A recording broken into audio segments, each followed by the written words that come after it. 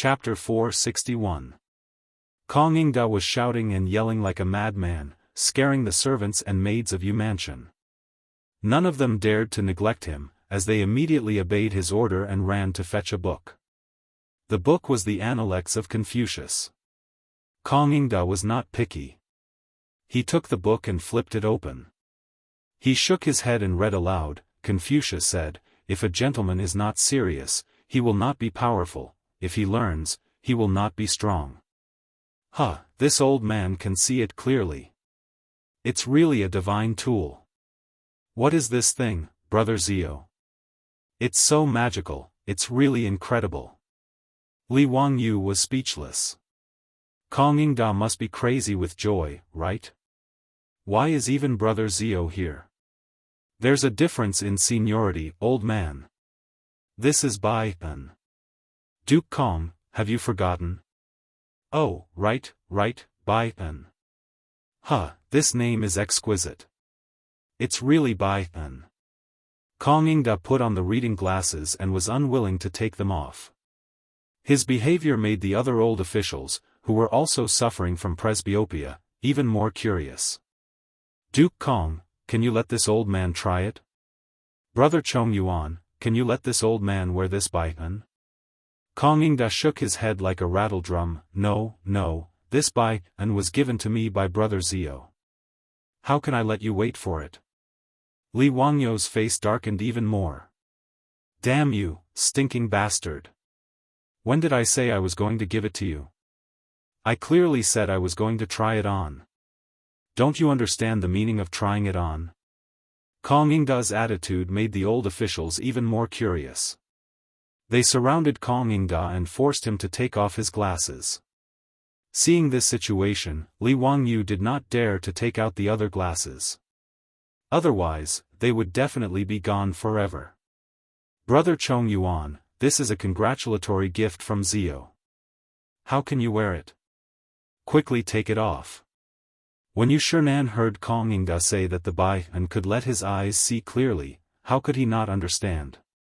He immediately shouted. This was a divine tool.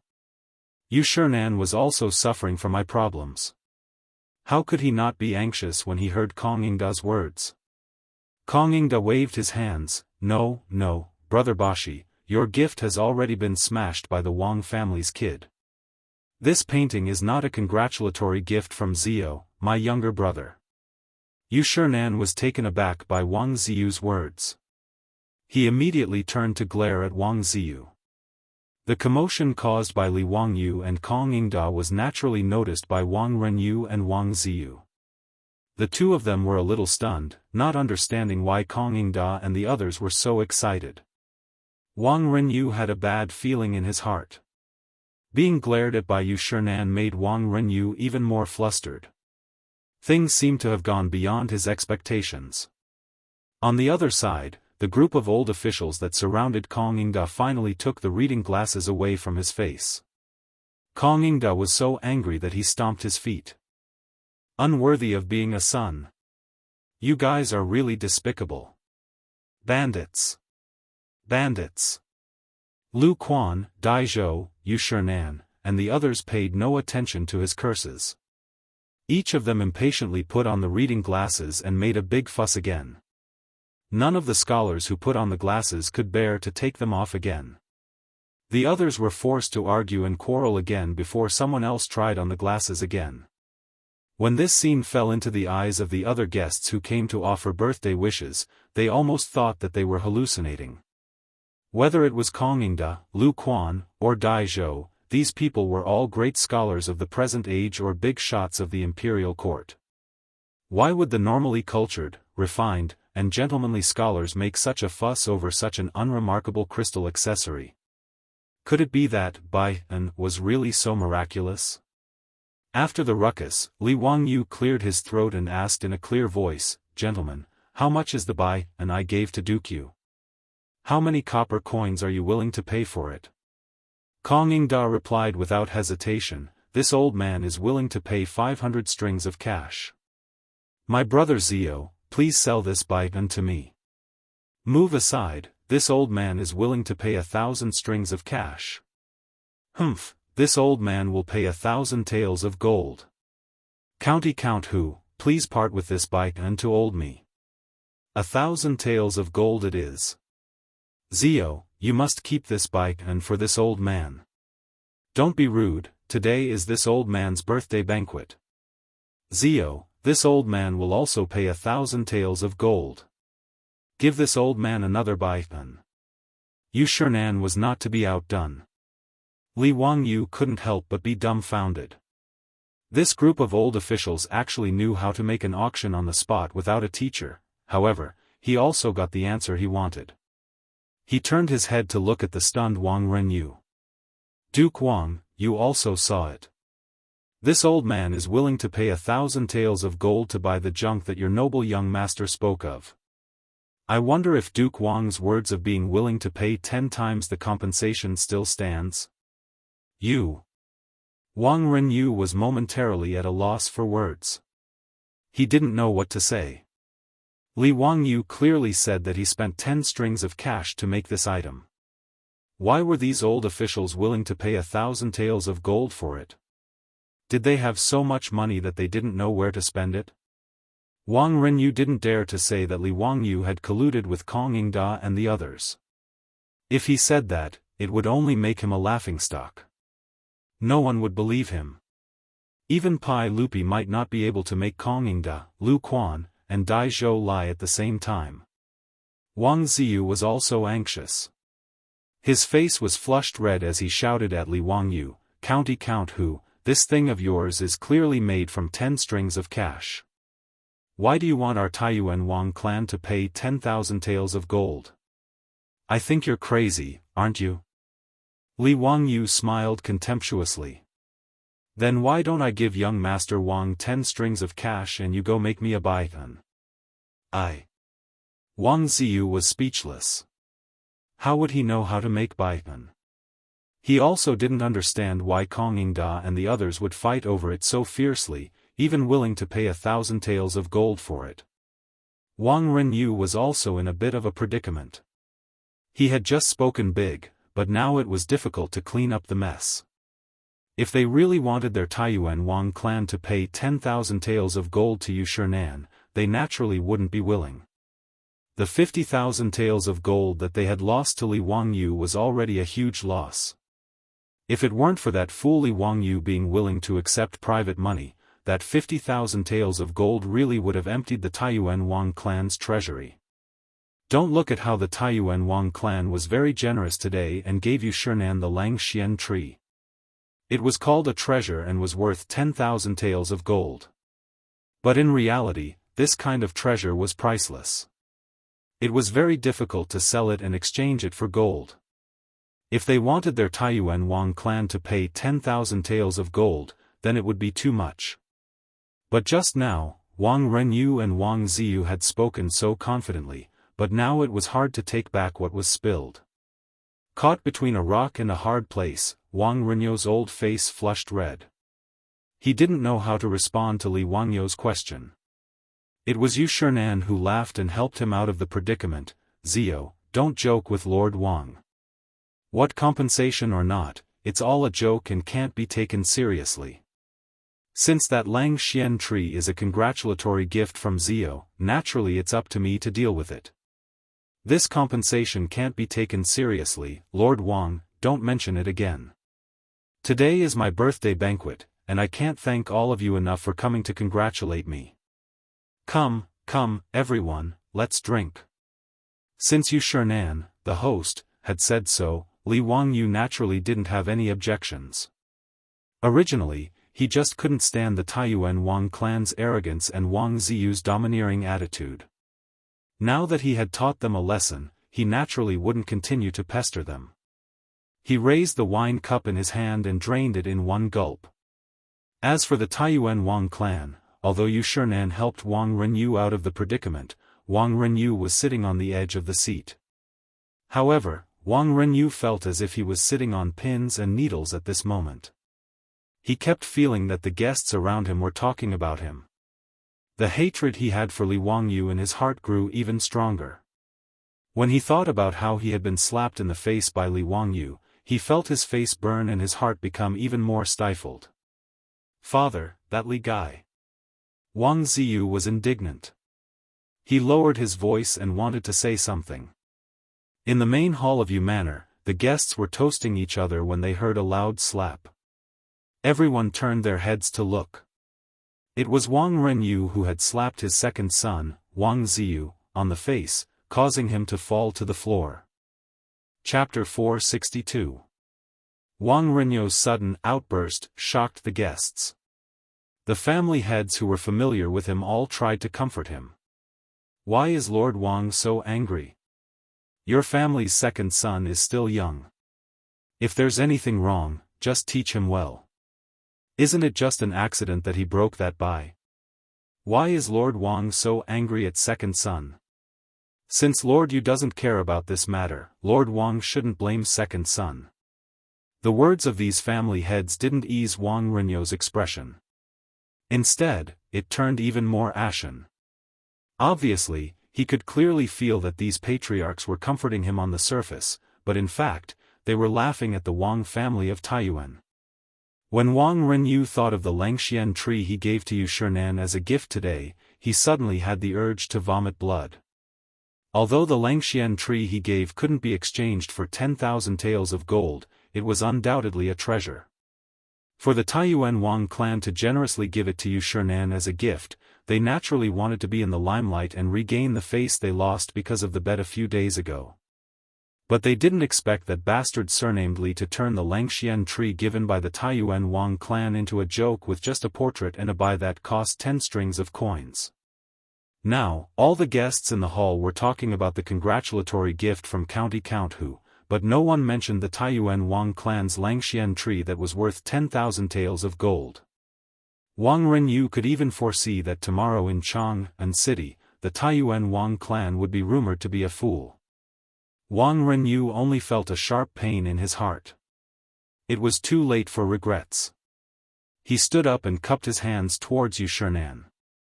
"Lord Yu, I'm not feeling well today, so I'll take my leave first. My son was rash and disturbed Lord Yu's mood. Please forgive him." Why would Lord Wang say that? It's this old man's fault. Wang Renyu didn't say much. He nodded and walked out of the hall. He didn't have the face to continue staying in Yu Mansion today. Wang Ziyu was stunned by his father's slap and did not come back to his senses for a long time. Seeing his father leave in a huff, he could only glare at Li Wangyu with hatred. He covered his face and lowered his head, not daring to say a word as he chased after his father. After the Wang family father and son left, the atmosphere in the hall became livelier. In particular, Kong Yingda and a few other old ministers had been surrounding Li Wangyu and pestering him about the baipan. Li Wangyu had no choice but to take out his other reading glasses and give them to Yu Shinan so that they could discuss how to distribute them. At Yu Manor's birthday banquet, all the guests were enjoying themselves. Everyone was drinking and chatting merrily at the banquet. It was very lively. Fortunately, today Cheng Yaojin, Yuqi Jingda, and the others could still be considered to have restrained themselves. They did not drink too much and put on a show of fighting. Yu Manor's main hall finally did not suffer these old ignorant people's evil schemes. The birthday banquet lasted from noon until the evening drum sounded in Chang'an. Then, the guests left one after another. Pai Lupi was in a good mood today and drank a lot of wine. He originally wanted to catch Li Wangyu and bring him into the palace to ask about the private money, but he was not in the mood to do so. "Zio, come to the legislative hall after the court tomorrow. I have something to ask you." Pai Lupi was carefully helped onto the horse by Mitua, but he did not intend to let Li Wangyu go. He shouted at Li Wangyu who was about to slip away. Li Wangyu stopped helplessly and bowed to Pai Lupi. "Yes. I understand." He was not a diligent person, especially after coming to the Tang dynasty. Now, he had a house, money, and a beautiful woman to accompany him. Li Wangyu felt that he had no goals in life now. He was very lazy and only wanted to eat and wait for death every day. At that time, He was impulsive and accepted so much money from the Wang clan of Taiyuan. Now, he regretted it. How troublesome. He thought of his previous idea. Making money was making money, but it would give him a lot of things to do. He was not short of money now. Why would he make trouble for himself? Li Wangyu wondered if his brain had been kicked by a donkey at that time. That was why he thought of accepting private money. But now, it was too late to say anything. He had to continue his bad idea even if he wanted to cry. The next day, Li Wangyu went to Chang'an again helplessly to meet Pai Lupi. Before Li Wangyu finished the ceremony, Pai Lupi could not wait to ask, "Zio, tell me clearly today. Why did you accept so much private money from the Wang clan of Taiyuan?" He had been holding this matter in his heart for a few days. He had discussed it with Mitua and Empress Zhongsun, but no one knew what Li Wangyu meant by doing this. This made Pai Lupi feel like a cat was scratching his heart.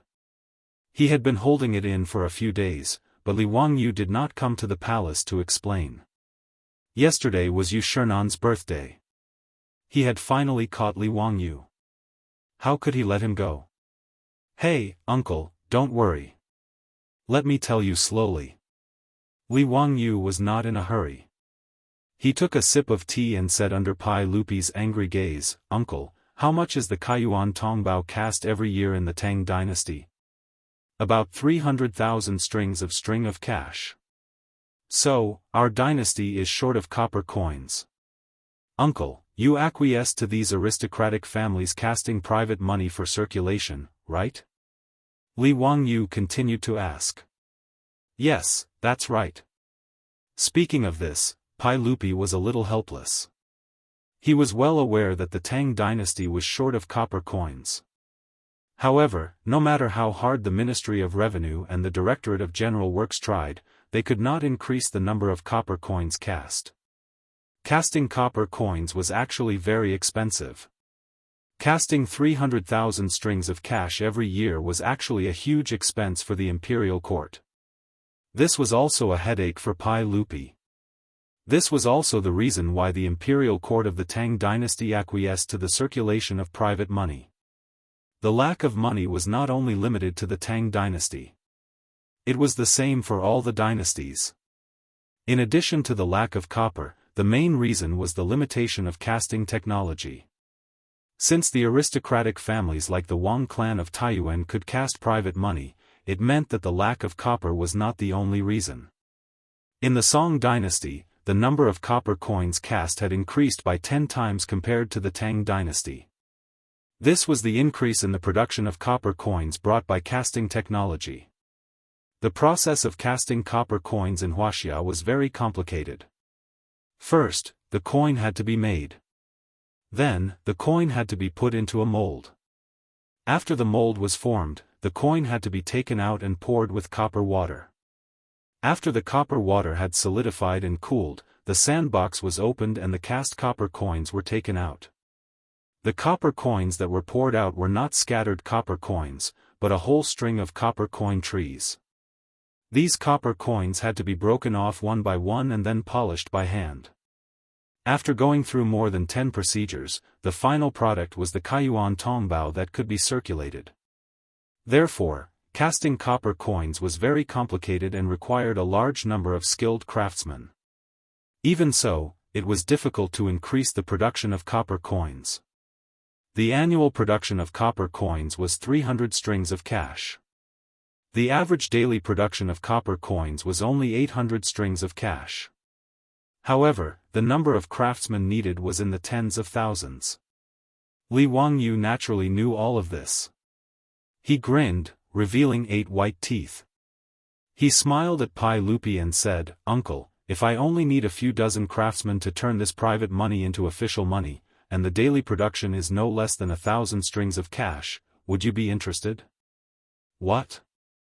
Zio, what did you say?" When Pai Lupi heard this, he suddenly stood up. In a moment of excitement, he even knocked over the tea on the table in front of him. Chapter 463. Pai Lupi was so excited because Li Wangyu's words were too incredible. Dozens of craftsmen could make thousands of copper coins in a day. This efficiency was too amazing. The Ministry of Revenue and the Directorate of Generals had nearly 10,000 craftsmen who cast the copper coins. If more craftsmen were arranged to cast the coins according to this ratio, wouldn't the Tang dynasty be able to solve the problem of money shortage? How much is the expense? Pai Lupi's voice was trembling. It was very important for the Tang dynasty to have enough copper coins. The consumption is very low. It's mainly the consumption of melting the copper and the craftsman's salary. Li Wangyu said with certainty. Really? Tell me clearly, how did you do it? Li Wangyu smiled and asked Pai Lupi first, Uncle, do you still remember the water wheel I built in Dingzhou village? Of course I remember. That water wheel is even more magical. It can raise water to a high place by itself and use it for irrigation. Huh, Uncle, don't you think that water wheel has other uses? Pai Lupi was puzzled. He didn't understand the meaning of his words at all. Li Wangyu took out a drawing that he had drawn in advance and presented it to Pai Lupi. Uncle, please take a look. If the bamboo tube that fetches the water from the water wheel is removed and replaced with a baffle, the water wheel will still rotate under the push of the water flow. Yes, that's right. So, you can use the power of the water flow to do many things. Uncle, please take a look here.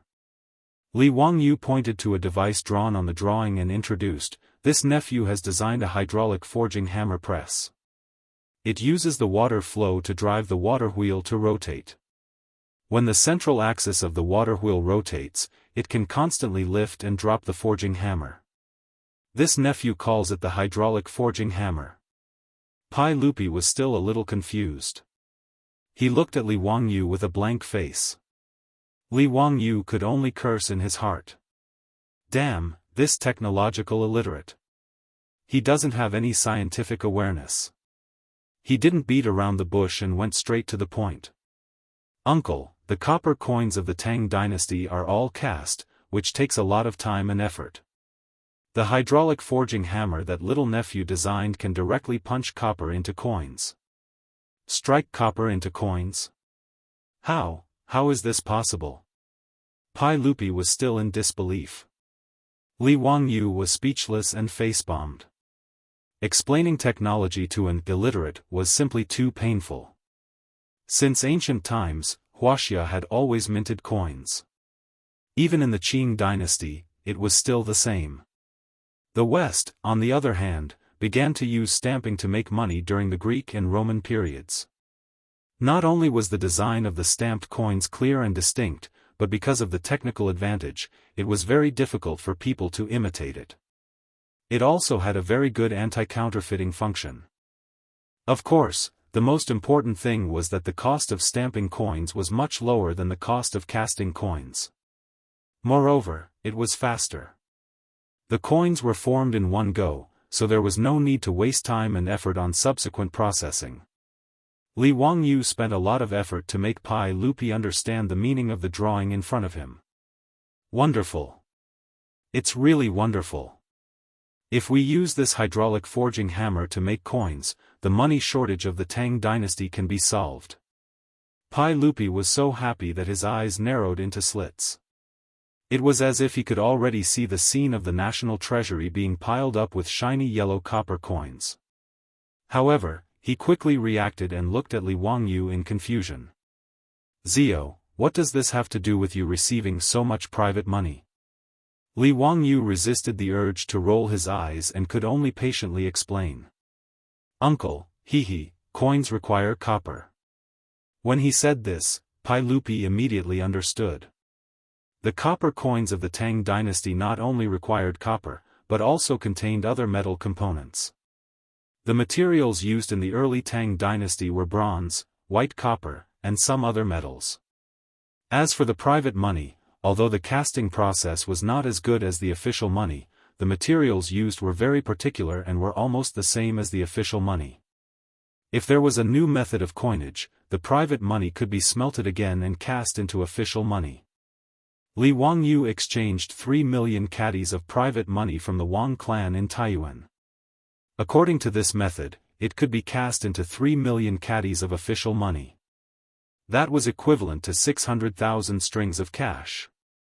Even if there were losses and expenses in the process of coinage, at the very least, coins worth 500,000 strings of cash could be cast. Back then, the copper coins that the Wang clan in Taiyuan lost to Li Wangyu only amounted to 300,000 strings of cash. In this way, the profit was close to double. After understanding the key point, Pai Lupi's breathing quickened. Zio, this is not a joke. Are you really sure? Li Wangyu nodded. As long as Uncle can let the craftsmen of the Ministry of Works and the Ministry of Works cooperate with me, I can quickly set up this mint. At that time, Uncle will know when you try it. If I am lying, I am willing to compensate Uncle for the 3 million caddies of private money in the palace. Naturally, he dared to say such words because he was very confident. Before Li Wangyu's rebirth, he had a friend who made fake money. In fact, it was not considered fake money. Instead, it was made with a punching machine to forge antique copper coins and sell them as handicrafts. Therefore, he was very familiar with how to cast coins. At least in this era, he was definitely at the level of a master craftsman. Li Wangyu's confident answer made Pai Lupi ponder. He kept pacing back and forth in the hall. After a long while, Pai Lupi stretched out his hand and beckoned Mito into the hall. Mito, I have a task for you. Mito was so scared that he quickly knelt down. If your majesty has any orders, I will do it with my life.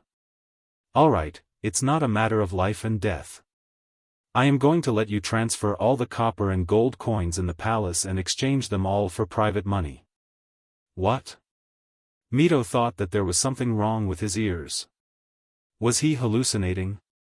Pai Lupi wanted him to exchange gold and copper coins for private money. Was he crazy? What was private money? It was all copper coins made by aristocratic families. The craftsmanship was rough. When used outside, there were only 2 or 3 coins, which could be used as an official coin. Even aristocratic families were not willing to use this private money. But now, His Majesty wanted him to exchange the gold and private money in the palace for private money? Remember, don't make this matter public. Let the cavalry department do it.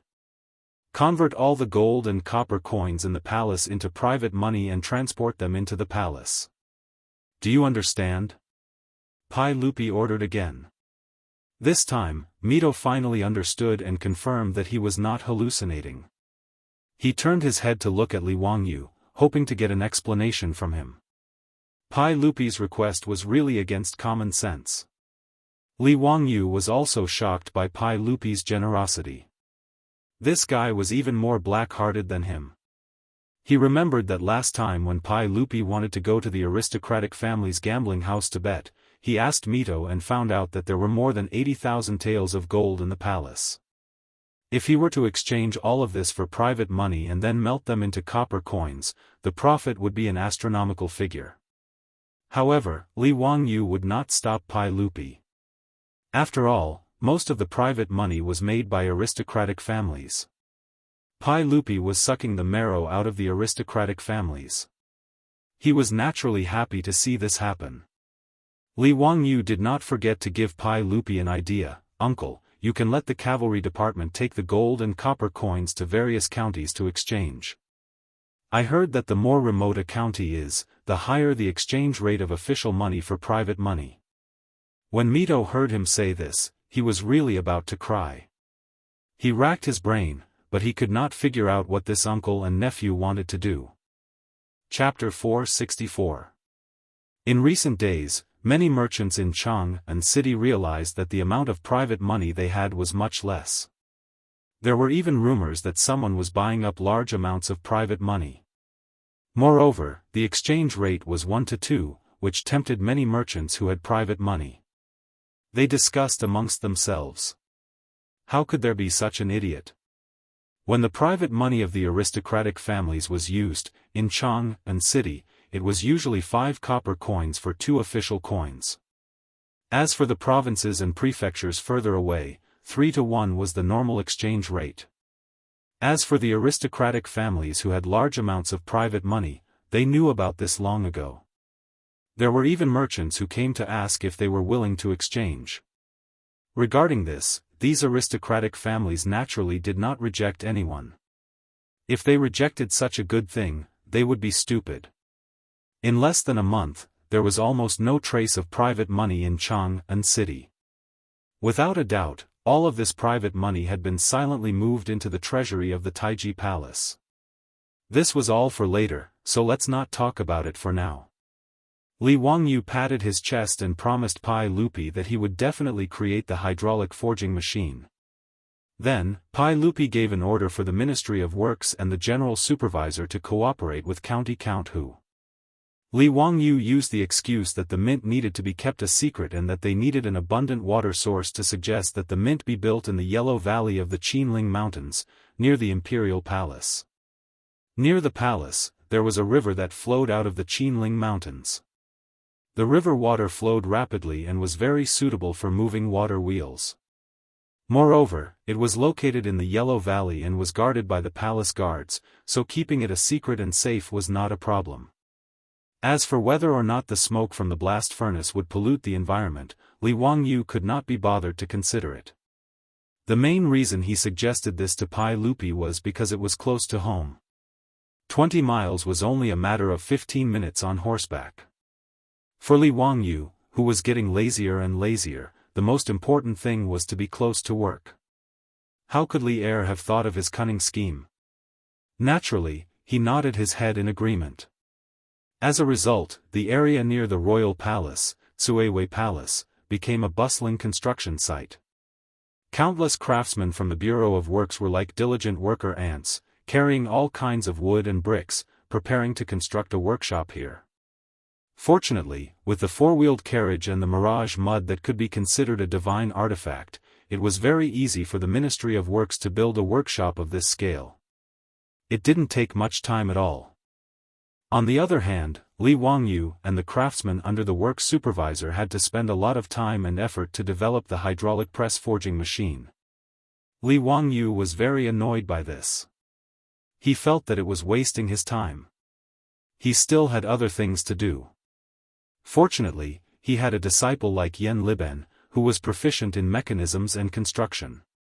Although Yan Liben had never seen the hydraulic stamping forging machine mentioned by Li Wangyu, he quickly understood its operating principle after looking at the blueprint. Division Commander, wonderful. Through the flow of water, this item could be continuously hammered and forged without the need for manpower. TSK, this means that not only can it be used to mint coins, but the weapons and armor used by the soldiers of the Tang dynasty can also be forged through this hydraulic press. Wonderful, truly wonderful. Yan Liben held the blueprint as if he had received a treasure. He was full of praise for Li Wangyu's invention of the hydraulic press forging machine. Liben, as expected, you saw through Master's good intentions. I'll leave the construction of the mint in your hands. If there is anything you don't understand, go to Dingzhou village and ask Master. Li Wangyu very shamelessly pushed this matter to Yan Liben. His time was so precious. How could he waste it on this construction site to figure out how to make the hydraulic press forging machine? It was still the same saying, if Master has something to do, the disciple will do it for him. Yan Liben did not see through Li Wangyu's sinister intentions. He was still happily holding Li Wangyu's blueprint and continuously studying it. He had always had a strong interest in painting, mechanisms, and construction, so he was naturally happy to do it. Yan Liben now worshipped his little teacher to the extreme. He treated every task Li Wangyu gave him as if it was an imperial edict and did not dare to be careless in the slightest. Li Wangyu was naturally in a good mood after getting rid of the burden of building the mint. After leaving Huangyu, he did not head in the direction of Dingzhou village. Instead, he turned his horse around and headed straight for Chang'an. Li Wangyu had to go to a place he had originally sworn to never go again, Duke Lu's residence, Cheng Yaojin's residence. There was no other reason other than the fact that his manor had already been completed. It had to be said that the Ministry of Works was really efficient. A manor in Noda was actually completed in 5 months with only manpower and simple construction machinery without the help of modern machinery. Li Wangyu, his beautiful boss, Aphrodite, and the others had already visited the new residence several times. Everyone was extremely satisfied. According to Li Wangyu's original intention, since the manor had already been completed, they should move immediately. In any case, there were no harmful substances such as formaldehyde when building houses in this era. The interior decorations were all made of natural and environmentally friendly high-quality wood. If he moved earlier, the villagers in Dingzhou village who had been eagerly waiting for a long time could also move into the new residence. But the old butler Li Heng did not agree no matter what. In Li Heng's words, moving the county count's residence was a big matter and they had to choose an auspicious day to move. In addition, they had to pay respects to the old master Li Zhou and send out invitations to the guests. There was also the need for the number of maids and servants in the manor. During this period of time, the old butler Li Heng followed his beautiful boss to Chang, and almost every day in order to go to the Shi city to select the maids. And these maids and servants bought from the human market had to be carefully trained and the old man was extremely busy. But Li Heng was not tired of it and the smile on his face did not disappear every day. In this regard, Li Wangyu could not win against the old man and could only let him do whatever he wanted. In fact, Li Wangyu also felt that it was a bit ridiculous. Half a year ago, when he had just transmigrated to the Tang dynasty, he pitted these maids and servants in order to prevent Yang Quan from using them to pay off the debt. He even did not hesitate to bear all the debts and let all the maids and servants in the manor go free. But now, in just half a year, he had thrown out a large amount of copper coins and bought more maids and servants. This was really ironic. In this regard, Li Wangyu could only secretly shake his head. But he did not intend to be a saint. As long as he did not mistreat these maids and could live with his conscience, he could only let it be. This time, the old man Li Heng did not save at all. He bought nearly 100 maids and servants and sent them all to the manor. The old man also asked Li Wangyu to go to the Taiji palace and borrowed a few servants and maids who were proficient in etiquette from Itua to train the maids and servants he had just bought. In short, in order to move to a new home, Li Wangyu was tortured by Li Heng a lot. He also specially asked the old Taoist Yuan Tiangang to calculate an auspicious day for him. The 31st day of the 8th lunar month in the 2nd year of Zhengguan was an auspicious day and easy to move. After confirming the time to move to the new mansion, Li Wangyu still had a lot of things to do. Naturally, he could not take care of the matters of the mint, so he threw it all to Yan Liben. Today, the reason why Li Wangyu braced himself and prepared to go into the dragon's den and tiger's den was naturally to collect the debt from Cheng Yaojin. Chapter 465.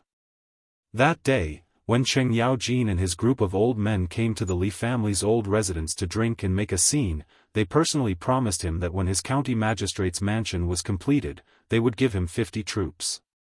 Now that the county magistrate's mansion, oh, no, it was already the county magistrate's mansion, they could only move on an auspicious day.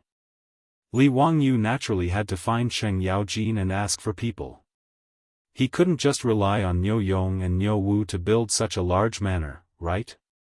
Therefore, Li Wangyu didn't have time to fear Cheng Yaojin, that old scoundrel, and could only brace himself to ask for the debt.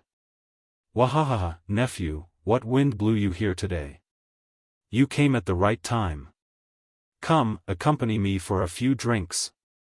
As soon as Li Wangyu stepped through the door of Duke Lu's residence, he heard a voice that made his scalp go numb. He quickly bowed and greeted, nephew greets Uncle Cheng, but nephew can't accompany Uncle Cheng to drink today. I hope Uncle Cheng can forgive me. Oh? Why is that?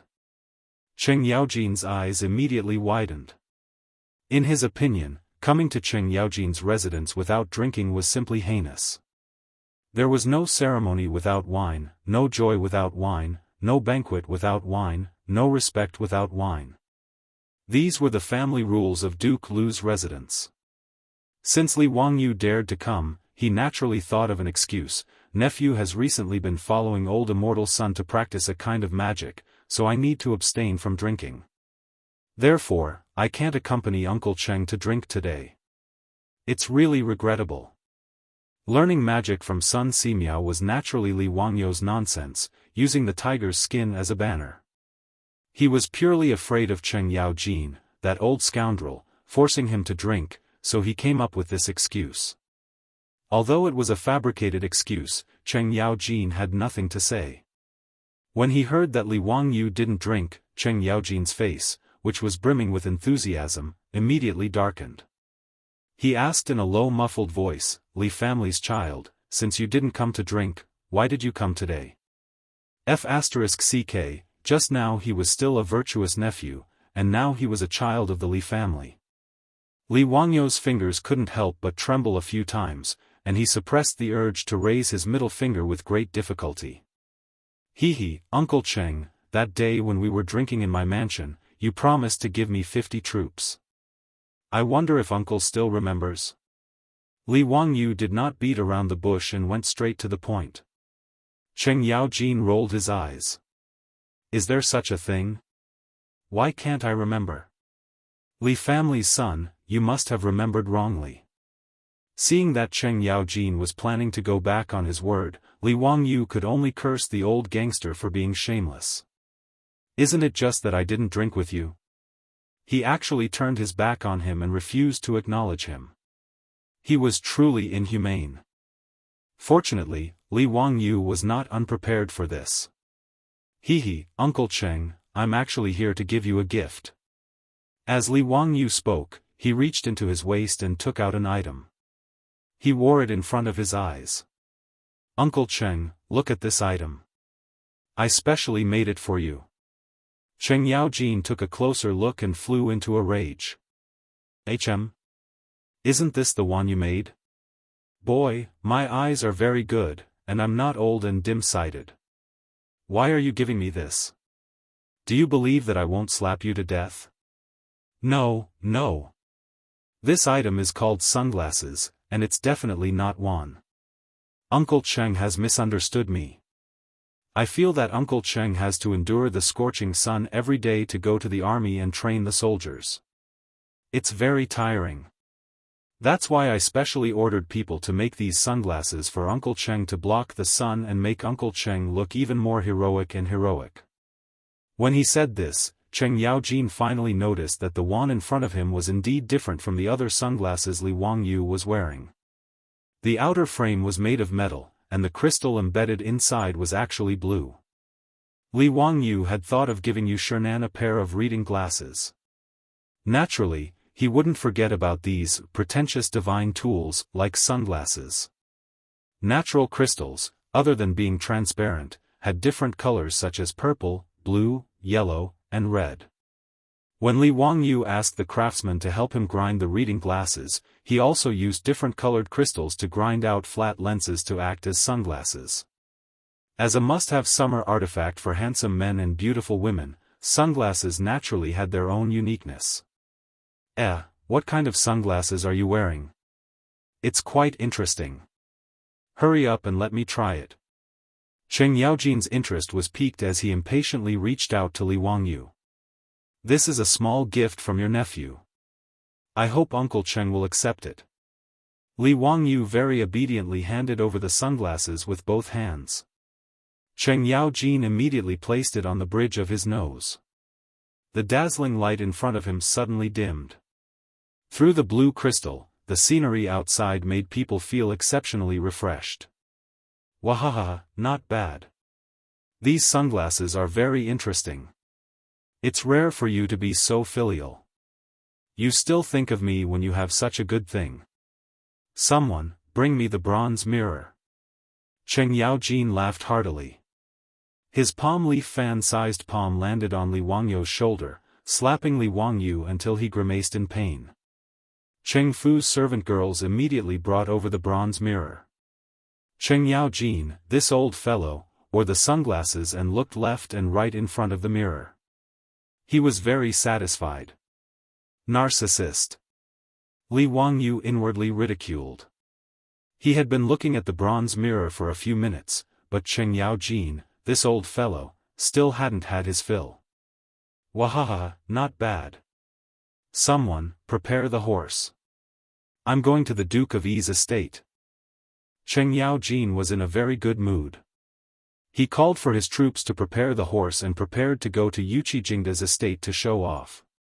Seeing Cheng Yaojin take his things and want to run, Li Wangyu couldn't help but panic. Uncle Cheng, this nephew's troops, you stinking brat, you really won't act until you see the hair. Your family's Duke Li is such a loyal and honest person. How did he give birth to such a slippery brat like you? Don't worry, I've already prepared those 50 troops. In a moment, I'll have Chumo take you to pick them up. Alright, scram, scram, scram. I'm annoyed just by looking at you.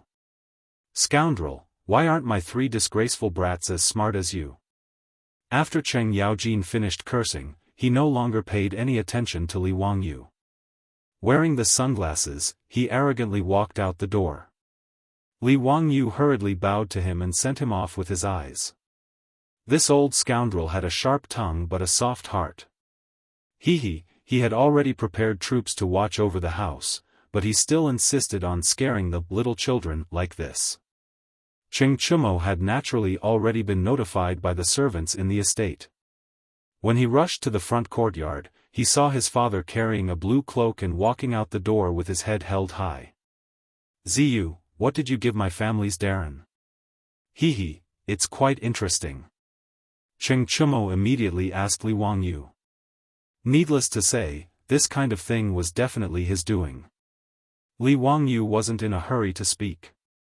He first took out a folding fan from his waist and opened it with a schwa sound. After being angered by the old scoundrel, he naturally had to make it up to his son. Brother Chumo, this thing is called sunglasses. Do you want it? Sunglasses?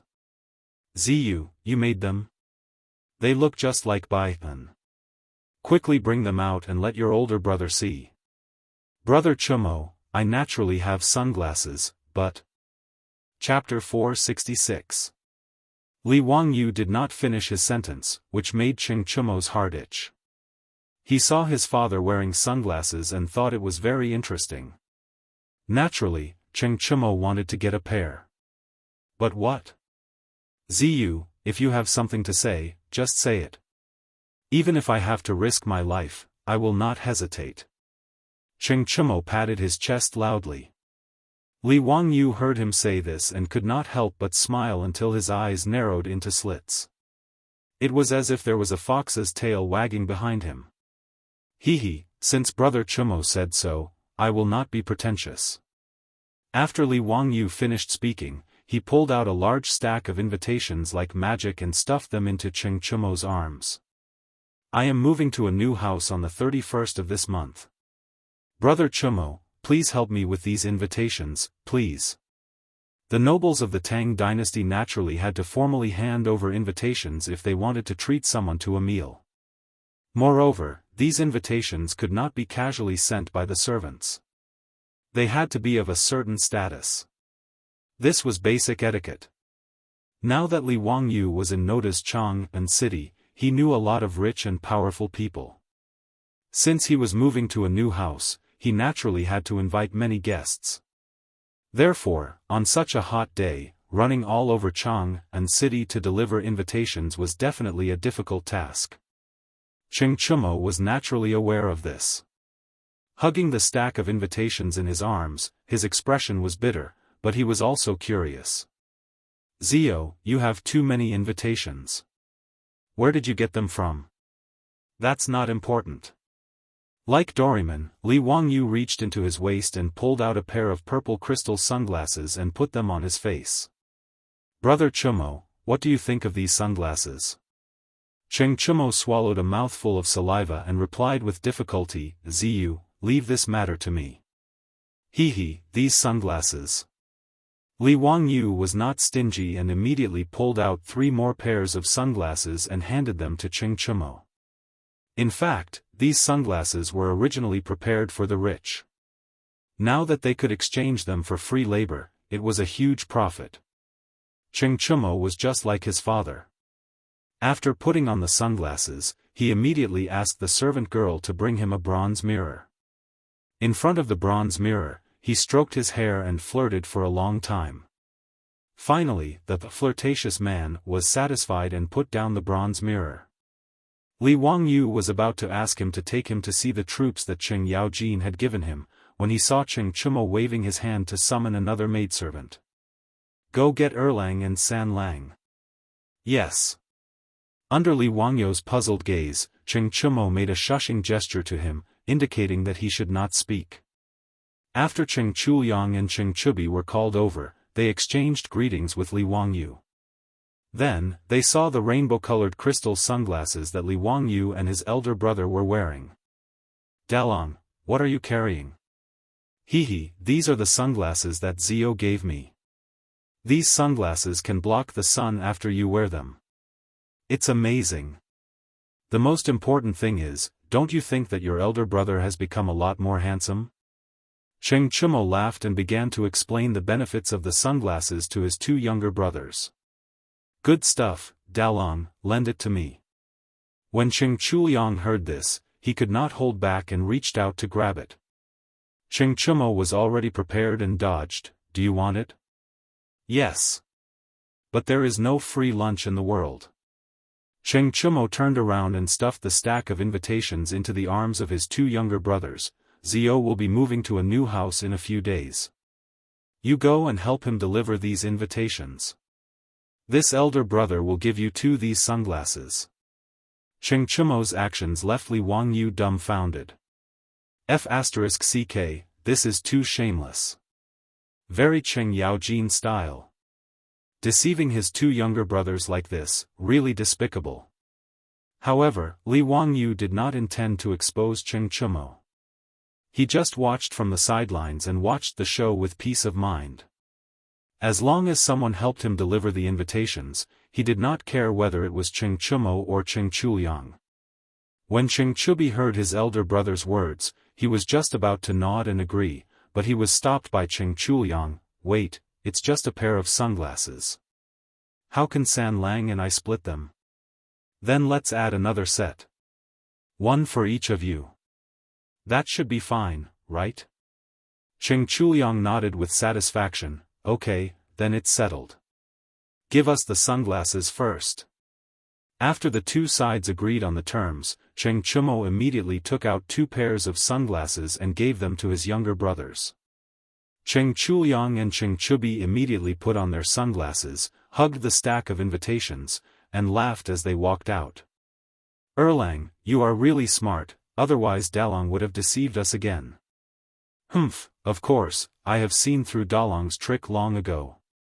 The two brothers walked away with their arms around each other's shoulders, leaving Li Wangyu sweating like a waterfall. It seems that Uncle Cheng's stupid sons have a worrying IQ. Cheng Chumo, on the other hand, was not the least bit ashamed of deceiving his younger brothers. He hooked his arm around Li Wangyu's shoulder and said, Zio, let's go. My father has already told me to bring you to meet those old ruffians. Wait, Brother Chumo, what veteran ruffians? Li Wangyu suddenly felt that something was wrong. Cheng Chumo, who felt that he had misspoken, immediately looked up to the sky and laughed. Haha, today's weather is really good, the sky is really blue, Cheng Chumo. Tell me clearly. Li Wangyu was angry. This bastard, he dared to play dumb with him. There must be something wrong. That, it's nothing. Don't you want a troop? Let's go, the Jianghu guards, my family has already prepared it for you. Cheng Chumo still wanted to talk about other things.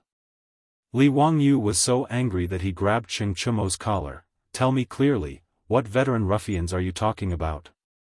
Uncle Cheng, what troop did you prepare for me? That, actually, there are some people, but whether you can take them with you or not, it's hard to say. Zio, I'll tell you the truth, in Chang'an, it's actually not easy to recruit troops. Cheng Chumo saw that he could not hide it from Li Wangyu, so he might as well tell him everything. The military system of the Tang dynasty, at the beginning of the Tang dynasty, was the government army system. In normal times, the government soldiers were farmers who cultivated the land. They trained during the farm breaks, and in times of war, they fought in the army. Moreover, the government soldiers had to prepare their own weapons and horses. In other words, in the Tang dynasty, those who could raise government soldiers had to have good family conditions. Otherwise, they would not be able to afford weapons, clothing, and horses. These soldiers were conscripted from the various military prefectures and prefectures. All middle-aged men above the age of 21 to 60 were conscripted.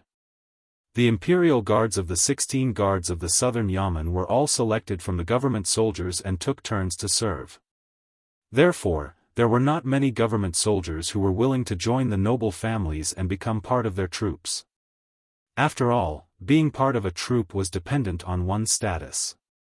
How could these government soldiers with good family conditions be willing to be part of someone else's troop? Of course, there were exceptions to everything. Among the government soldiers, there were naturally many whose families went bankrupt for various reasons, or who were unwilling to return to their hometown after the death of their parents. There were also some who wanted to join the noble families and fight for a future for themselves. In Jianghu city, most of the troops of big and small dignitaries and aristocratic families joined the troops because of these reasons. This time, Cheng Yaojin found dozens of veterans who were unwilling to return to their hometown and were willing to join the noble families for Li Wangyu. However, it did not mean that these veterans would listen to Cheng Yaojin's words and join Li Wangyu, the county magistrate who founded the country. After all, in Jianghu, there were many nobles and noble families who wanted to recruit troops. As the saying goes, a fine bird chooses a tree to nest in, and a good minister chooses a master to serve. This group of veterans were all very capable, but Li Wangyu might not be able to recruit them. The only thing Cheng Yaojin could do was to connect the two parties. As for whether it would work or not, it would depend on Li Wangyu's own ability. After listening to Cheng Chumo's explanation, Li Wangyu could not help but curse in his heart. Damn it, he was tricked by Cheng Yaojin again. In the past, he, Yuqi Jingda, and the others had bragged so much. He really took it for granted that with Cheng Yaojin's word, his government would have dozens of loyal troops. It turned out that this was the same as the recruitment in the future. It was a double selection. Chapter 467. Cheng Chumo's words made Li Wangyu feel a little conflicted. The imperial guards were in charge of patrolling the palace and the capital city day and night. They were also responsible for the safety of the emperor. In the words of the later generations, it was equivalent to the Central Guard Bureau. Therefore, the old soldiers of the imperial guards were outstanding and were favored by the nobles and aristocratic families in Jianghu. He was just a powerless county earl who founded the country. How could these old soldiers be willing to submit to him? Compared to those nobles and aristocratic families, he did not seem to have any advantages. Although he was the county earl who founded the country, there were many dukes, county dukes and aristocratic families in Jianghu. Moreover, they all held military power or were officials in the imperial court. If he were one of these old soldiers, he would not choose to submit to an empty shell like him. No wonder Cheng Yaojin was not prepared to show up. It seemed that this old hooligan also felt that the old soldiers under his command might not be interested in him. In fact, it was not impossible for Li Wangyu not to recruit these imperial soldiers as his troops.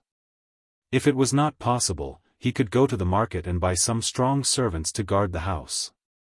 Most of the rich families in Jianghu were like this. It was rare to find someone like Li Wangyu who had two subordinate troops. Those who were not dukes, county dukes or aristocratic families were not qualified to have troops. However, Li Wangyu felt that those servants were just for show. They looked strong, but they did not have much fighting power. Niu Wu once said that it was not a problem for him to fight 7 or 8 of such strong young men. Li Wangyu was not willing to entrust his safety to such people. He had another choice, which was to recruit troops from Dingzhou village.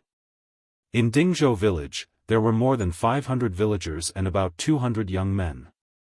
Most of these young men had been trained by the old soldiers and could be considered skilled in archery and horse riding. Moreover, they were very loyal to Li Wangyu and were on his side. It was easy to use them. However, Li Wangyu could not bear to let them go. The villagers of Dingzhou village were like family to him and his beautiful superior. Li Wangyu did not wish for the villagers to join the vassal forces and become part of the troops. They would also have to protect their homes and courtyards, and they might even face other dangers. After figuring out all of this, Li Wangyu was speechless. Cheng Yaojin, Yuqi Jingda, those old scoundrels, back then their big talk shook the heavens, as if they could casually gift him some troops. He actually believed it. Now that he thought about it, he was really naive to have been tricked by these shameless old hooligans. But now, even though Cheng Yaojin was unreliable, Li Wangyu could only give it a try. Let's go with Cheng Chumo to try to recruit those veteran ruffians and see if our small company can move them. Brother Chumo, let's go. No matter what, we have to give it a try. Alright, let's go then. On the left and right of the Jianghu guards, there were a total of 73 old soldiers who expressed their willingness to join the army. Most of these people have served in the army for many years and their abilities are indisputable. How many troops you can recruit will depend on your ability, Brother Chumo. I have high hopes for you. Li Wangyu rolled his eyes. Are you Constable Xing? You have high hopes for me. He was too lazy to say anything else. He placed the crystal sunglasses on the bridge of his nose and snapped his fingers, indicating for Cheng Chumo to lead the way. The two of them left Duke Lu's estate. Li Wangyu called Niu Wu and the three of them rode toward the Jianghu guards' encampment. When they dismounted at the entrance of the Jianghu guards' encampment, an imperial army captain immediately bowed to Cheng Chumo. As a trusted subordinate of the Jianghu guards, even though it was just a nominal position, Cheng Chumo was still a 6th-rank Jianghu guards general. Furthermore, Cheng Yaojin was his old man, so there were no taboos in the Jianghu guards. With him leading the way, the journey was smooth and unimpeded. Cheng Chumo gave a few instructions and the imperial army captain immediately had his subordinates run to the entrance of the encampment to inform the old ruffians. The guards' army lieutenant led the way in front, preparing to lead the three of them to a small drill ground. After taking a few steps, they heard the sound of horse hooves behind them. Cheng Chumo turned his head and his face couldn't help but turn unsightly. However, he still respectfully greeted the person who had come. This child pays respect to grandfather. Greetings to Duke Lu. Why are the two of you free to come to the Jianghu guards' encampment today? Are you looking for my lord? He isn't in the encampment today. The person who had come was Cheng Chumo's mother's father, Cheng Yaojin's convenient father-in-law, the head of the Chui clan of Qinghe, Chui Xian. The other person was Duke Lu, the general of the Right Guards, Ho Junji. Cheng Chumo and his two brothers were born from Cheng Yaojin's first wife, Madame Sunday. They had a good relationship with their father's second wife, Madame Chui, but they didn't have a good impression of this convenient grandfather. But regardless, Chui Xian was still their senior, so they naturally had to show him some courtesy. And Ho Junji was Cheng Yaojin's colleague, a big shot in the army, so they naturally had to treat him with respect. Although Ho Junji's relationship with Cheng Yaojin wasn't that bad, they were both officials of the court, so their relationship wasn't too stiff. Cheng Chumo was very curious as to why these two had come to the Jianghu guards' encampment today. When Li Wangyu saw the two of them, he naturally went up to greet them. This one pays respect to Duke Lu and Duke Chui.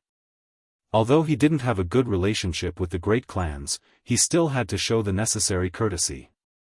As for Ho Junji, they didn't seem to have much interaction. But Li Wangyu knew that this fellow was extremely arrogant and proud, and his future wouldn't be very good, so he had no intention of getting too close to him. But upon seeing Ho Junji, Li Wangyu suddenly had an interesting idea. If Li Qingxian, under his tutelage, became a loving father and filial son with Pai Lupi, Li Qingxian probably wouldn't try to rebel again. What would happen to Ho Junji then? It was rather interesting. Cui Xian and Hou Junji naturally had to return Li Wangyou's greeting, but their tones and attitudes were extremely flat. Paying respects to County Earl Chumo. After this simple greeting, the two of them turned to Ching Chumo. Chumo, we didn't come today to find your lord.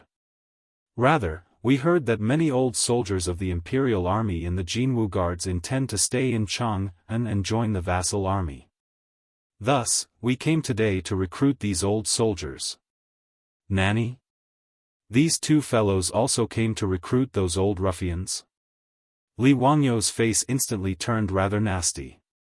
Fuck, this damned Sheng Yao Jin. How could a woman get married so many times? It seemed like this recruitment had become a recruitment meeting.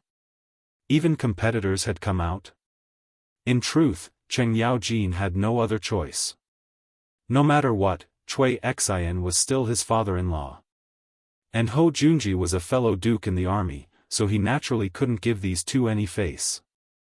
The fact that some old soldiers of the Jianghu Guards wanted to join the vassal army naturally couldn't be kept a secret, and quite a few people knew about it.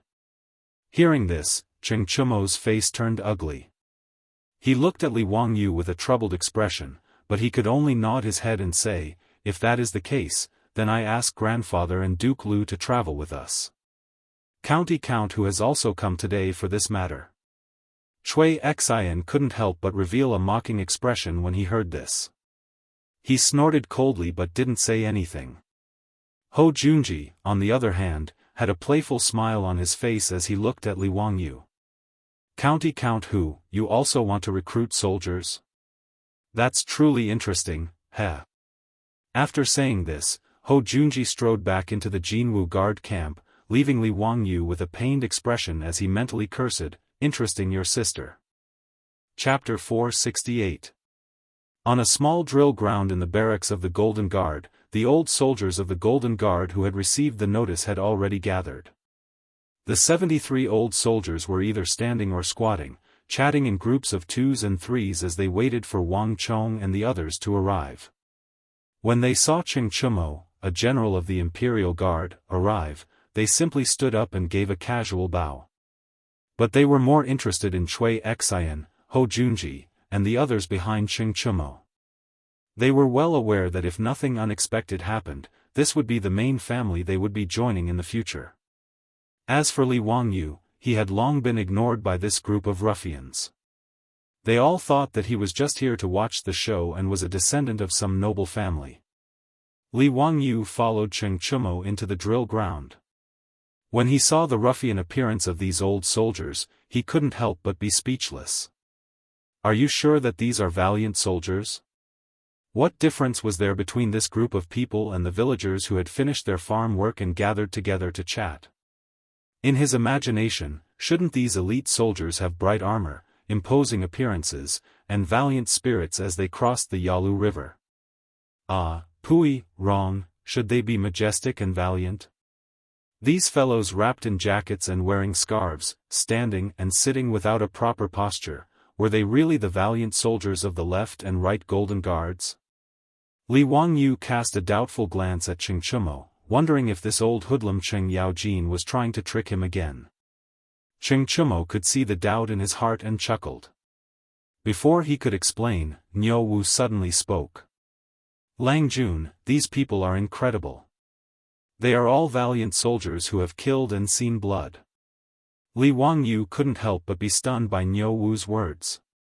These village-like people were valiant soldiers? Niu Wu, are you sure you're not mistaken? Niu Wu nodded with certainty. There's no mistake. When I was in the army, I saw many valiant soldiers like this. These valiant soldiers seem casual, but they can actually go on a rampage at any time. They seem undisciplined, but they are actually valiant and have a fierce aura. If Lang Jun can recruit these people, it would be quite good. Li Wangyu naturally believed Niu Wu's words. No matter what, the Niu brothers were the kings of the special forces in the Sui army. To be able to become a member of the Taobai army, all of them were elites. Furthermore, the Niu brothers were Turks who had fought bloody battles on the battlefield. They were veterans who had survived hundreds of battles. Speaking of which, he was really lucky to have the Niu brothers wholeheartedly attach themselves to him as part of the troops. Li Wangyu suddenly asked curiously, "Niu Wu, how do these people's skills compare to yours?" Niu Wu, on the other hand, was not polite at all. He raised his head proudly and said, "Bare-handed, I can fight 1 against 2. If I have a suitable weapon, bow and arrow, I won't be afraid even if there's a fire in the forest." His words made Li Wangyu involuntarily click his tongue. A single flame was equivalent to 10 people. In the era of cold weapons, what kind of concept was it to have one person fighting against 10 people? Niu Wu added, "If Big Brother was here, I would join hands with him. Without holding back, I wouldn't be afraid of these 70 people." Li Wangyu took his words as he was bragging. After all, when Zheng Konghua from the Zheng family led his troops to attack the carriage in the East City, Niu Yong had suffered a little and was slightly injured. How could he be as strong as Niu Wu bragged? What Li Wangyu didn't know was that Niu Yong had also faced the troops of the Zheng family, who were also fierce soldiers. Secondly, Niu Yong's methods were mainly to kill in one blow. He was also missing an arm. Under the circumstances where he couldn't kill, he could only use 40 to 50% of his skills. Naturally, he was at a disadvantage. While Li Wangyu and Niu Wu were whispering to each other, Cheng Chumo took 2 steps forward, raised his voice, and introduced to the veteran ruffians the identities of these nobles who wanted to recruit them. "Listen up, this is the family head of the Chui family, Duke Chui. This is the Duke of Lu, Great General Ho. This young man is quite extraordinary. He is the founding county count of the country, the Hu County Count. At present, he has a great reputation in Chang'an. The Three Kingdoms book that you all like to listen to recently was written by this Hu County Count." Cheng Chumo also had his differences. He only gave a simple introduction to Chui Xian and Ho Junji, but when it came to Li Wangyu, he was full of praise. However, these words of his were a little useless. In front of the reputation of the Chui family and Ho Junji, there didn't seem to be any old soldiers interested in a minor founding county count like Li Wangyu. After all, there was no one in the world who didn't know of the Chui clan. At the time, the Chui clan was regarded as the #1 clan in the world, the leader of the northern clans.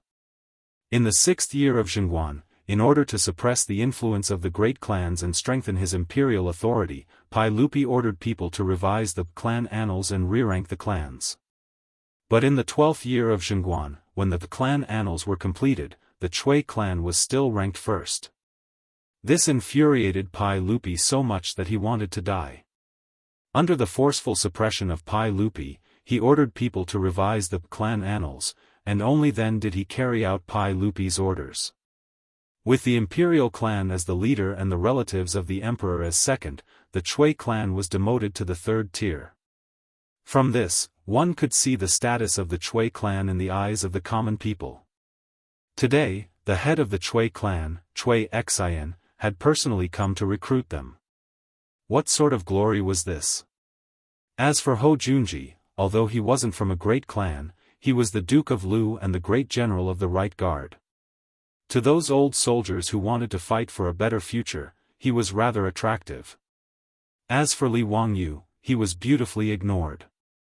Although the Golden Guards protected Chang'an and knew all sorts of things in the city, they had heard of Li Wangyu.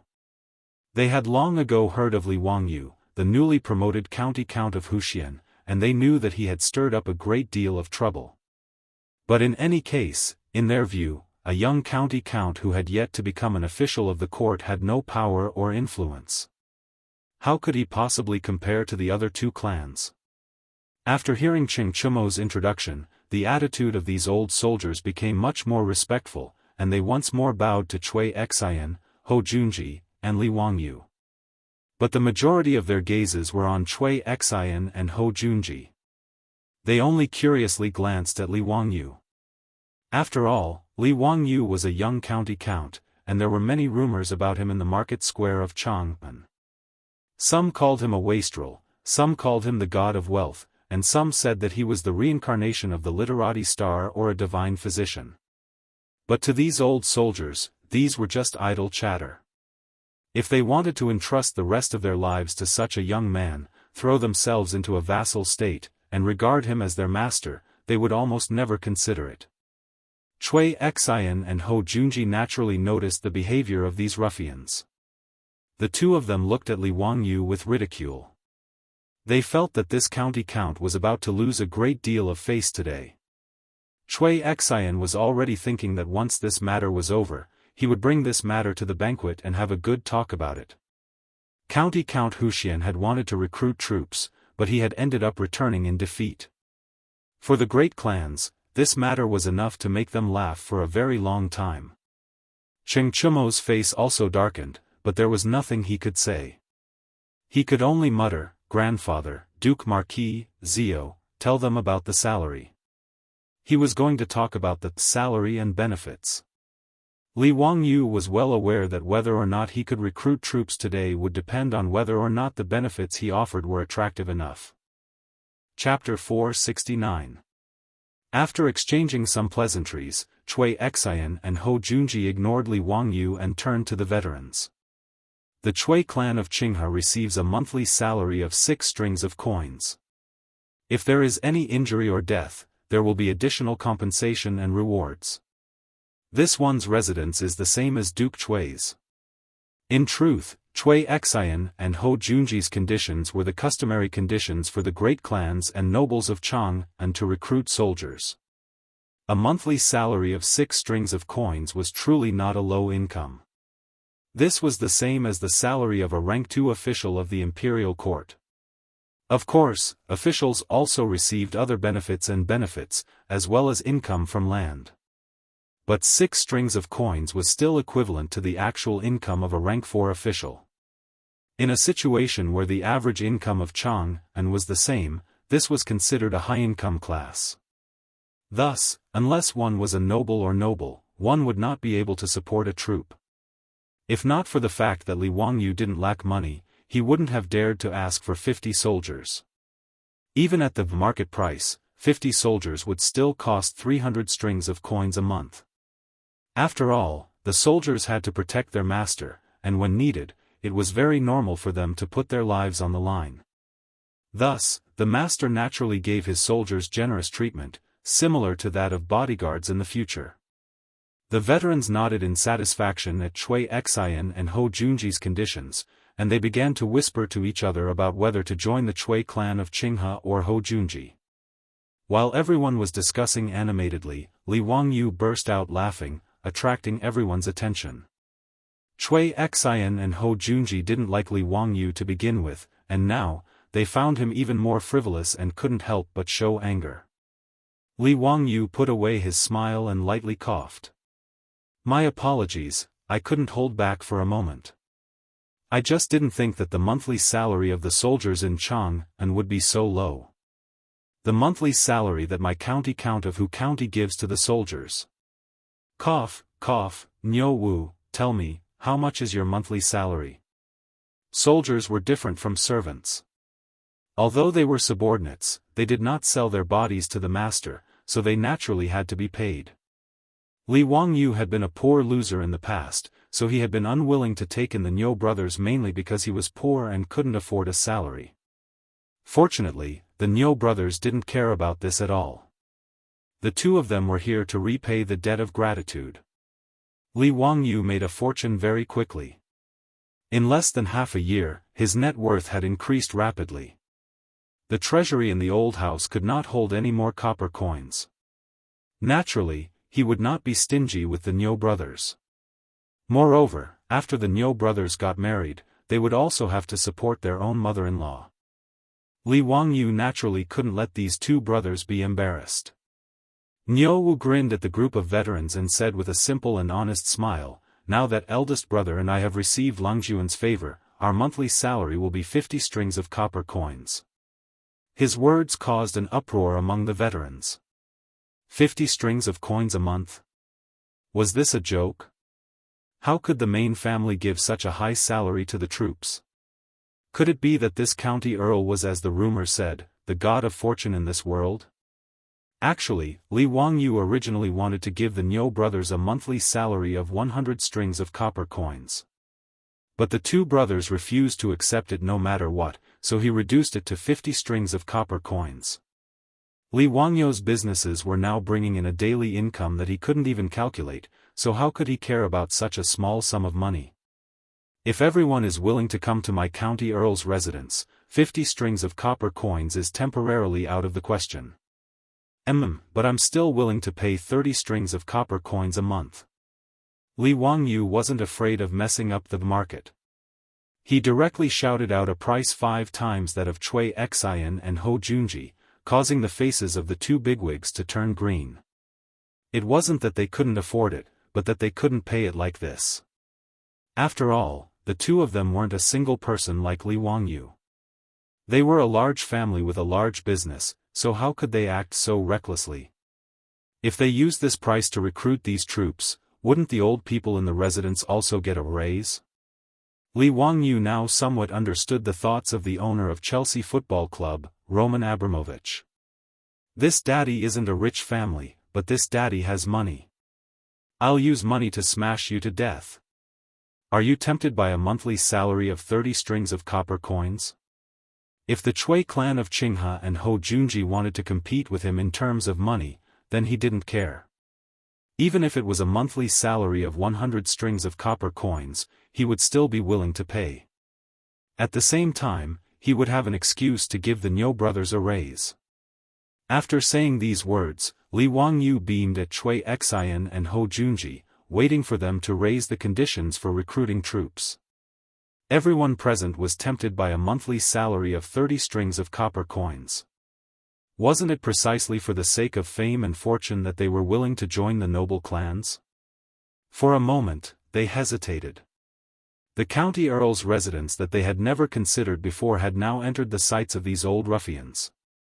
No one would refuse money, and 5 times the monthly salary was enough to tempt these old ruffians. Everyone turned to Cui Xian and Hou Junji, wanting to see if these two bigwigs had anything to say. Cui Xian and Hou Junji were inwardly cursing, but when they saw the gazes of the crowd, Cui Xian hesitated for a while before saying, "In the future, when you have children, they can enter the Cui clan of Qinghe to study."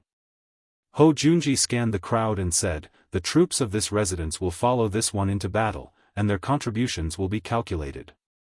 In the future, it is possible for any of you to become a general in the army." These two conditions had tempted these old soldiers. Joining the Cui clan of Qinghe and Hou Junji might not bring them much money, but it wasn't without benefits. The Cui clan of Qinghe had the advantage of stability, and their children could study in the Cui clan of Qinghe and have a promising future. And joining Hou Junji would allow them to make contributions on the battlefield. While they were both on the battlefield, serving in the army was completely different from serving as a duke's subordinate. Firstly, it was safer, and secondly, it was easier to make contributions. There were many captains and commandants in the army who had been promoted from serving as the subordinates of bigwigs in the army. At this moment, Li Wangyu opened his mouth again. The county count's manor of Hu County will provide each troop with a house and a wife. Nanny? Wife? His words not only caused Cui Xian and Hou Junji's eyes to widen, but the eyes of the old soldiers also turned red. The reason why these old soldiers were willing to stay in Chang'an and join the nobility was naturally because they had no one to rely on. Of these 73 people, their parents were no longer alive, and they hadn't married yet. Otherwise, these soldiers with families wouldn't be willing to become subordinates. To put it bluntly, these 73 old bachelors were single dogs. They were no different from the original Niu clan brothers.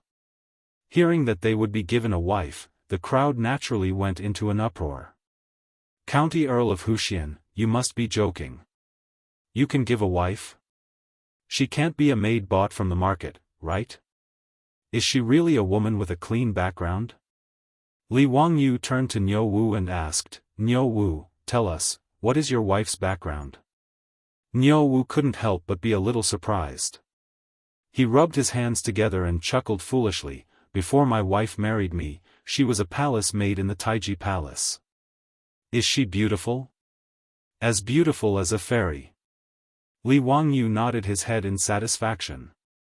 Then, he turned to the old soldiers and asked, "Did you hear that? A palace maid in the Taiji Palace. Do you want her?" The wolves howled, "Yes." Chapter 470. Li Wangyu inwardly cursed, "These old perverts."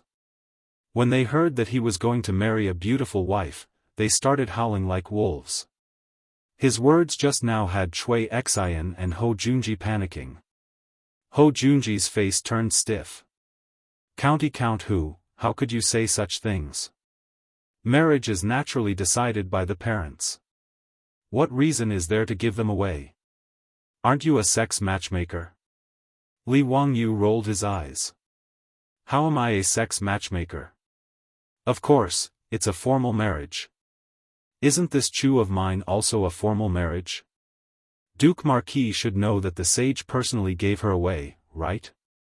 Hou Junji angrily retorted, "Even so, the sage showed mercy last time and allowed 3,000 palace maids to leave the palace.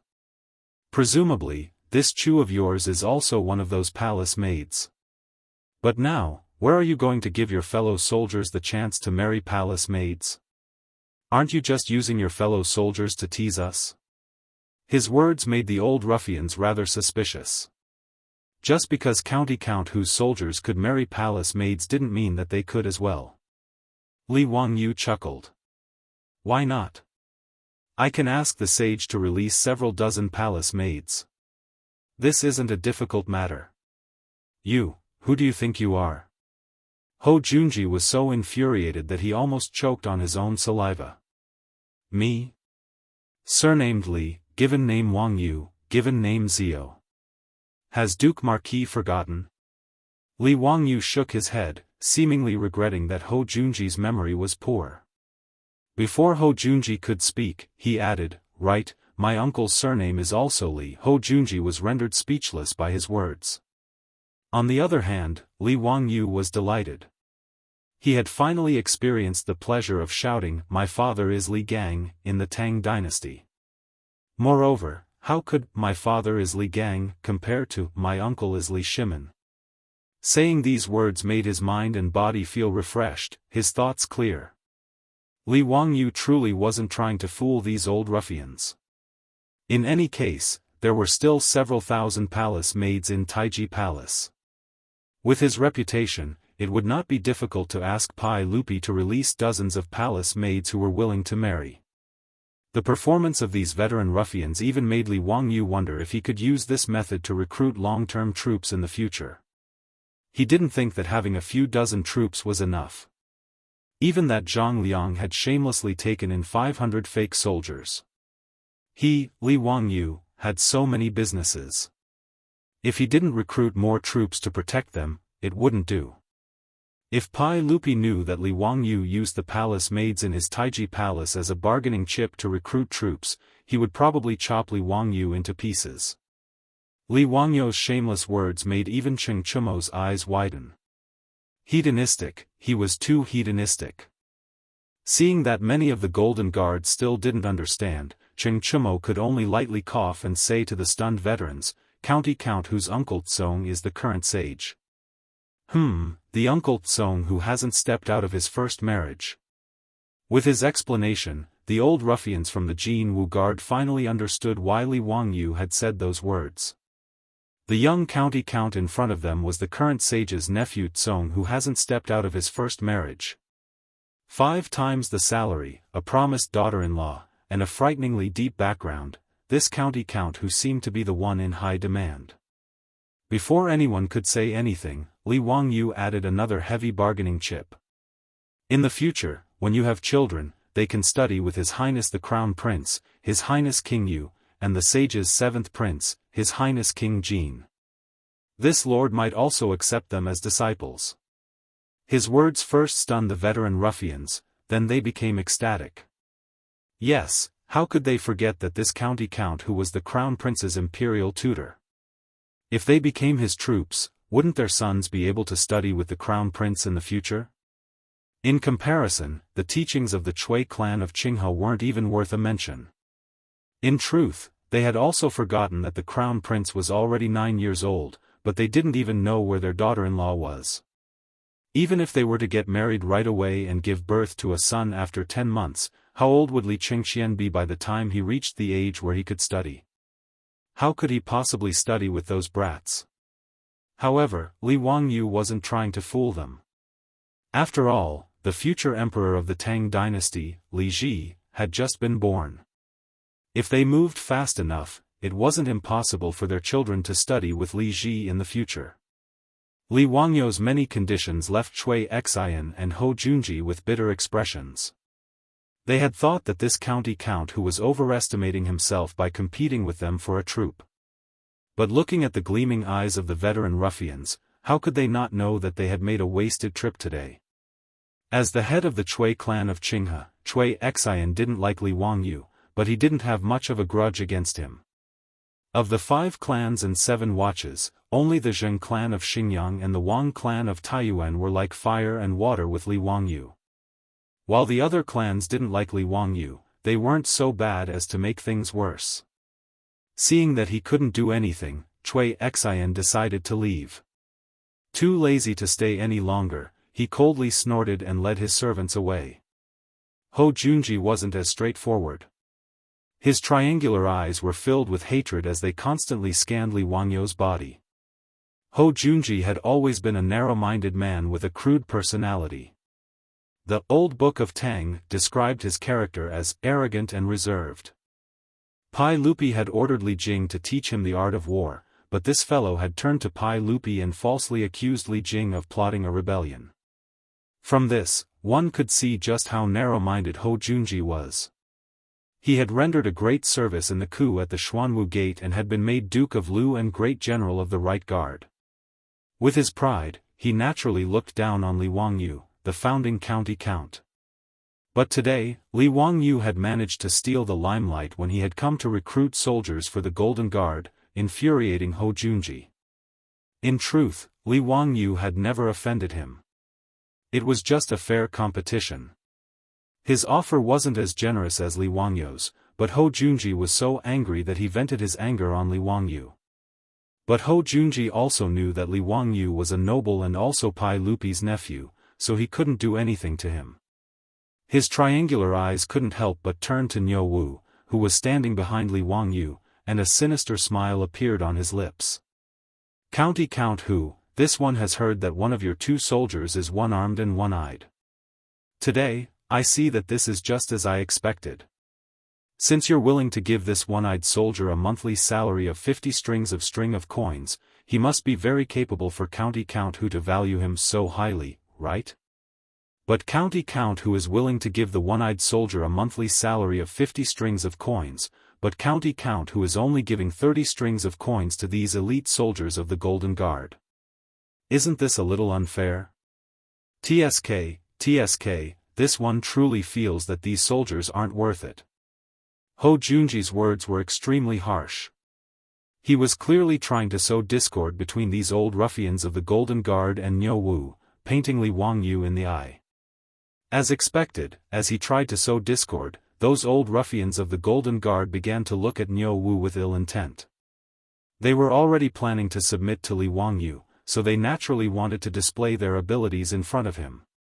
Just as Duke Lu had said, if this one-eyed soldier could get a monthly salary of 50 strings of coins, why couldn't they? Chapter 471. Li Wangyu was infuriated by Hou Junji's shameless words. He really wanted to curse out loud. What does it have to do with you? And Hou Junji's insult of Niu Wu being a one-eyed dragon had infuriated Li Wangyu even more. But Hou Junji's provocative words had stirred up the hearts of these ruffians. Faced with a group of eager killers, Li Wangyu was caught off guard for a moment.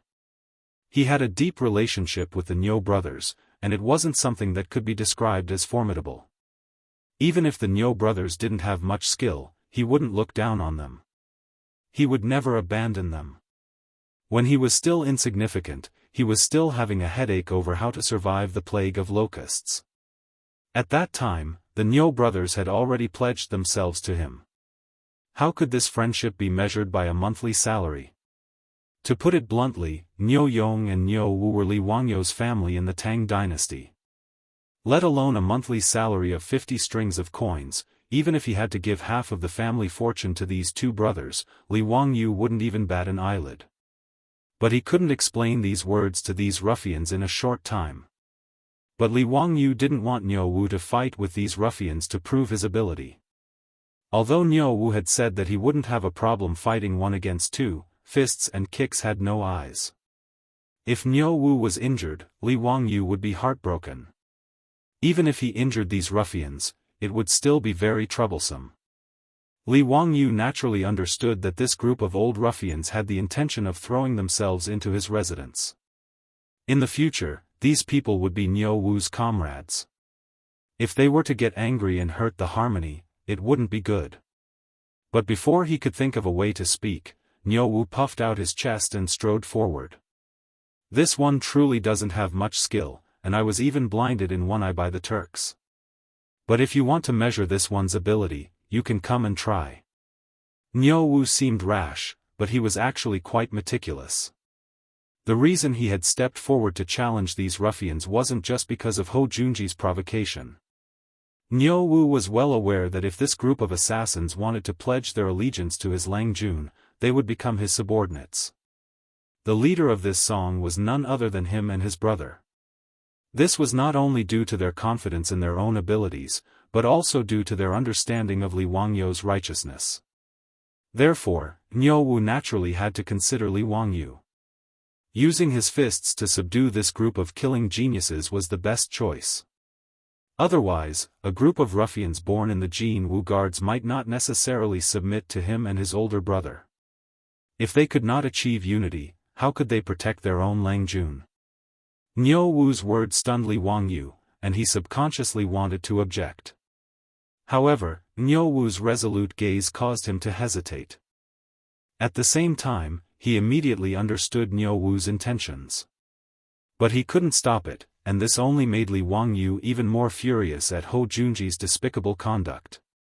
Li Wangyou rolled his eyes and said in a clear voice, Lord Hou is right. This song of mine doesn't have much skill, just a bit of punching and kicking.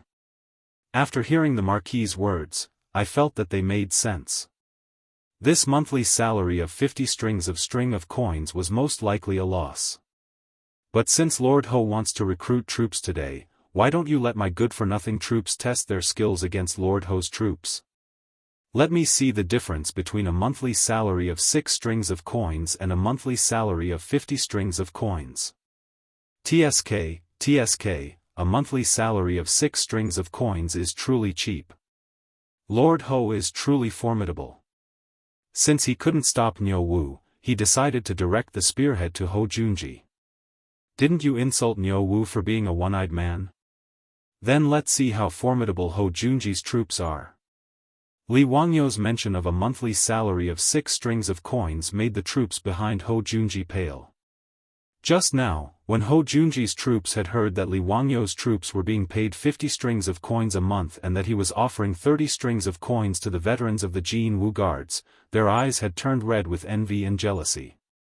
Now that they heard Li Wangyou describe them as cheap goods, they could no longer hold themselves back. Lord Hou, let me test out that one-eyed man's skills. I'd like to see just what sort of person can get a monthly salary of 50 strings of coins. Lord Hou, let this one measure him. Lang Jun, this one requests a battle. Li Wangyou's words had provoked Hou Junji's troops into acting like they had eaten gunpowder. This was far beyond Hou Junji's expectations. He had always been the one scheming against others, but now, he had been tricked by this youth, causing Hou Junji's face to scowl. But now that his troops were all asking for a battle, how could he say no? But Hou Junji was in no rush. He naturally had absolute confidence in his subordinates.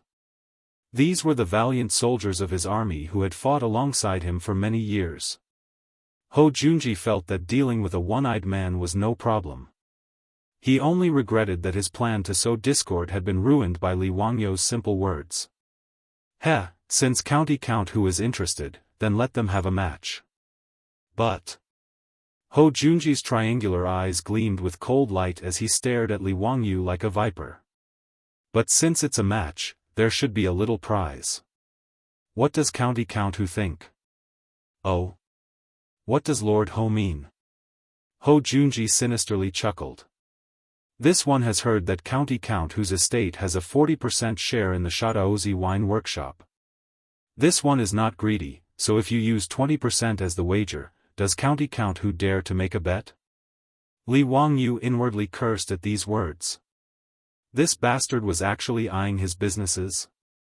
Li Wangyu was also perplexed. This carriage company, the wine workshop, and the underwear store were all money trees. Which noble in Chang'an wouldn't be envious? But everyone knew that this was a joint venture between Li Wangyu and Pai Lupi. No matter how envious others were, none of them dared to touch it. So why was Ho Junji so bold as to covet a share in the wine workshop? But when he thought about Ho Junji's reputation in history for being greedy, Li Wangyu understood. This fellow had always been a bastard who viewed wealth as his life. In the 14th year of Zhengguan, Ho Junji had led an army to destroy Gaochang, plundering the kingdom of Gaochang and stuffing his own pockets with treasure. In the history books it was written that he obtained the essence of gold and mules, but the imperial residents did not have it, so he hid it and did not offer it. He even dared to take the precious spoils of war for himself. From this, one could see just how greedy he was. Li Wangyu inwardly sneered as he calmly asked, if Lord Ho is interested, then there's no problem. But what will Lord Ho use as the prize? Ho Junji heartily laughed and said, this one's residence has 2 supreme beauties. Would County Count Hu be interested? Li Wangyu's face darkened. Damn, 2 women in exchange for 20% of the wine workshop? Was this Ho Junji crazy? He suddenly recalled a rumor he had read about Ho Junji in unofficial history. After Ho Junji was executed, he made a record of his residence and obtained 2 beauties. Taizong asked about them and replied, ever since you came, you have often eaten human milk instead of rice. This was about Ho Junji's residence being recorded after he was killed for his rebellion. Not only did they find all sorts of treasures, they even obtained 2 supreme beauties. These 2 beauties were peerless in appearance, and their skin was even smoother than a baby's. Pai Lupi curiously asked how they maintained their skin, and the answer was, ever since I entered the Marquis residence, I have eaten human milk as rice every day. Li Wangyu almost got goosebumps when he thought about this unofficial history. He didn't have such heavy tastes as Ho Junji, and besides, was he the kind of person who couldn't move at the sight of beauties? Using 2 women to gamble with him for a share in the wine workshop was simply wishful thinking. Lord Ho should keep the beauties for himself to enjoy. I'm not interested, so why don't Lord Ho use some other prize? Chapter 472. Ho Junji could only shake his head at Li Wangyu's words. It seems that County Count Huxian is still young and doesn't understand the benefits of this stunning beauty. Since that's the case, this one will take out 20% of the Jianghu gambling house and gamble with County Count Huxian. How about it? The Jianghu gambling house was Ho Junji's property, one of the 72 gambling houses in Chang'an. Li Wangyu immediately shook his head. Might I ask Lord Marquis how much your Jianghu gambling house earns each month? This, about 5,000 strings of cash. Li Wangyu coldly chuckled. Does Lord Marquis know how much the winery earns each month? This one does not know. At present, the winery earns 40,000 strings of cash a month, and it's still increasing. Even if it's 40,000 strings of cash, 20% is still 8,000 strings of cash a month. Does Lord Marquis feel that using 20% of the gambling house's shares to gamble with me is somewhat inappropriate? Ho Junji's eyes turned red when he heard that the winery's profits were this frightening, and he gasped for breath. Then this one will use the entire Jianghu gambling house to gamble with you. The land of the gambling house is also worth quite a bit of money. Li Wangyu couldn't help but chuckle at Ho Junji's appearance. Although I have no interest in the gambling house, since Lord Marquis has such a refined interest, it's naturally fine. But what? Ho Junji impatiently asked. He could already see the 20% share of the winery falling into his pocket. But since the stakes are so large, this gamble naturally can't be so casual. A witness must be invited. In addition, a mere competition of fists and feet is a bit too much of a joke. I have a suggestion for a gamble. Would Lord Marquis be willing to hear it? Li Wangyu already had a plan in mind, so he unhurriedly spoke. Speak. A mere competition of fists and feet between two troops is truly boring. Why don't our troops find a forest outside Jianghu and have a real battle? What does Lord Marquis think? This. Li Wangyu's suggestion caught Ho Junji by surprise. Of course, since my troops have a high monthly salary, they naturally can't be the same as the Marquis troops.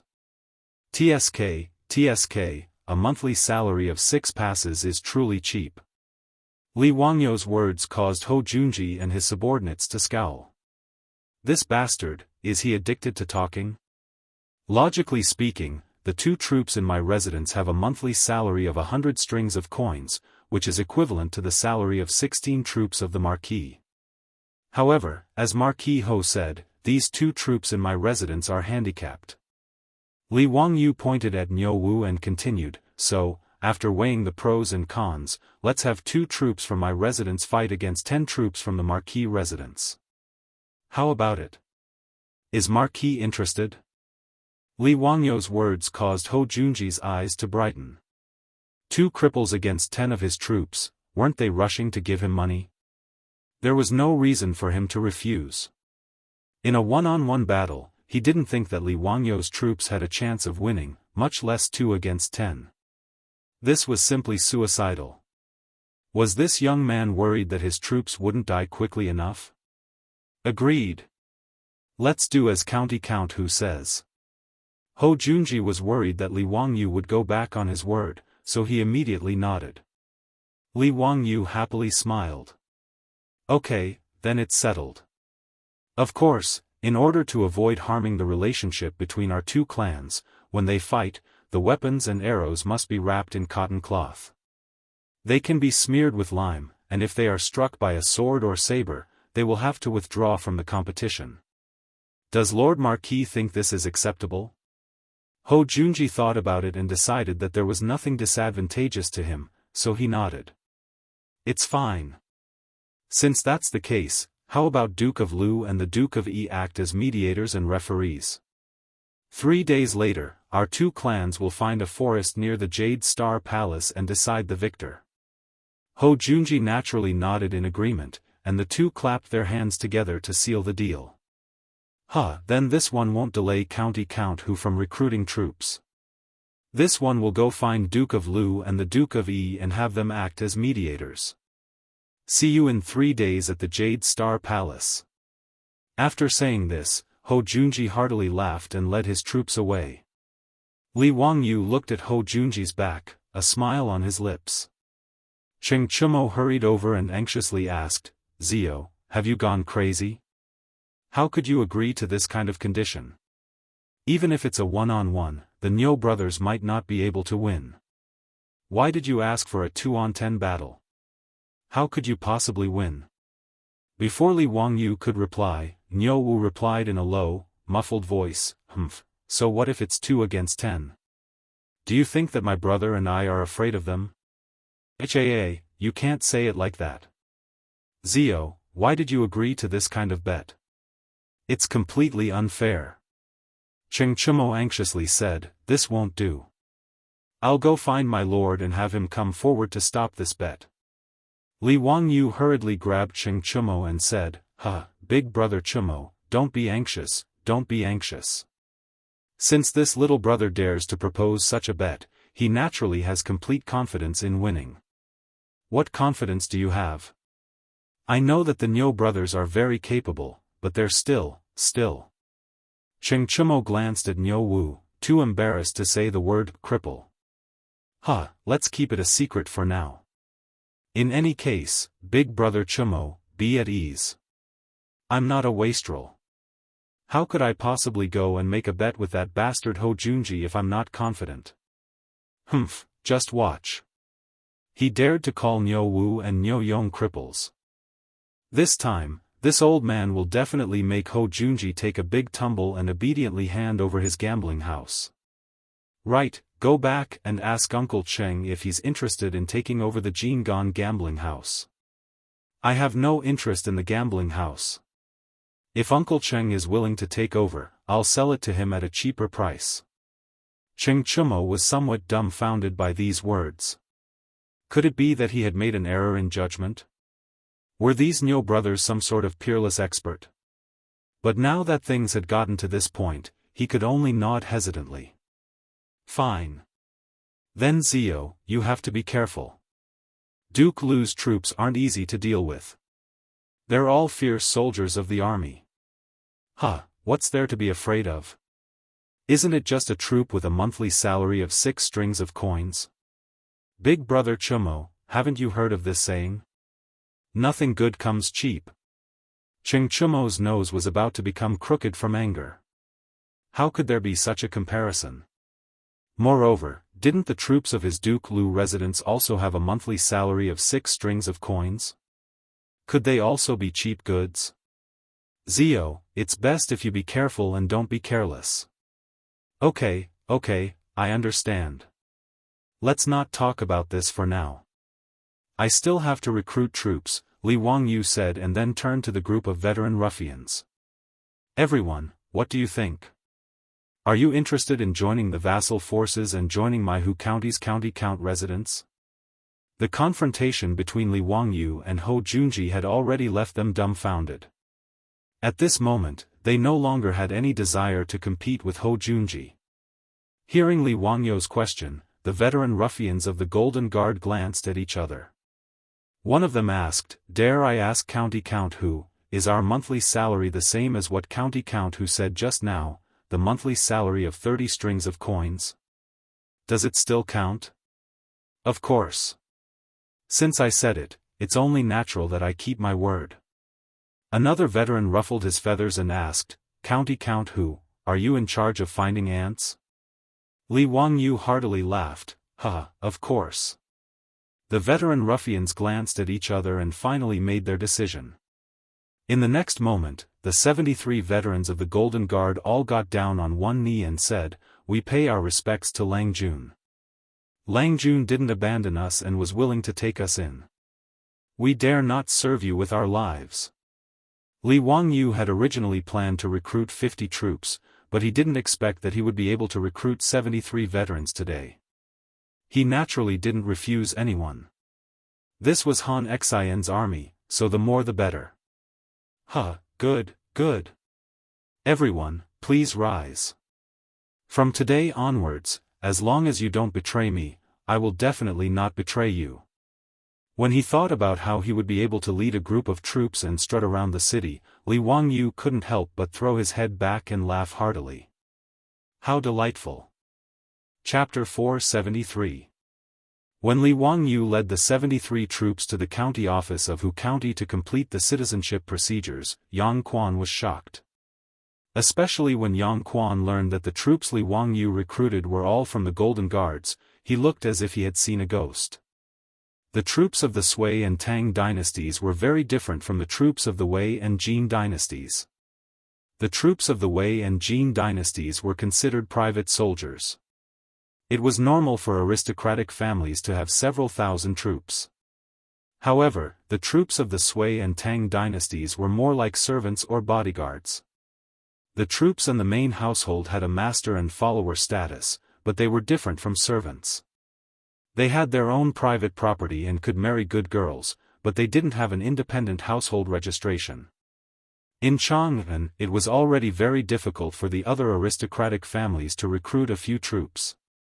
Although Zhongliang had 500 fake troops, most of them were just people who made up the numbers. Otherwise, he wouldn't have been beaten down by Li Wangyu and a group of wastrels at the entrance of the Northern Imperial Army's barracks. In truth, there weren't many of them who were as valiant as the Golden Guards. Even Yang Quan's teacher, Yu Shernan, who was a third-rank official, didn't recruit any troops. He only had strong servants to look after the house. How did Li Wangyu manage to recruit as many as 73 people so easily? It was as if he was buying cabbages from the market. Yang Quan could only shake his head and sigh at Li Wangyu's monstrous talent. He ordered the county office to complete the citizenship procedures for the Golden Guards. The 73 veterans officially became the troops of Hu County's founding county. They were bound to Li Wangyu for good or ill. After Li Wangyu led the troops back to Dingzhou village, there was a lot of excitement. He introduced everyone in the house, especially the beautiful boss. Although Li Wangyu didn't say her identity, he repeatedly emphasized that other than him, Madame Su had the final say in the house. These veteran ruffians were all shrewd people. How could they not understand Li Wangyu's meaning? Therefore, they did not hesitate to call their beautiful boss Madame. The beautiful boss couldn't help but blush slightly, but she didn't object and tacitly agreed to this title. Naturally, the Li family's old residence couldn't accommodate these 70 troops. Li Wangyu asked the old housekeeper, Li Heng, Niu Wu, and Niu Yong to lead the troops to the manor on the hillside. At the same time, he had to familiarize himself with the terrain as soon as possible so that he could take over the guard duty of the new mansion. After busying himself for a while and waiting for Niu Wu and the others to leave, Li Wangyu collapsed on the chair without a care for his image. He ordered like a master, "I'm so tired. Chongqing, pour me a cold drink." His beautiful boss rolled her eyes at him, but she didn't say anything. She went to the kitchen to make a cold drink for him. After his beautiful boss left, Li Wangyu beckoned to Aphrodite. "Aphrodite, come and massage my legs. I've been riding for half a day. I'm so tired." Aphrodite immediately agreed and obediently knelt beside Li Wangyu to massage his legs with her fair little hands. So comfortable. This is what life is like. Li Wangyu lamented. Just as he was about to lower his head and talk to Aphrodite, he caught sight of Aphrodite, who was bending over to massage his feet. Her loose neckline revealed a touch of her soul-stirring snow-white bosom. Li Wangyu almost had a nosebleed. He couldn't even move his eyes as he admired the rise and fall of the mountain range. Li Wangyu only snapped back to his senses when he heard his beautiful boss's footsteps. He hurriedly turned his head and pretended to be nonchalant as he took the cold drink from his beautiful boss. The beautiful boss glanced down at Aphrodite and couldn't help but snort. Her slender fingers couldn't help pinching Li Wangyu's waist. "Bah, you big pervert. You're bullying Aphrodite again." No, don't spout nonsense." Li Wangyu hurriedly explained, but Aphrodite was confused. She looked up at her beautiful boss and then at Li Wangyu. She didn't understand what her beautiful boss meant by her Langjun bullying her. The beautiful boss couldn't be bothered to talk to this confused girl. She glared at Li Wangyu and asked, "Didn't Uncle Cheng say that he was going to prepare 50 troops for you? Why are there so many people?" She still didn't know what had happened in Chang'an, so she asked this question. "Don't mention it. Cheng Yaojin, that old swindler. He's lying to me." Li Wangyu's anger flared up as he spoke of this matter. 50 troops for him? That old scoundrel Cheng Yaojin was just bragging. He had spent a huge sum of money to snatch these 73 troops from the mouths of the Chui clan and Ho Junji. Li Wangyu recounted the events of the day to his beautiful boss in full detail, but the beautiful boss frowned again and again as she listened. "Wangyu, aren't you being too arrogant? It's true that Niu Yong and Niu Wu are very powerful, but you shouldn't have agreed to let them fight with Ho Junji's troops. And even though there are troops, aren't you being too disrespectful to them?" The beautiful boss was still not used to the hierarchy of the Tang dynasty, much less the hierarchy of master and servant. In her view, Niu Yong and Niu Wu were her family. But Li Wangyu actually wanted them to fight with their lives on the line against Ho Junji's troops. She found this very hard to accept. His beautiful boss's words also made Li Wangyu feel a little awkward. Thinking back, when he made the bet with Ho Junji, he really hadn't considered the feelings of Niu Wu and the others, much less asked for their opinion. It seemed that after transmigrating to the Tang dynasty for half a year, he had already gotten used to the hierarchy of the Tang dynasty.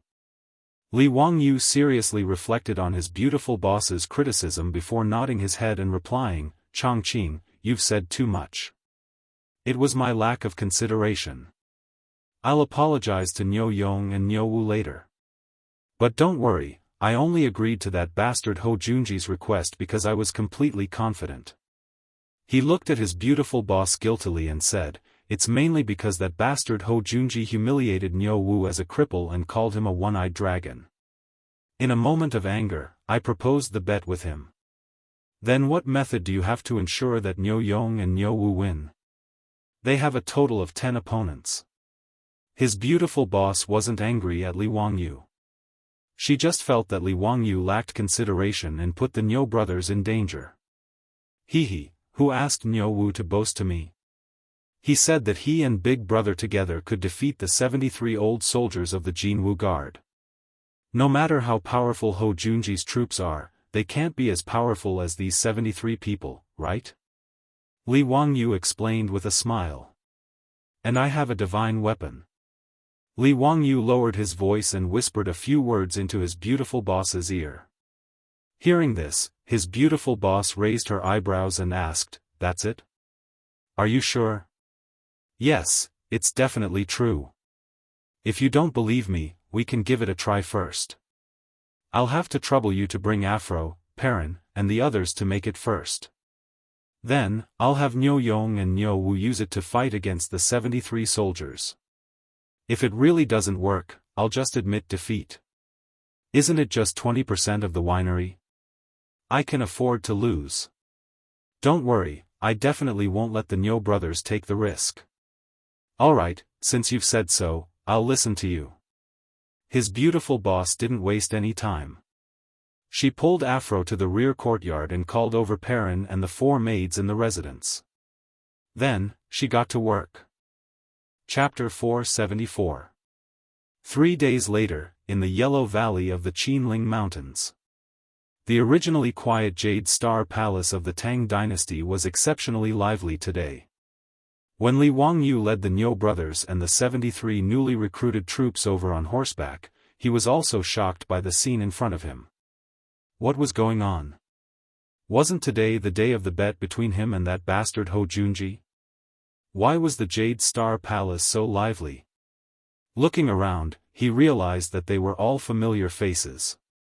There was no need to mention Cheng Yaojin, Yuqi Jingda, and the others. They were probably here to act as middlemen for their bet. But what about the others? Duan Jishuan, Chai Lingguo, Li Jing, Li Shiji, Fang Xianling, Du Ruhui, Wei Zheng, Zhang Sun Wuji. It felt like all the big shots of the imperial court were here. Of course, there was also Li Wangyu's group of hedonistic friends. Naturally, they were all here today. Li Wangyu even saw Pai Lupi in the crowd, dressed in casual clothes. The hell, wasn't this a little too grand? Were Li and this group of big shots so bored that their balls hurt? Did they have nothing to do? His gambling match with Ho Junji had managed to draw over more than half of the big shots of Chang'an. If he had known earlier, he would have discussed with Ho Junji and sold tickets to these big shots who didn't mind watching the show. Li Wangyu didn't dare to be negligent. He quickly dismounted and greeted Pai Lupi and the other big shots. "This little nephew pays respects to uncle. May I know why uncle has the time today to come and watch my bet with Duke Ho?" Pai Lupi glared at him.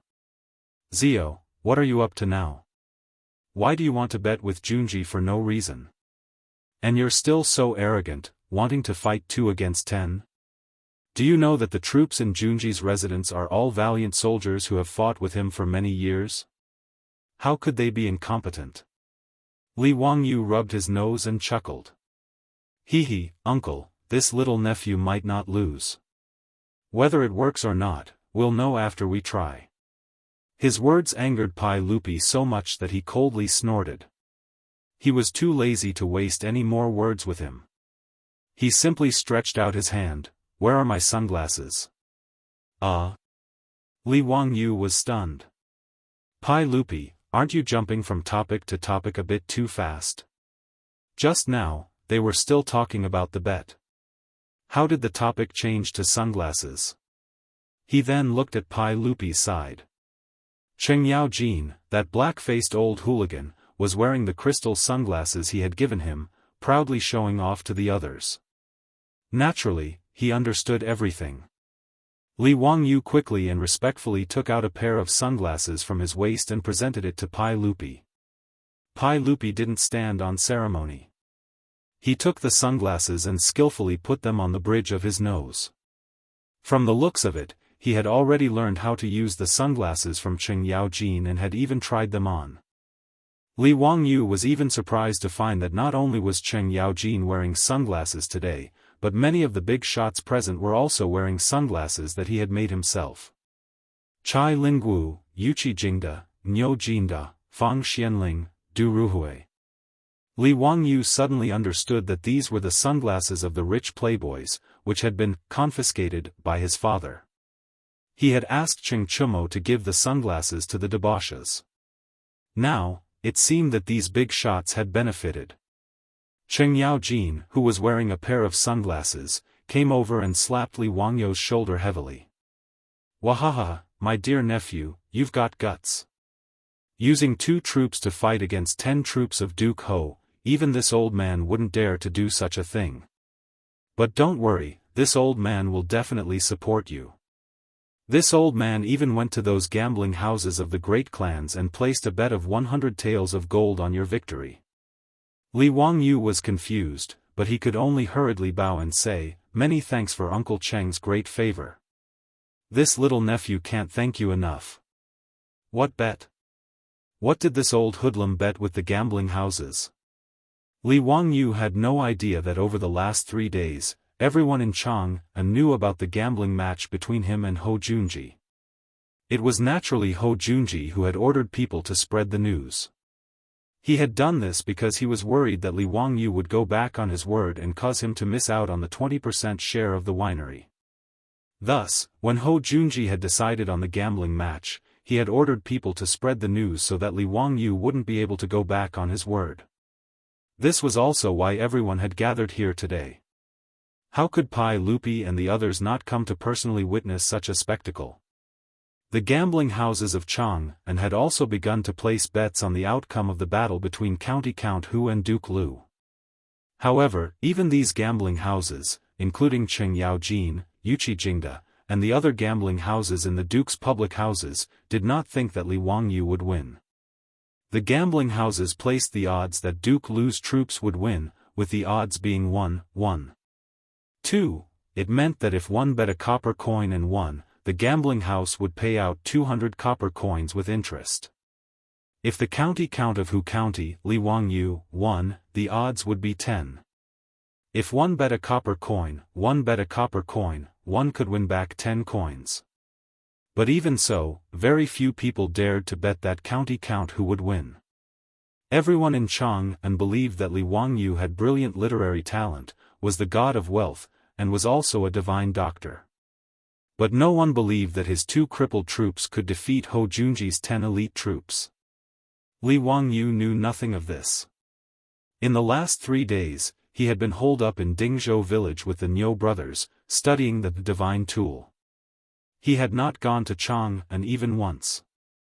After Cheng Yaojin left, the 3 Cheng brothers appeared out of nowhere and said something that made Li Wangyu so angry that he almost pulled out his knife and hacked at them.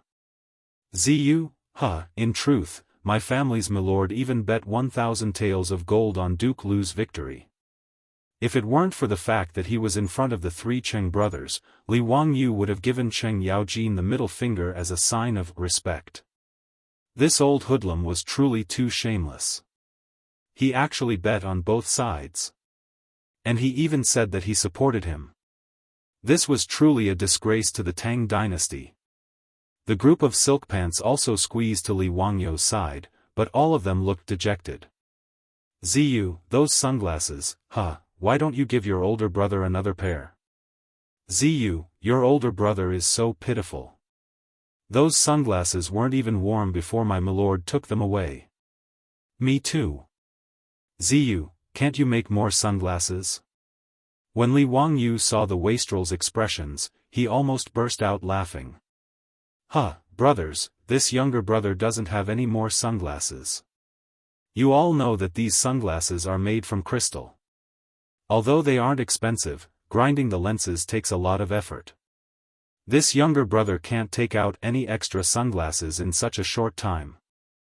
But don't worry, I've already instructed the craftsman to continue grinding the lenses. In a few days, there will be new sunglasses for everyone. Hearing Li Wangyu's words, the wastrels could only nod their heads helplessly. They then looked at Li Wangyu and the three Cheng brothers with incomparable envy. Among the younger generation, only the four of them still wore sunglasses. Even the Yuqi twins didn't lose a single pair of sunglasses. They were all snatched away by Yuqi Jingda, saying that he was going to give them away. If their father wanted them, what could these fearless wastrels do? Of course, they could only give them away. After chatting and laughing for a while, Ho Junji walked over. County Count who has also come. Very good. This one was worried that County Count who would go back on his word and refuse to show himself. Li Wangyu smiled. What is Duke Ho saying? If someone wants to give me a gambling house, how could I refuse? Then let's cut the crap. Since the sage has personally come today, let's make a formal bet in front of the sage and begin the gambling match. Good, that's how it should be. Li Wangyu was not the slightest bit hesitant. For today's gambling match, he had spent a great deal of effort over the past 3 days waiting for Ho Junji to say these words. Chapter 475. At this point, neither Pai Lupi nor Cheng Yaojin had any intention of stopping this gambling match. Li Wangyu and Ho Junji had made their bet in front of Pai Lupi and everyone else, signing their names and using their personal seals. With this, the bet was officially established, and no one could go back on their word. The great clans and many of the nobles present were all envious of Ho Junji's good luck. Everyone agreed that the astute Count Huxian must have lost his mind to make such a bet with Marquis of Lu. Wasn't he just in a hurry to give Ho Junji a share of the winery? For his own benefit, Pai Lupi had made sure that the winery was well guarded. Not even a fly could get in, much less leak the secrets of the winery. As a result, the high quality of sorghum wine on the market was the only one of its kind. There was no one in Chang'an who wasn't jealous of the daily income. Even if it was a one-on-one bet, many people would be willing to bet with Li Wangyu, let alone a 2-on-10 bet. Li Wangyu waved at the Niu brothers, indicating that they should come over. Then he turned to Ho Junji and said, Duke Marquis, let's begin. Have your men come over and inspect the weapons. See if there's any cloth wrapped around the blades and arrowheads. Ho Junji naturally had no objection, and he waved his hand to summon his men. Those 10 troops of the Lord's Manor were all elites with one look. Even though they were just standing there, they exuded a valiant aura. In contrast, the 2 men at Li Wangyu's side were also strong and courageous. But one of them was missing an arm while the other was blind in an eye. No matter how one looked at it, they didn't think that these 2 could win against these 10 men. Niu Yong and Niu Wu stepped forward to inspect each other's weapons, and then they handed over their own weapons for inspection. The Niu brothers had very simple equipment. The 2 of them were dressed in clean, short robes, and each of them carried a bag and a short blade. Niu Wu carried a longbow and a quiver of arrows, but nothing else. Ho Junji's men inspected the bag, but after seeing that it was just some rags, they didn't pay any more attention. Ho Junji's men, on the other hand, were armed to the teeth. Sabers, short spears, bows, daggers, and so on and so forth. As Li Wangyu had requested, these weapons had been wrapped in cloth and covered in lime. Just as the Niu brothers were inspecting the corpse, they saw a person step out from the crowd. He said with a mocking tone, State Duke Lu, are you playing a childish war game with County Earl Hu? Why do they even need to wrap the arrowheads and blades? What kind of bed is this? Li couldn't help but frown on his face.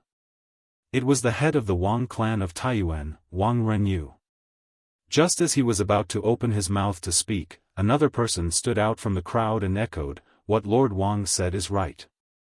In the past, the troops have always fought with their lives on the line. How could it be like playing house? How could it be wrapped in arrowheads and decide the outcome with lime marks? Duke of Lu, you are a veteran general who has fought for many years. Why are you fooling around with youngsters?" The one who spoke was Zheng Yuanshou of the Zheng clan, and behind him, another noble stepped forward. It was the prefectural Duke of Chongping, Zhang Liang. "Duke of Lu, when have the troops in our residence ever been afraid of death? We have always licked blood from our blades and sought survival from the jaws of death. Our Tang dynasty's military prowess is renowned throughout the world. When did we start to play games like this, using lime to decide victory? Duke of Lu, if this matter were to spread, I'm afraid that your fellow soldiers would lose face, right?" Hou Junji was a prideful person, but he also cared a lot about face. After being criticized by Wang Renyu, Zheng Yuanshou, and Zhang Liang, he couldn't help but blush. "Count Hu, everyone's words are reasonable. Why don't we stop using these cotton-wrapped arrowheads? The life and death of our troops will be decided by fate. Let's fight to the death. How about it?" Hou Junji was now somewhat regretful that he had agreed to Li Wangyu's request. Li Wangyu naturally shook his head. "No, this is a condition that we agreed on that day. How can we go back on our words?" He was confident that the Niu brothers could defeat Hou Junji's troops. But swords had no eyes. If the Niu brothers made a mistake, wouldn't they be taking their lives? Moreover, as a good youth who had transmigrated from the future, how could Li Wangyu allow others to fight to the death for him? This wasn't the Roman era, where gladiators were still played. In truth, the battles between the troops of the Tang dynasty weren't necessarily any better than the gladiators of the Roman era. Although it wasn't necessarily a battle to the death, every time there was a conflict between nobles, when was there a battle that didn't result in several deaths? Li Wangyu was already cursing Wang Renyu, Zheng Yuanshou, and Zhang Liang's words. These bastards had nothing better to do. "Did this daddy invite you? What does it have to do with you? Count Hu, I will instruct my troops to do their utmost to not harm your troops. How about it?" Hou Junji still wanted to persuade him. Li Wangyu immediately refused. "No. Since we agreed on this, there's no reason to change it at the last minute. If Lord Marquis isn't willing to fight like this, then why don't we just drop the matter?" Hou Junji felt rather helpless at Li Wangyu's refusal. He naturally didn't care about the method of the battle. In any case, his goal was to get a share of the winery. But if he continued to follow Li Wangyu's wishes and fight like this, he felt that he couldn't afford to lose face. Just as Zhang Liang had said, if this matter got out, wouldn't his fellow soldiers laugh their heads off? But now, Li Wangyu refused to agree no matter what. If he insisted, this battle naturally couldn't be carried out, and Hou Junji would never agree to that. For a moment, Hou Junji was in a dilemma. Even though Pai Lupi and Cheng Yaojin were close to Li Wangyu, they didn't want to see Li Wangyu lose this battle. But in truth, they all agreed with Wang Renyu and the others. Even Pai Lupi had been on the battlefield for many years and was used to seeing life and death. Using some sort of cloth to wrap up weapons and arrows to carry out a battle was truly child's play. But Li Wangyu was young and their nephew, so they naturally didn't voice their opinion. They just coldly watched, allowing Li Wangyu and Hou Junji to negotiate. Seeing Li Wangyu shake his head in refusal, Zhang Liang spoke once more. Count Hu, you're also a noble of the Tang dynasty. How can you be so afraid of death? Moreover, aren't you the one who's going to fight? How can you be so wishy-washy? If all the nobles of the Tang dynasty were as compassionate as Count Hu and couldn't stand the sight of blood, wouldn't we just allow the Turks to invade and trample on the lands of the Tang dynasty? Zhang Liang's words struck at Hou Junji's heart. Li Wangyu clenched his fists in anger, his eyes spitting fire as he angrily glared at Zhang Liang. Since Prefecture Duke Chongping is so hot-blooded, why don't you bring your fake son here to fight? This one is willing to accompany you to the end. Chapter 476. Zhang Liang, the prefectural Duke of Chongping, was enraged by Li Wangyu's words and wanted to teach this young man a lesson. He had suffered at the hands of Li Wangyu several times in a row and had long found Li Wangyu to be an eyesore. This was why he had followed Wang Renyu and Zheng Yuanshou in sowing discord. Now that Li Wangyu had so rudely rebuked him in front of everyone, he felt his blood boil. Count Huxian, don't be so impudent. Before Zhang Liang could finish speaking, Pai Lupi roared, enough. Zhang Liang, you are also a veteran of the army. How can you speak so irrationally? Zhou cherishes the lives of his troops. How can you say that the soldiers of the Tang dynasty are unable to defend against the sabers and spears of the Turks? What nonsense are you spouting?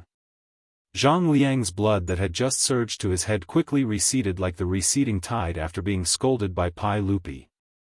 Only then did he realize that the Count of Huxian, whom he had just reprimanded, was the Emperor's nephew. He was the current master of the Emperor's heart. He had been blinded by lard. How could he have offended him? Zhang Liang was not one of those aristocratic families. He did not have the qualifications to challenge Pai Lupi. Although the reason Zhang Liang had been executed 20 years ago was that he had plotted rebellion, he did not have the courage to do so.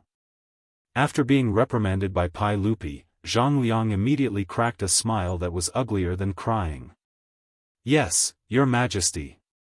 This subject was impetuous. This subject was too emotional and spoke without thinking. This subject apologizes to Count Huxian.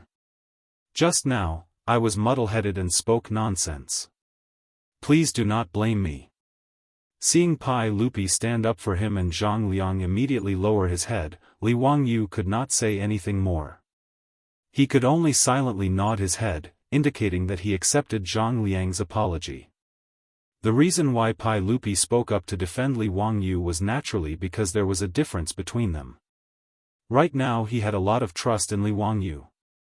This nephew of his, who had not yet stepped out of the fifth generation, not only had brilliant literary talent, he had also repeatedly rendered outstanding service. Which one of the things Li Wangyu came up with was not a treasure that could benefit the country and its people? Needless to say, he had also rescued Pai Lupi's son, Li Chengqian. He had also seen through the schemes of those people with ulterior motives and found Prince Li Ji. Li Wangyu's position in Li Er's heart had become incomparably important since a long time ago.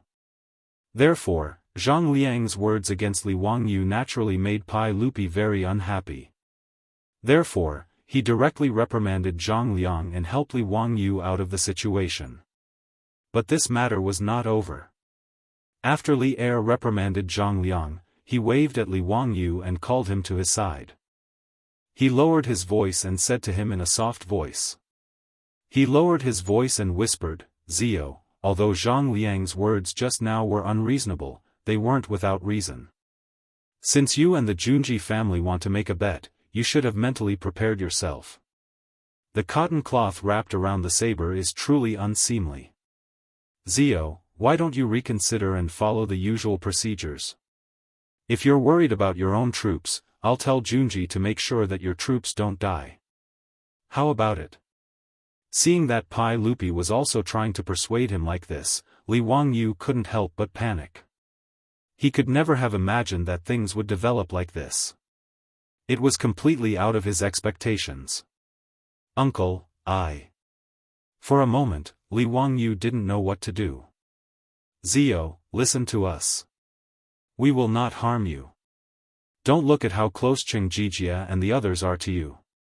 In truth, they must also be thinking the same thing. If you insist today that the saber must be wrapped around the saber before you agree to the bet, perhaps Chengjijia and the others won't say anything, but all the civil and military officials in the court will look down on you. They will inevitably treat you as a weak and incompetent person. Are you willing to do this? Pai Lupi's words made Li Wangyu feel even more stifled. He had never imagined that the civil and military officials of the Tang dynasty would be so barbaric and disregard human life. Li Wangyu felt stifled, but he didn't know how to vent it. Pai Lupi's words were naturally for his own good, but this was not what he wanted. "Uncle, allow me to discuss this with the troops in the residence," Li Wangyu said in a hoarse voice. Pai Lupi nodded and said nothing more, only lightly patting his shoulder. Li Wangyu moved his feet and walked in the direction of his troops.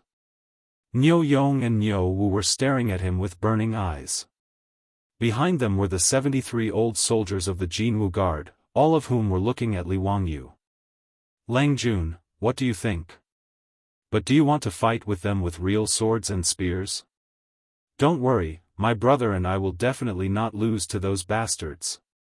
Before Li Wangyu could say anything, Niu Wu impatiently asked. Li Wangyu opened his mouth, but he didn't know what to say. He knew that as long as he nodded, the Niu brothers would definitely not have any complaints. They would definitely draw their swords without hesitation and fight with the troops in Ho Junji's residence. But, in Li Wangyu's mind, he recalled the words of his beautiful superior 3 days ago. "Although they are our troops, aren't you being too disrespectful to them?" He looked at Niu Yong's severed arm. That was the arm he had thrown away when he was fighting with the Turkic wolf cavalry at Yanmen Pass. They were fighting for the country and its people. They could die without regrets. Niu Yong's severed arm and Niu Wu's blinded eyes were the insignia of heroes. They were the pride of the Great Han. They were the backbone of the Great Han. But now, he wanted them to fight with the troops of that bastard Ho Junji. What was the meaning of this? What right did he have to make such heroes fight for him? Was it just for that damned 50 strings of string of cash? If anything happened to the Niu brothers, how could he face the 2 daughters-in-law of the Niu clan? No, this shouldn't be the case. Absolutely not. Li Wangyu finally understood what he wanted. He slowly but firmly shook his head and raised his voice. Even if he was speaking to Niu Yong and Niu Wu, he was also speaking to Pai Lupi and the nobles present. "No, I won't agree to Duke Ho's words. If we have to fight to the death in this battle, I am willing to admit defeat." He turned his head to look at Li Er, Cheng Yaojin and the others and continued to speak. "I admit that just now, I also thought about letting my troops fight it out with the troops of the Duke Marquis Manor. Even though I knew that they would definitely win, I immediately regretted it. It wasn't that I was afraid of losing, but that I wasn't worthy." The more Li Wangyu spoke, the more agitated he became. He patted Niu Yong's chest and said, "Niu Yong, from Dingzhou village in Hu County, fought a bloody battle with the Turkic army at Yanmen Pass in the 11th year of the day. He killed a total of 31 enemies. This arm was severed by a Turkic wolf cavalry and was saved by a comrade. How could I, Li Wangyu, dare to order such brave men to fight for me and risk their lives in gambling battles?" He pointed at Niu Wu and said, "Niu Wu, in the 11th year of the day, at Yanmen Pass, he killed 27 enemies and suffered countless injuries. This I was also blinded in a bloody battle. Don't say that I can't bear to part with the Niu brothers. Even the old soldiers in my residence have fought for the country for many years. What right do I, Li Wangyu, have to order them to fight for me? Forgive me for not being able to comply." Li Wangyu took a deep breath, as if he wanted to shout out all the suppressed anger in his heart. Isn't it just 20% of the winery's shares? I can afford to lose. In today's duel, I, Li Wangyu, admit. Before he could utter the words admit defeat, Niu Yong and Niu Wu had already rushed over and hugged him tightly. Niu Yong covered his mouth with his broken arm. "Lang Jun, you can't admit defeat. You can't. You can't." Chapter 477. At this moment, the Niu brothers' eyes were filled with blood and tears. Even the 73 veteran ruffians that Li Wangyu had recently recruited were so excited that they couldn't control themselves. Their chests were straight. With such a loyal and righteous master, how could they not be excited? Li Wangyou's words made the 73 veteran ruffians who had just been registered feel a sense of recognition and belonging in their hearts. These veterans of the Golden Guards naturally knew about the burning knife wine that was currently popular in Chang'an. Although the old soldiers didn't know how much the 2 ingredients of a brewery that could brew such a unique wine were worth, they were sure that it was an astronomical figure. And their own master would rather give up the money than let the Niu brothers take the risk. Who had ever seen such a master? Not to mention Chang'an City, even if they flipped through the history books, they would never hear of such a thing. How could this group of veterans not fall in love with such a master? The county count mansion of the founding of Hu County would be their home from now on. However, anyone who offended them would be killed without mercy. If Li Wangyu knew that his words had such a great effect and could make the 73 veterans fall in love with him, he probably wouldn't know whether to cry or laugh. Even Pai Lupi, Cheng Yaojin, and the others couldn't help but blush with shame after hearing Li Wangyou's words. Pai Lupi nodded silently in his heart. He valued Li Wangyu more and more. Niu Yong's face was filled with tears. He covered Li Wangyou's mouth and didn't let him admit defeat. Lang Jun, you can't admit defeat. We didn't lose. Erlang and I would rather fight to the death than to accept defeat. Yes, Lang Jun, my brother and I will never admit defeat. If you insist on admitting defeat, then my brother and I will kill ourselves right here. How will we have the face to return home? Niu Wu shouted at Li Wangyu with a face full of tears. The 73 troops roared in unison, "Fight! Fight! Fight! Fight!" Li Wangyu was also angry. He forcefully pulled Niu Yong's arm away and roared at the 2 brothers, "You are crazy. What if something happens and you want me to go back? How are you going to explain it to your aunts? Lang Jun, if we brothers are so cowardly and watch you admit defeat, how can we face our wives when we return home?" Niu Yong pulled his brother, and both of them knelt down on one knee before Li Wangyu. "Lang Jun, please allow the 2 of us to go to battle." The 73 veteran ruffians also knelt down on one knee. "Lang Jun, please allow us to fight in place of the 2 brothers of the Niu family." When the Niu brothers heard that, they glared at the crowd and scolded jokingly, "Get lost, get lost, get lost. It's none of your business. This is the work of the 2 brothers. If you want to fight for Lang Jun, you should wait until you get married." Their joking and cursing caused the group of old ruffians to laugh endlessly, and the heavy atmosphere was diluted by quite a bit. Niu Yong and Niu Wu's words made Li Wangyu feel very conflicted. "Do you 2 brothers have to force me? Lang Jun, don't hesitate. Do you still not believe in us 2 brothers? Ask this group of murderous geniuses. Is there anyone who is still unconvinced? Besides, don't we still have Lang Jun's divine weapon?" Niu Wu wiped away the tears on his face and whispered with a smile. His words were all heard by the surroundingly residence troops, but all of them revealed looks of shock and embarrassment, appearing to be extremely embarrassed. Seeing this, Li Wangyu had nothing to say. After a long silence, he finally nodded and patted the shoulders of the Niu brothers. "Be careful. I will wait for you to come back." "Yes." Li Wangyu strode up to Ho Junji and stared into his eyes. Gritting his teeth, he said word by word, "If you want to fight, then let's fight. Life and death shall be decided by the heavens." For some reason, a dark cloud flitted through Ho Junji's heart. Just now, Li Wangyu had actually wanted to admit defeat for the sake of his troops, leaving everyone stunned. And the troops of the county count's residents made all the great clans and nobles jealous. Which clan wouldn't want such loyal troops? As for the troops of Ho Junji's residents, their morale seemed rather low. The 10 valiant troops of the marquis residents looked at Niu Wu and the others with envy. Their monthly salary was high, and their master was so benevolent and righteous, it was truly infuriating. "Very good. Since that's the case, let's begin." Hou Junji didn't want to say anything more. He just wanted to start this gambling match as soon as possible and get his 20% share of the winery as soon as possible. Okay. That mountain will be the location of this gambling match. How about it? Our troops will fight here. 2 hours will be the limit, and the team that survives the most will be the winner. Li Wangyu pointed at a nearby mountain peak. It was around 100 meters tall, but its trees towered into the sky and its bushes were thick. Hou Junji carefully looked into the distance and nodded. Although the mountain peak was covered in trees, it didn't have any steep terrain.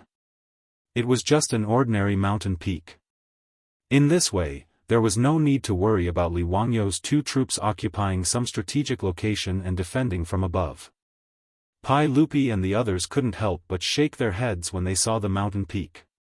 Your Majesty, that child Zio still doesn't understand the ways of the army. Other than the fact that there are a lot of trees on that mountain top, there is no other dangerous terrain. How did his 2 troops escape the encirclement of the 10 troops of Duke Lu's mansion? Cheng Yaojin moved closer to Li Er and whispered. Yuchi Jingda also came over. Your Majesty, do you want to warn County Count Hu? If he chooses this mountain peak, his 2 troops probably won't have anywhere to hide. Once they're surrounded by Duke Lu's troops, no matter how capable they are, they won't be able to escape their doom. Pai Lupi silently nodded. This was also his view. Neither side would pay too much attention to this sort of mountain, as there was no terrain suitable for ambushes. But he couldn't say much. After all, Hou Junji was his favorite general. Pai Lupi could only watch from the sidelines in this gambling match. Forget it. Just treat it as Zio buying a lesson. He can pay for 20% of the winery, but it's a pity for those 2 warriors.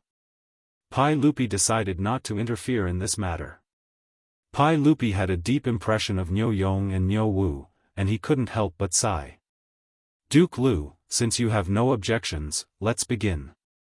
But since my residence only has 2 troops, I presume that Duke Lu won't mind if they go first, right? Li Wangyu asked with an indifferent expression.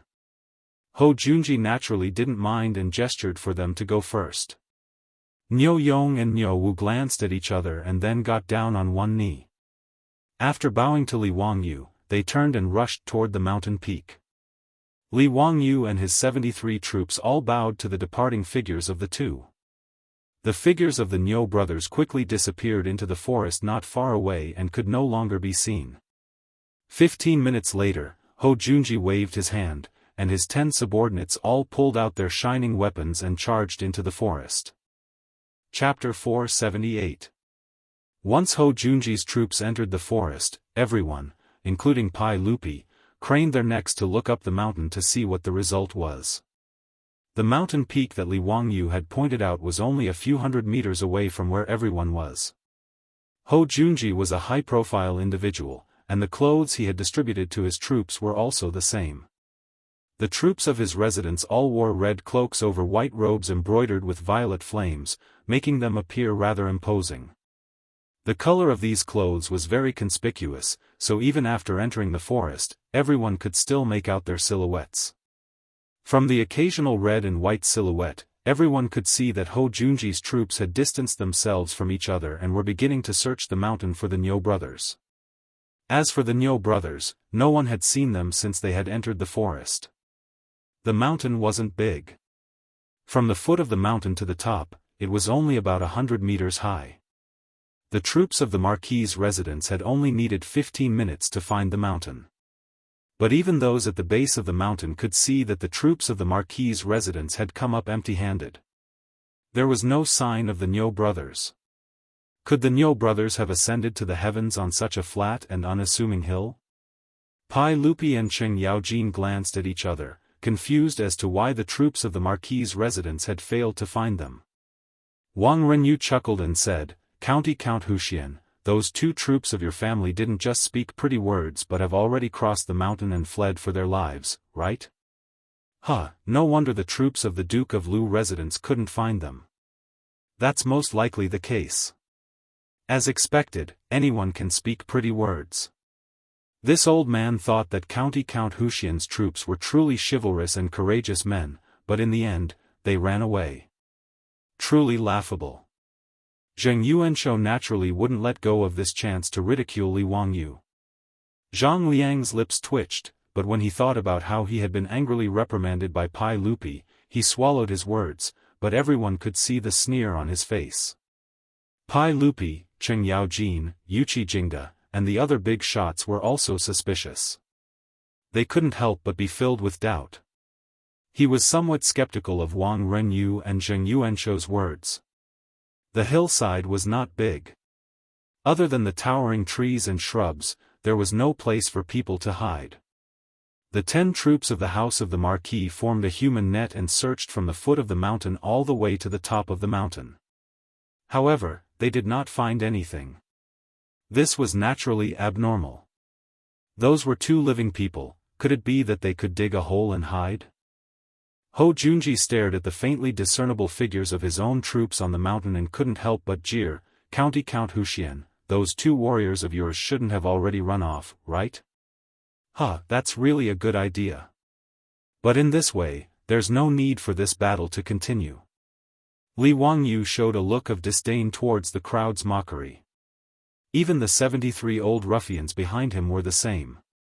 There were even some people who couldn't help but chuckle, thinking that Wang Renyu, Zheng Yuanshou, and Ho Junji were telling an extremely laughable joke.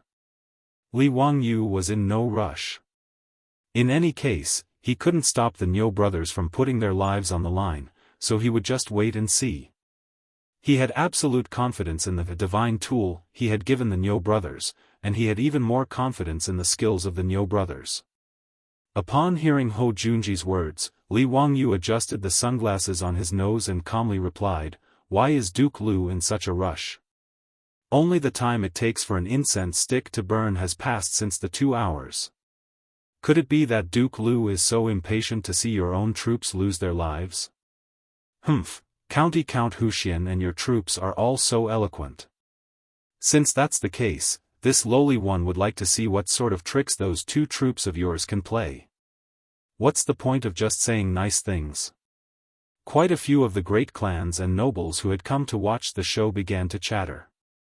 They all wanted to see just why Count Huxian dared to send his 2 crippled troops to challenge Duke Lu's 10 elite troops. They had originally believed that they would be able to see a hot-blooded battle today, but they hadn't expected it to be so bizarre. The fact that the 2 troops from the Count Huxian's residence had fled without a fight caused the spectators to begin to whisper derisively. Another 15 minutes passed, and the crowd looked at the troops of the Marquis residence that were barely visible in the forest. They once more searched the mountain, but they still found nothing. The jeers only grew louder. Count Huxian, don't waste any more time. Just concede. This is simply a farce. No one here is blind. The troops of the Duke Lu residence have already searched the mountain twice, but there's still no sign of them. Could it be that those 2 troops of yours know how to hide themselves? That's right. If you're afraid, you should have said so earlier. Why put on such an act? Count Huxian, in the future, when you're recruiting troops, you should keep your eyes open. Just what sort of people do you have in your residence? They actually fled without a fight. What a disgrace. Li Wangyu was no longer in a rush, and his expression was growing more and more relaxed. The situation on the mountain was exactly what he wanted to see. Li Wangyu was unperturbed by the jeers of the crowd, and his smile only grew more and more dazzling. Oh? Is that so? Since that's the case, I wonder if sirs are interested in making a bet with me? Wang Renyu and Zheng Yuanshou immediately stepped forward. With things as they are, who does a young man like you want to fool? If you want to make a bet, fine. This one will use Yongyi Gambling House to wager the remaining 20% of your winery. Does Count Huxian dare? This old man will use Lekang Gambling House to wager the 20% of your Shun Feng Express Carriage Company. Will Count Huxian accept? Lekang Gambling House was the gambling house of the Zheng clan estate in Xinjiang. Li Wangyu raised his head to the sky and heartily laughed. Why not? Write the bet. His words caused Pai Lupi to furrow his brows. Pai Lupi naturally did not want the winery and carriage company to be interfered with by the aristocratic families. Originally, he was already unhappy that Ho Junji was betting with Li Wangyu on the winery. However, seeing that Ho Junji was his favorite subordinate, he did not say anything and tacitly agreed. But now, Li Wangyu was actually betting with the Taiyuan Wang clan and Xingyangzhen clan. This made Pai Lupi extremely unhappy. But now, he could not stop it. He could not say that Ho Junji could gamble, but Wang Renyu and Zheng Yuanshou could not, right? That did not make sense. Cheng Yaojin was even more anxious. Li family brat, you're crazy. How can you still dare to gamble with them at this time? Li Wangyu did not panic at all. Hee, Uncle Cheng, someone insisted on giving me a gambling house, so how can I not accept it? But Uncle Cheng, Uncle Yuchi, are you interested in these gambling houses? This little nephew has no interest in running a gambling house. If you're interested, I can give you a discount and transfer them all to you. Cheng Yaojin was almost angered to death by his words. At this time, he was still speaking such nonsense. In a fit of pique, he said, Good, this old man wants to see how you'll win. If you win, this old man will take all of these gambling houses. I won't let you take advantage of me, this old man will even give you more money. Li Wangyu chuckled. Then I'll have to thank Uncle Cheng. When Cheng Yaojin heard this, he was so angry that he turned his head away and couldn't be bothered with him anymore.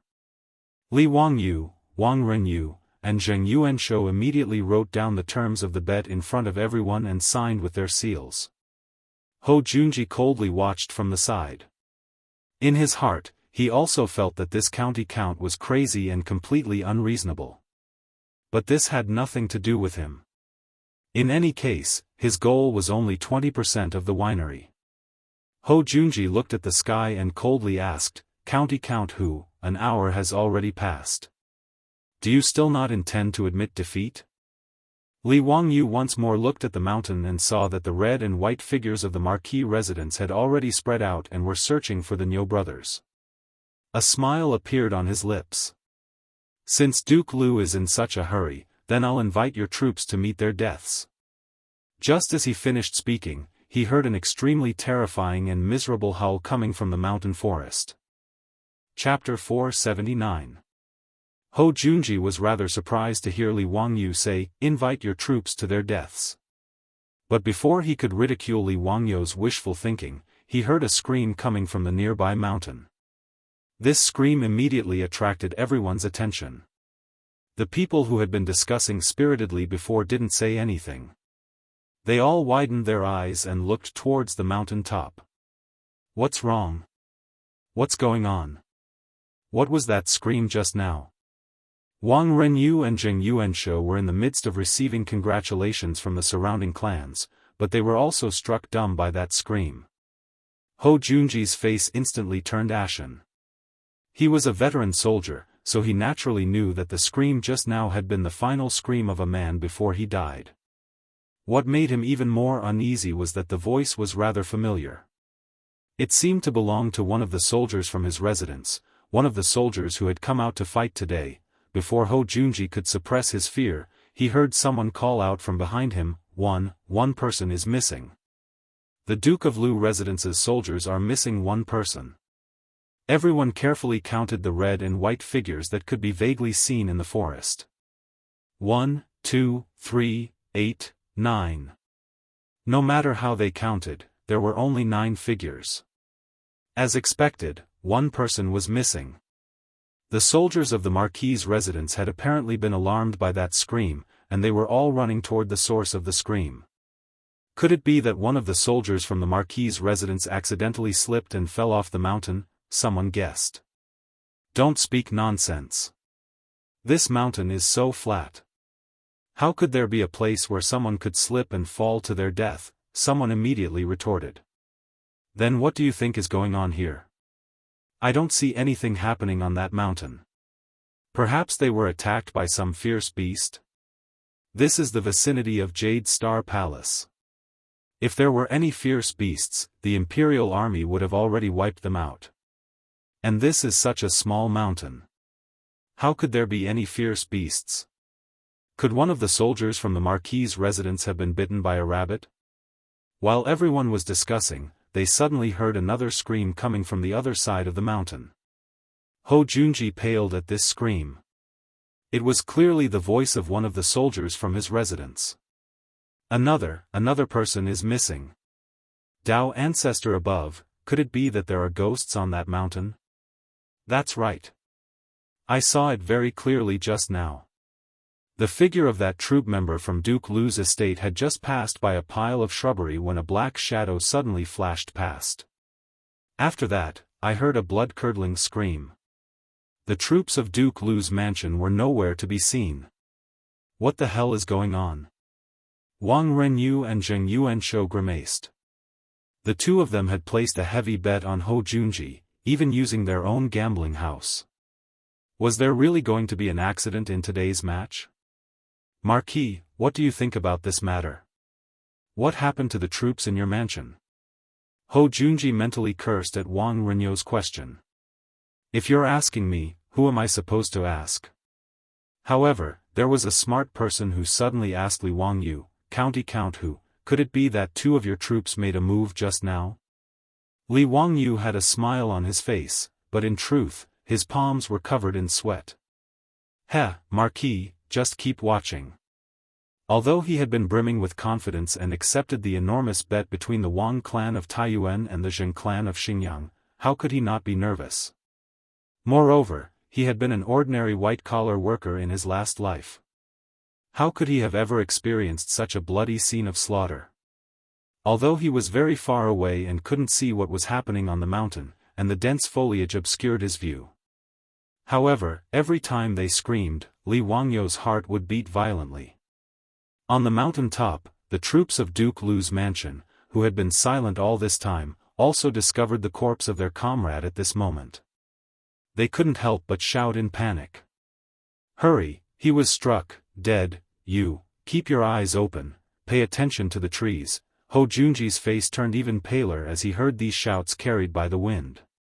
It seemed that his conjecture had been correct. The screams just now really had come from one of his troops.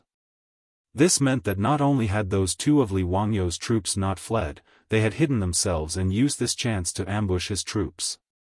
Humph, County Count who, what a good scheme. You even dared to use such a despicable method. He coldly snorted as he glared at Li Wangyu. Li Wangyu was not to be outdone, his death's eye glaring back. What? When Duke Marquis went to war, did you not use the art of war, only your saber? That's rather strange. It seems that Duke Marquis views this art of war as a despicable method. You. Ho Junji didn't know how to respond to Li Wangyu's rebuke, so he coldly snorted and ignored him. Although Ho Junji was rather nervous, he wasn't too worried. After all, both sides had agreed that after 2 hours, whoever had the most troops left would be the victor. So what if those two cripples had used sneak attacks to ambush two of his troops? In less than 2 incense sticks of time, the time for this gambling match would be up. And there were still 8 of his troops on the mountain. Although the situation was rather ugly, Ho Junji was still the victor. In Ho Junji's view, those soldiers of his weren't idiots. They were all fierce soldiers who had been through many battles. Now that 2 of their comrades had died, the rest of them should be on high alert and not give those 2 cripples a chance to ambush them. Wang Renyu and Zheng Yuanshou had gathered at Ho Junji's side to ask for his opinion. Ho Junji naturally informed the pair of them of his analysis, and only then did Wang Renyu and Zheng Yuanshou feel much more at ease.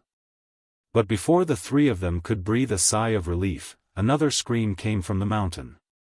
This time, everyone could clearly see that it was a red and white figure from the Marquis's estate who had been struck in the back by an arrow, causing him to scream as he died. Zheng Yuanshou had personally witnessed the death of the Marquis's estate subordinate, and he was so frightened that he stammered, Marquis, another one has died. This scene was really too strange.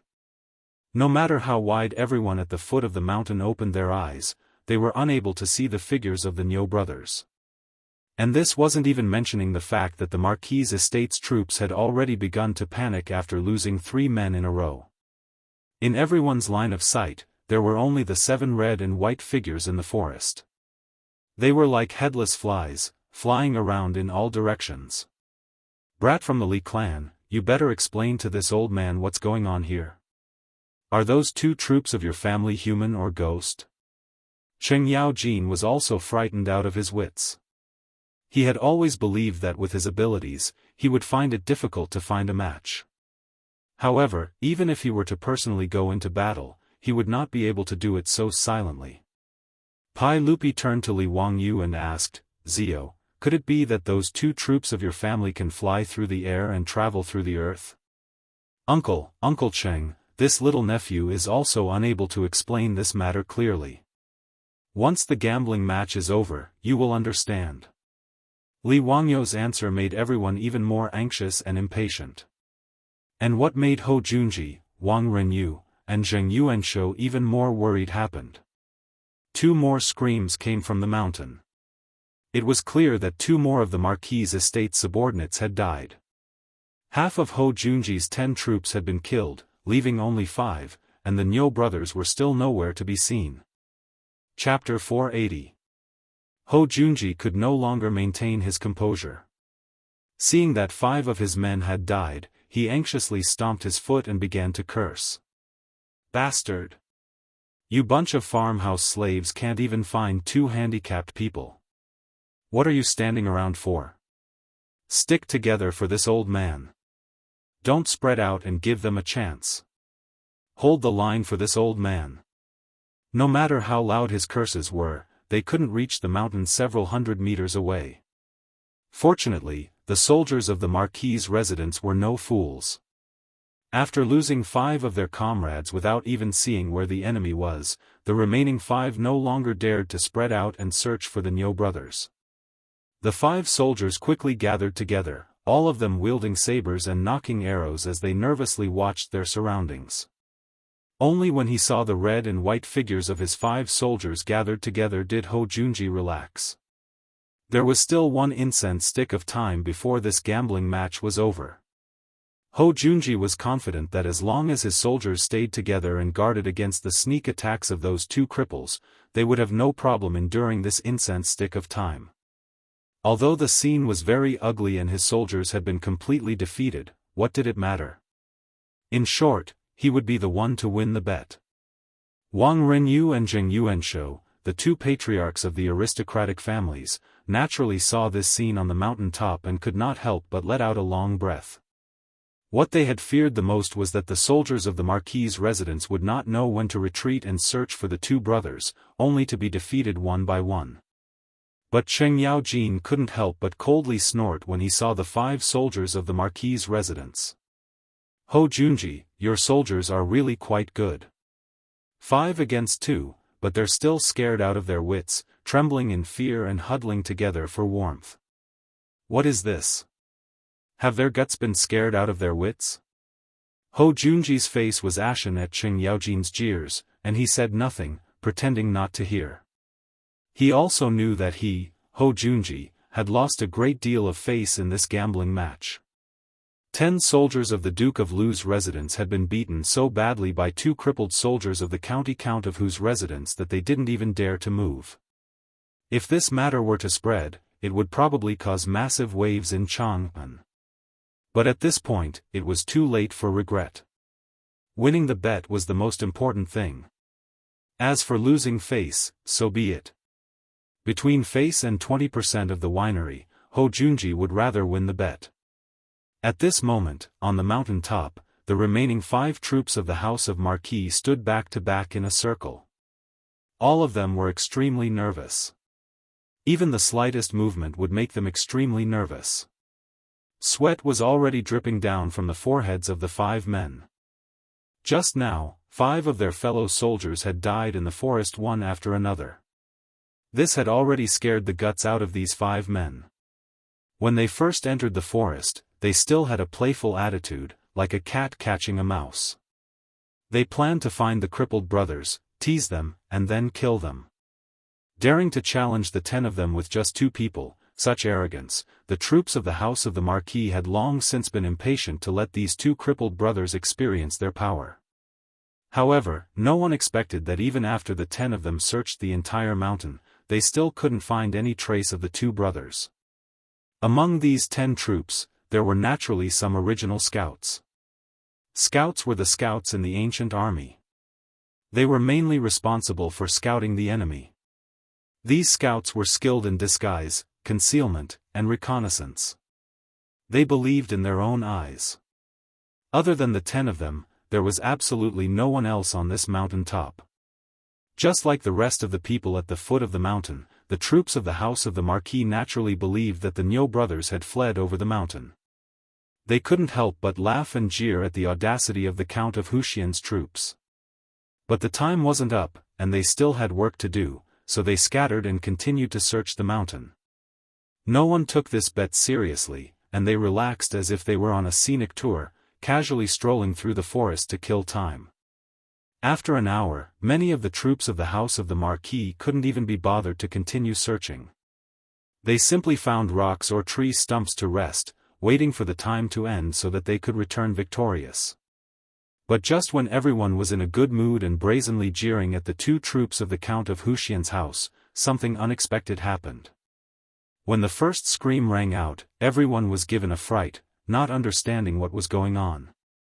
They hurriedly ran in the direction of the sound, but what they saw was a comrade who had been stabbed in the back and was lying in a pool of blood. This scene scared everyone out of their wits. Before they could react, another scream came from not far away. When their comrades were assassinated one after another in this forest, the remaining few people were terrified to the extreme. This wasn't a big mountain, yet no one could find the 2 brothers. Instead, their comrades kept dying miserably. This extremely strange scene frightened everyone.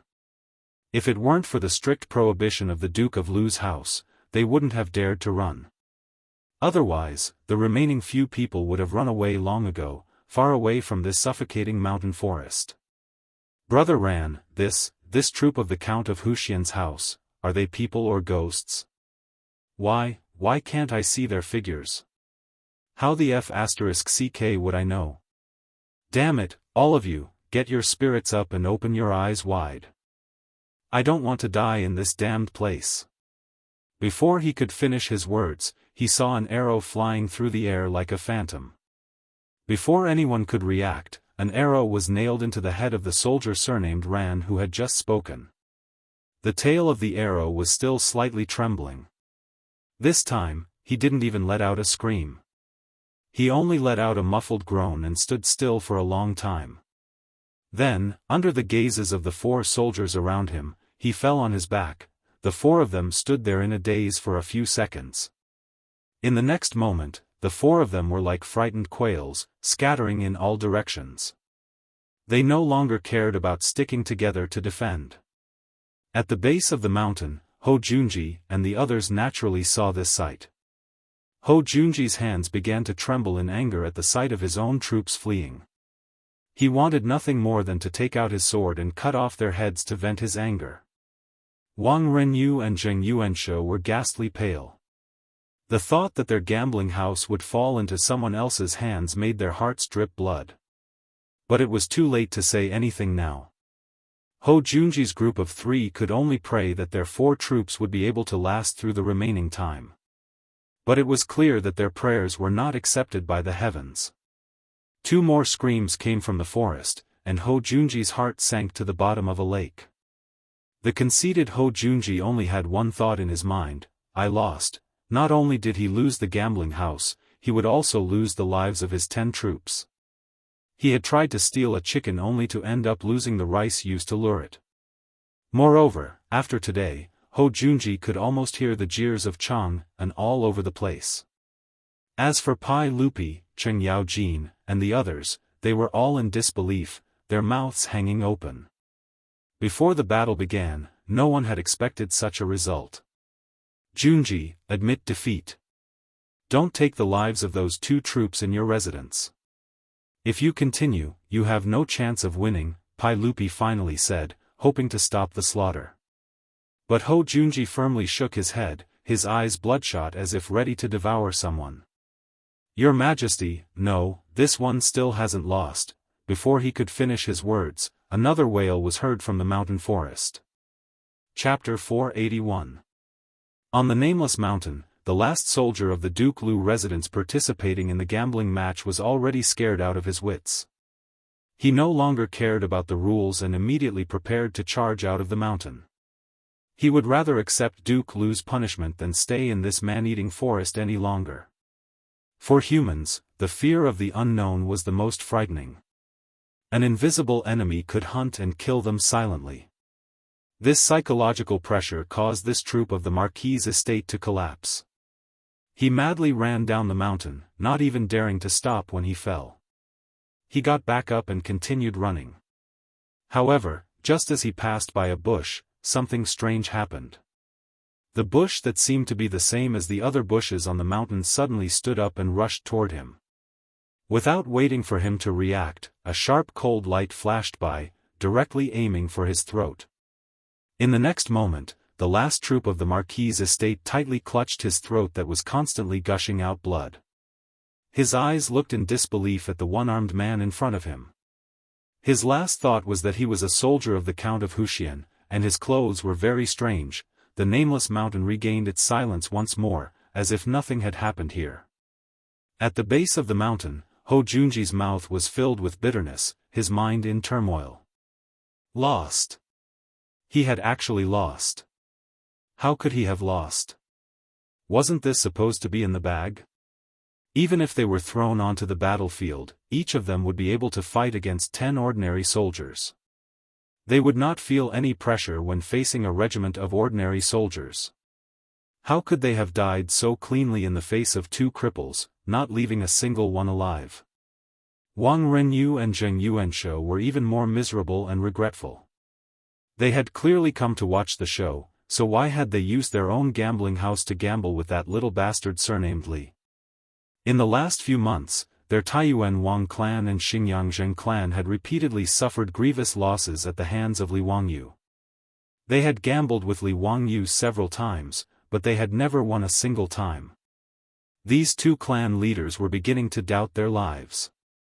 Even today's gambling match, which they had been so sure of winning, had ended up being laughable to that little bastard.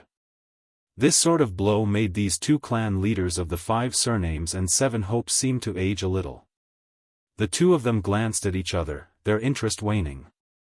County Count Hu, you can have someone take over those 2 gambling houses at any time. I hope that County Count Hu's luck will continue to be so good. This old man will take his leave. Wang Renyu and Zheng Yuanshou, these 2 clan leaders, were rather straightforward and directly admitted defeat. But the meaning behind their words was that they were still unconvinced. Li Wangyu didn't care about this at all. He casually cupped his hands at the 2 of them as a form of thanks. Good people. These 5 surnames and 7 hopes were definitely good people. Li Wangyu silently calculated in his heart. He didn't know how much gold these aristocratic families had given him. From the very beginning, when the steward of the Taiyuan Wang clan came to break off the engagement, they gave him more than 100 taels of gold. Later on, the Xingyangzheng clan's apology, the gold that Prince Qiao lost in a bet, the money from the polo match, the 3 million jin of private money that Yongyi gambling house lost to him, and now, even the gambling house was given to him. It was all thanks to these great clans that he, Li Wangyu, was able to become rich. Wang Renyu and Zheng Yuanshou apologized to Pai Lupi. Your Majesty, this subject is not feeling well and will take his leave first. Your Majesty, please allow this subject to take his leave. They led their troops and rode away, returning to Chang'an City to lick their wounds. As for the clans who had come to watch the show, seeing these 2 big shots leave, they had no interest in staying any longer. They all excused themselves from Pai Lupi and rode away. It didn't take long for the crowd in front of Jade Star Palace to dwindle away, and the place became much quieter. Pai Lupi waved at Li Wangyu and called him over. Zio, you can tell me now. What's going on with those 2 troops of your clan? Uncle, the Nyo brothers were hiding on that mountain this entire time. It was just that Duke Marquis's troops didn't see them. Li Wangyu's words infuriated Ho Junji, who rushed over and roared, "Don't speak nonsense. Quite a few of my troops were originally scouts and had experienced countless battles. How could they not see where they were hiding? You're spouting nonsense. You must have used some sort of evil technique to cause my troops to die for no reason. Your Majesty, this subject's troops died for no reason." Ho Junji's words made Li Wangyu smile. Now that the dust had settled, Li Wangyu was in a very good mood. He didn't seem to mind Ho Junji's crude words, only shrugging his shoulders. 2 of my troops are still on that mountain. Duke Marquis, why don't you go and see for yourself if it was some sort of evil technique? As for what happened to your troops, I also sympathize with them. But it seems that from the very start, I didn't agree to a real battle, but Duke Marquis, Duke Wang, and Duke Xing forced me to agree. Now that your troops have died, how can you blame me? His words naturally left Ho Junji speechless. Just as Li Wangyu had said, Li Wangyu had requested that weapons and arrows be wrapped in cotton cloth for the gambling match. It was he, Wang Renyu, and the others who had forced Li Wangyu to agree to a battle to the death. But the result was that all his troops had died. This result made Ho Junji feel a sweet taste in his throat, and he couldn't help but vomit blood. His appearance gave everyone a fright. Pai Lupi hastily called for Ho Junji to be sent back to Chang and to recuperate. Zhang Liang and the other comrades who were on good terms with Ho Junji also sent him back to Chang'an. Once everyone was gone, only Pai Lupi, Cheng Yaojin, and the others remained, all of them close to Li Wangyu. Cheng Yaojin no longer had any misgivings. Wearing his sunglasses, he came over and laughed. "Wahahaha, virtuous nephew, is it true that your troops didn't have any immortal arts? There are no outsiders here, so explain to this old man what's going on. Uncle Cheng, don't joke around. There's no immortal arts. It's just a disguise," Li Wangyu explained with a smile. "Don't lie to me. I've seen a lot of scouts in the army. How could there be any camouflage method that can make people completely unable to see through it?" Cheng Yaojin shook his head, not believing Li Wangyu's words. Pai Lupi's eyes flashed. "Zio, is it really just a disguise? Can others learn it? Can it be spread throughout the army?" "Of course. In truth, it's very simple. It's not even worth mentioning." Pai Lupi nodded, and then he turned to Cheng Yaojin and ordered, "Jijia, take some soldiers and search that mountain again. We want to see if it's really that miraculous." Cheng Yaojin's eyes brightened, and he immediately nodded in agreement. When Pai Lupi went out, he naturally had to be accompanied by the Imperial Army of the Golden Guards. As the great general of the Jianghu Guards, Cheng Yaojin gave the order and several hundred Imperial Army soldiers immediately rushed toward the mountain. They were prepared to conduct a thorough search to find the Nyo brothers. Chapter 482. Hundreds of Jianghu guards searched the mountain on a large scale and almost dug 3 feet into the ground. However, other than finding the corpses of the 10 Ho Junji's troops, they still found nothing. Cheng Yaojin was even more confused when he heard the report from his subordinate. He carefully examined the corpses that were carried down the mountain by the soldiers. Other than a few people who died from arrows, the others were killed by a sneak attack from behind by a sharp blade. Cheng Yaojin even had the soldiers hold up the corpses while he simulated an attack from behind the corpses. Seeing this, Li Wangyu felt a wave of nausea. Li Wangyu didn't dare to look at the bloody corpses carefully. He hid far away while cursing Cheng Yaojin in his heart. This old man's taste was too heavy. He was a pretty boy from the modern era. When had he ever seen so many bloody corpses? Not vomiting on the spot was already a sign of his strong mental fortitude. After Cheng Yaojin finished looking at the corpses, he casually wiped the blood on his hands on the corpses' clothes and strode to Li Wangyu's side. Boy, tell me honestly. Are your two subordinates still on the mountain? I don't believe that someone can hide so well that hundreds of Jianghu guards can't find them. Did the Niu brothers really become immortals? Hee, Uncle Cheng, if you don't believe me, I can call them out now. Won't it be clear then? Li Wangyu glanced at Cheng Yaojin's big hand, which was still wet with blood, and quietly moved back a few steps. He was afraid that this old man would be so happy that he would pat his shoulder again. No need. I don't believe that we can't find them. I'll go look for them myself. Pai Lupi, Yuchi Jingda, Chai Lingwu, Li Jing, and the others were also interested after hearing the two's conversation. Thus, they simply walked to the small mountain and planned to see it with their own eyes. Everyone carefully searched the mountain several times, but still found nothing. Cheng Yaojin ran up and down the mountain several times and was already panting from exhaustion. Brat, call your troops out. I'm convinced. I really can't find them. Damn it, I still don't believe that they're on this mountain. Pai Lupi also nodded. Ziyu, call your troops out. I want to see how they hide themselves. Li Wangyu nodded. Just as he was about to open his mouth to summon Niu Yong and Niu Wu, he saw a bush beside them suddenly shake a few times. Then, two figures stood up. Husband, there's no need to shout. My brother and I are here. Niu Wu grinned and said in a low and muffled voice. Everyone was shocked.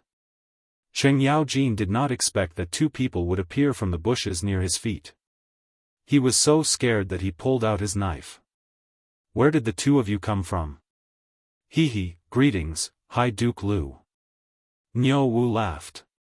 It was no wonder that Cheng Yaojin could not recognize the Niu brothers. At this time, their faces had been painted black. When they smiled, other than their snow-white teeth, they did not look like humans at all. Furthermore, the clothes they were wearing were even stranger. They were all dirt-colored and dark green rags that hung on their bodies. There were also all kinds of shrubs, branches, and leaves on them. Li Wangyu did not know that the Niu brothers were nearby. When he saw the two of them appear, he quickly ran forward and looked at them carefully. How are you? Are you hurt? Hee, husband, don't worry. Those are just chickens and pottery dogs. How could they hurt me and my brother? Seeing that the Niu brothers were not hurt, Li Wangyu was finally relieved. Pai Lupi and the others were also shocked.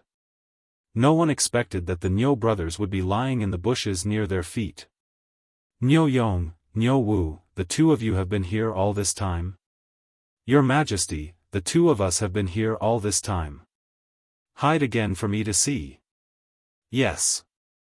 Niu Yong pulled Niu Wu and lay down in the bushes again. Cheng Yaojin rubbed his eyes hard. Damn it, it's really strange. There are two living people lying there, but I can't tell them apart. Li Jing took a few steps forward and sized it up carefully for a long time before he kept shaking his head. Unbelievable, it's really unbelievable. How can it be so magical? I know that the Niu brothers are here, but I can't tell.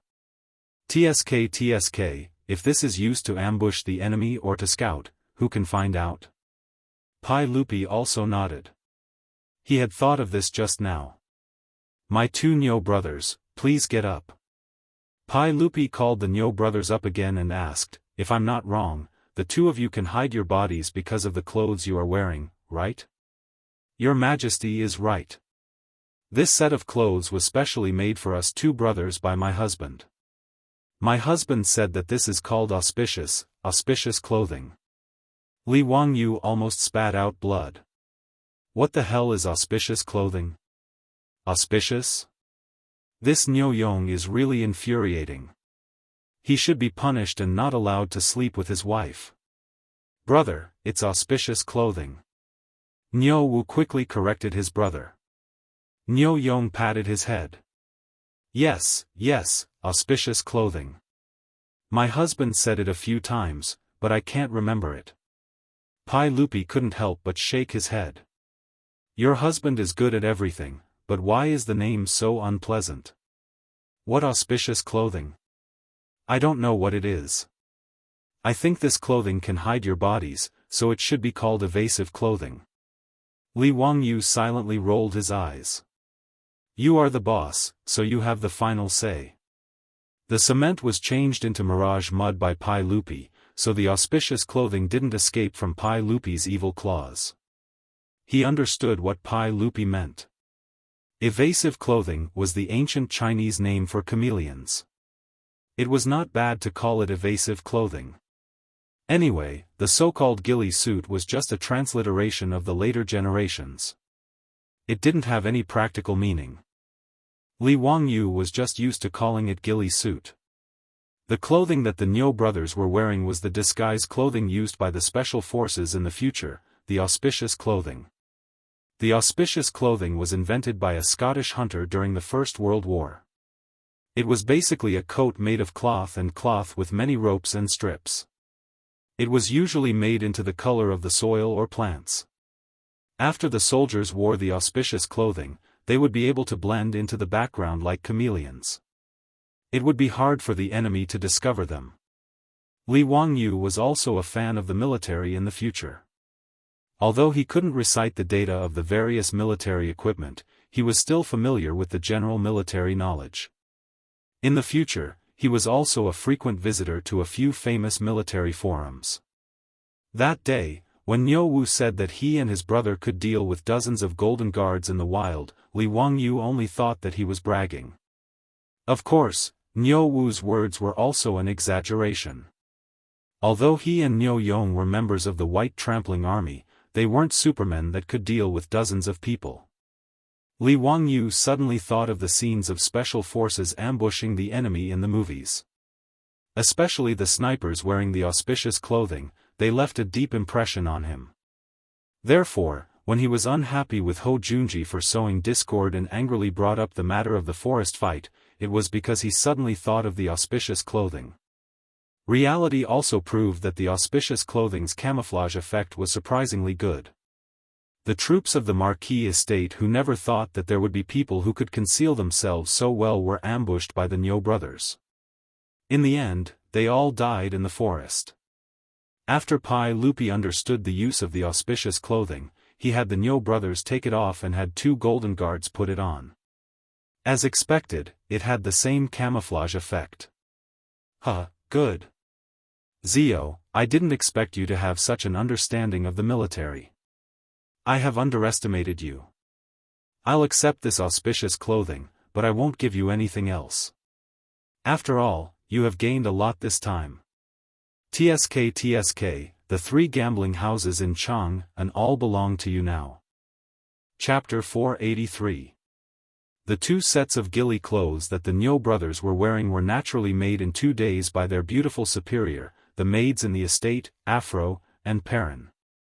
The Niu brothers originally looked down on these tattered clothes, but after trying them on, they realized how terrifying they were. After the 2 brothers put on the ghillie clothes, they had already fought with the 73 golden guards several times, and the results were self-evident. Thus, when Wang Renyu, Zheng Yuanshou, and the others mocked the Niu brothers for running away without a fight, the 73 soldiers couldn't help but laugh. What kind of joke was this? If not for the fact that they had used wooden sabers and wooden arrows to fight with the Niu brothers, the 73 of them would have already been buried in the ground.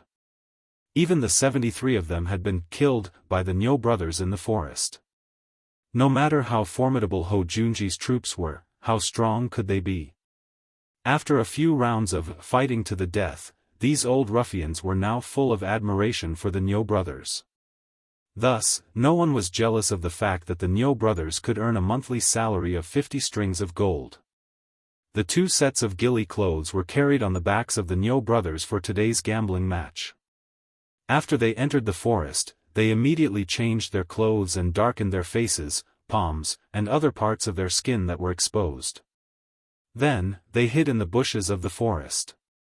When the troops of the Marquis residents were searching for them, they didn't even notice them when they passed by. Only when the troops of the marquis residents let down their guard did the Niu brothers decisively strike, using their daggers and bows to kill several of them. After understanding the details of the fight on the mountain from the Niu brothers, Cheng Yaojin and the others could only shake their heads. Hou Junji's loss wasn't unjust. No one could do anything against such an opponent. Hehe, Uncle Cheng, Uncle Yuchi, are you guys interested in those 3 gambling houses? This little nephew has already said it before. Are the uncles willing to take over? Li Wangyu thought of today's spoils of war and immediately pulled Cheng Yaojin, Yuchi Jingda, and the others to ask.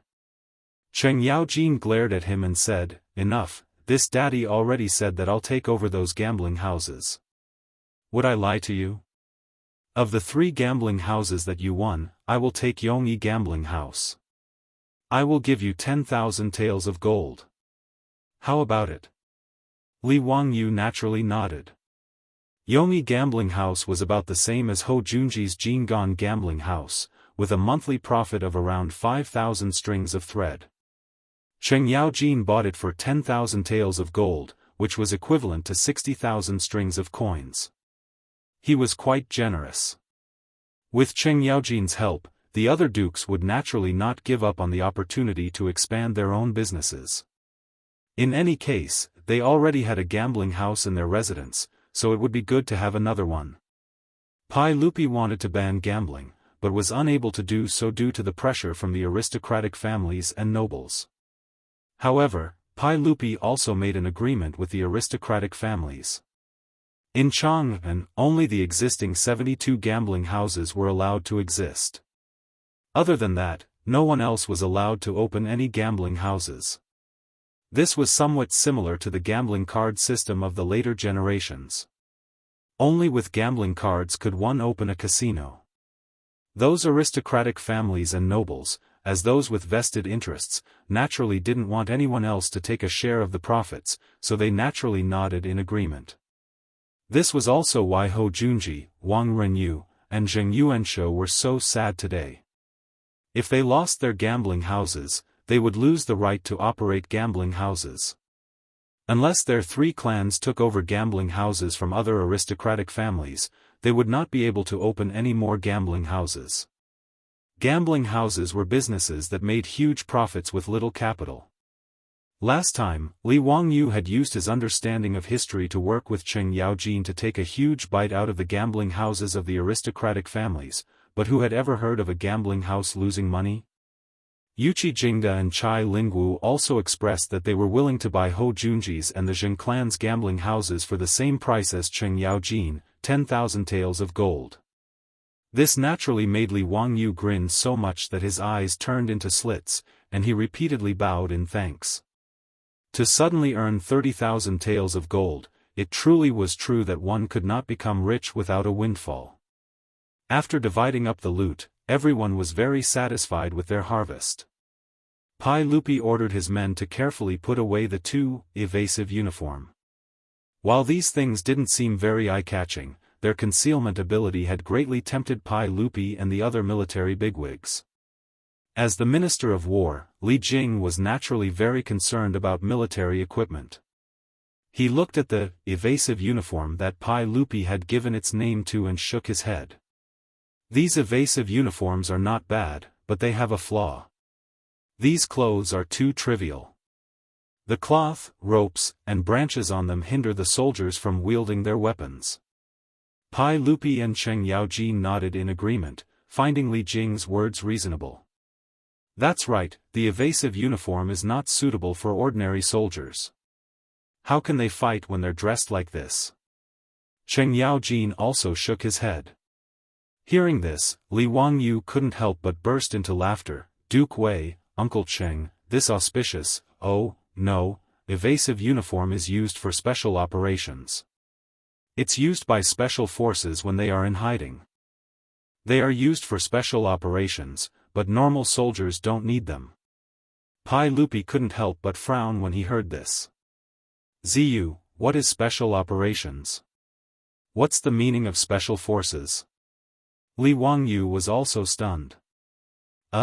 It seemed that he had said too much. Special Forces soldiers. They are soldiers who carry out special missions. Special operations are people who use special methods to complete their missions. Yes, it's like sneak attacking the enemy's camp, killing the enemy's chief, burning their provisions, spying for information, and so on. Li Wangyou's forehead was almost covered in sweat. It was so tiring to make this up. He was just a fan of the fake military in the future, so how could he know so much? He had only participated in military training in high school and university, and had only practiced target shooting twice. How could he know what a real special operations soldier did? But wasn't that how it was portrayed in movies? Hiding in the enemy's base, spying for information, sneak attacking the enemy, and so on. Li Wangyou's words attracted the interest of Pai Lupi, Li Jing, Cheng Yaojin, and the other military bigwigs. Oh. Ziyu, tell me in detail about the special forces and special operations. Li Wangyou couldn't help but be dumbfounded. Details? How the hell would he know the details? But looking at the burning gazes of Pai Lupi and the other dukes, Li Wangyou didn't dare to tell the truth. If he were to say, I don't know now, would he be beaten half to death by this group of violent bigwigs? Since ancient times, there were two types of people that everyone had the right to kill. Those who hung people's stomachs and those who spoiled their entire family. Li Wangyou had lost the appetite of Pai Lupi and the others. If he were to say that he didn't know anything else, Niu Yong and Niu Wu would probably have to lead the 73 troops and carry him back to Dingzhou village. Thinking of this, Li Wangyou couldn't help but shiver. He looked left and right, then smiled and said, Uncle, this isn't a good place to talk. This kid's mansion isn't far away. Why don't I invite Uncle to my mansion, and we can talk while drinking? Wahahaha, kid, after talking for so long, this is the only sentence that sounds good.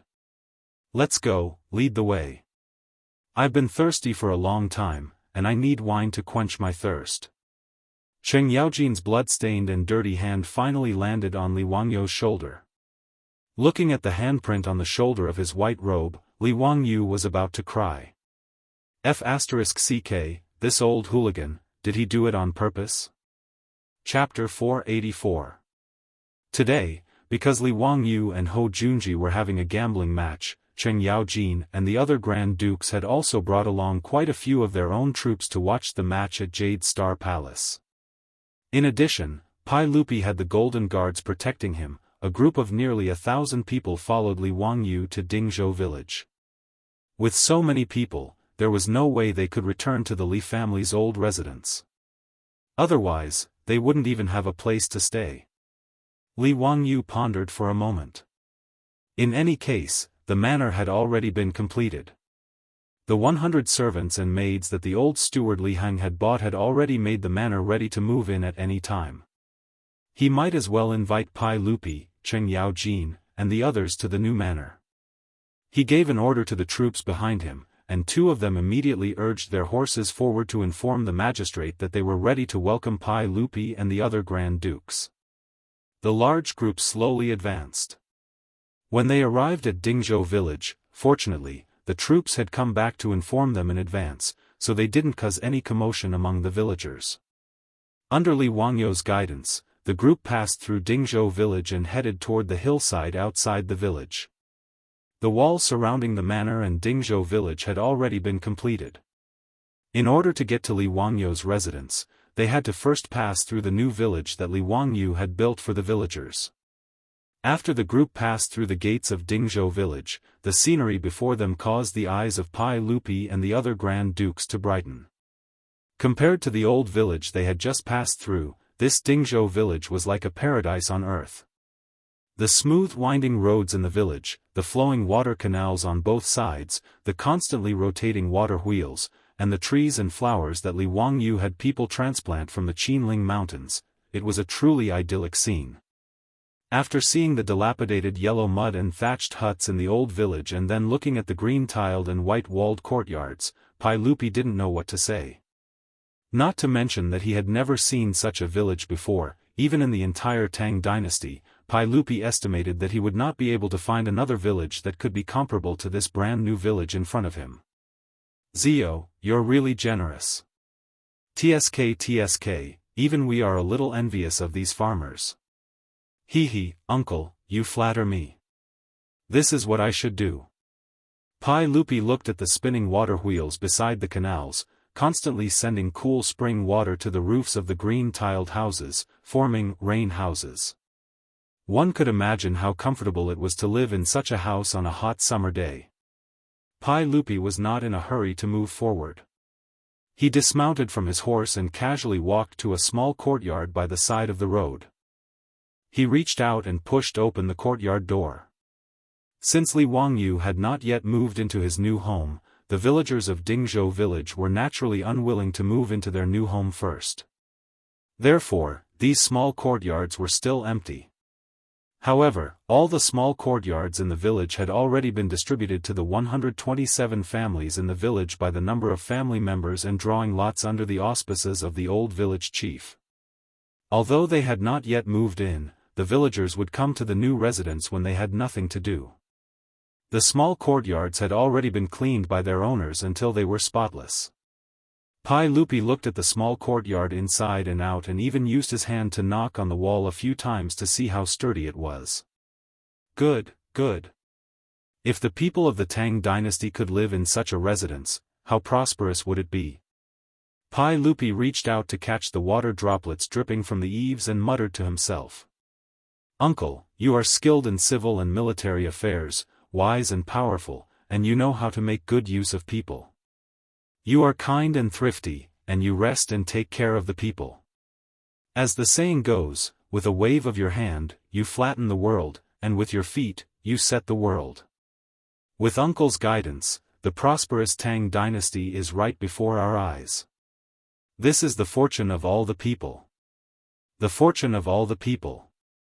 Li Wangyu's string of free flattery made the corners of Pai Lupi's mouth curl up uncontrollably.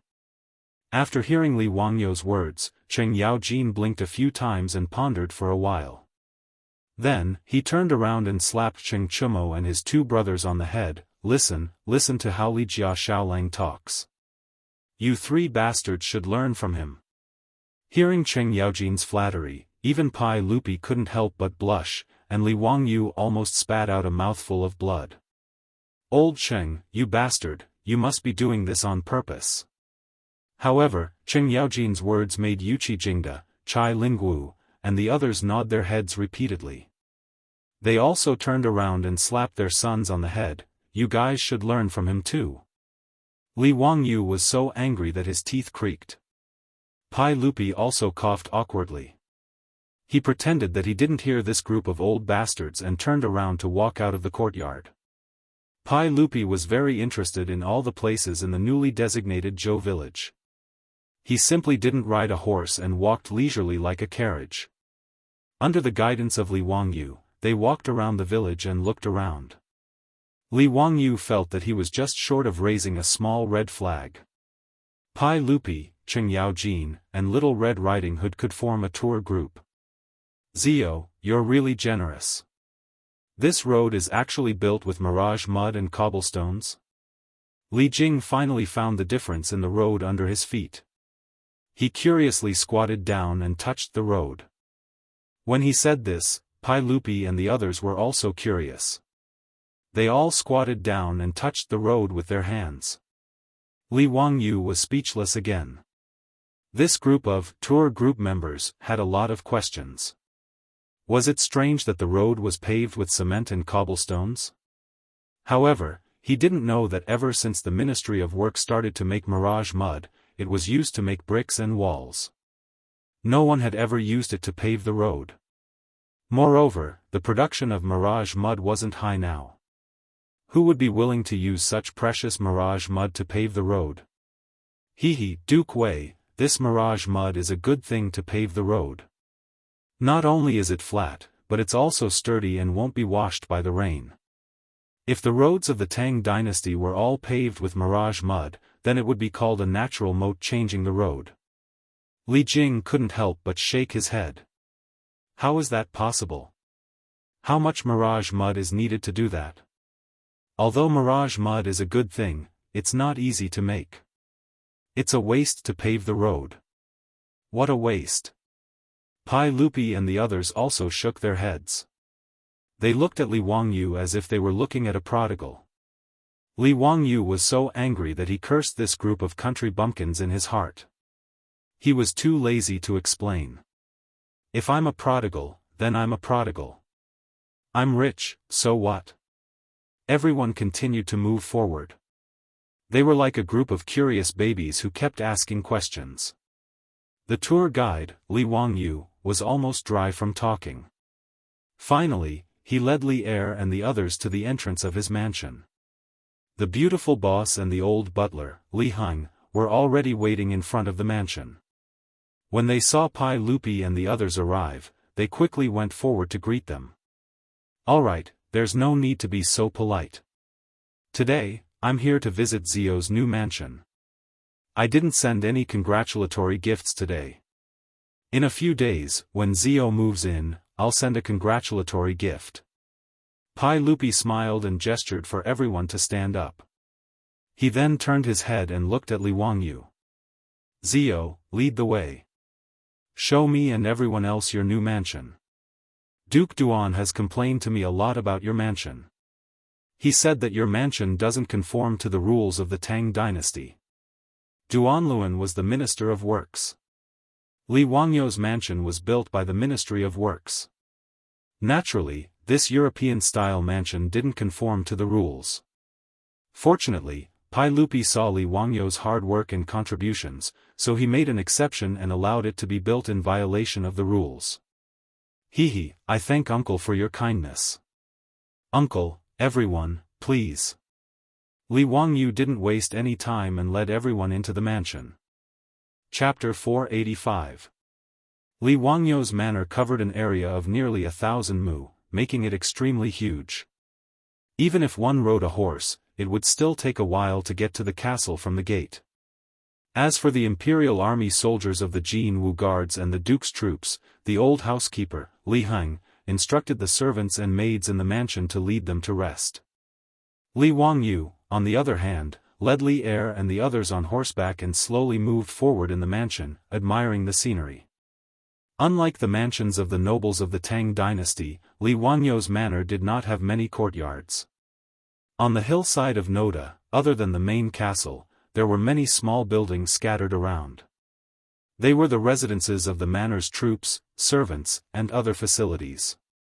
Pai Lupi, Cheng Yaojin, and the others had already seen a model of the manor and had a preliminary impression of it. But when they saw the real thing, they were still shocked. After entering the manor, not far away, there was a wide lake.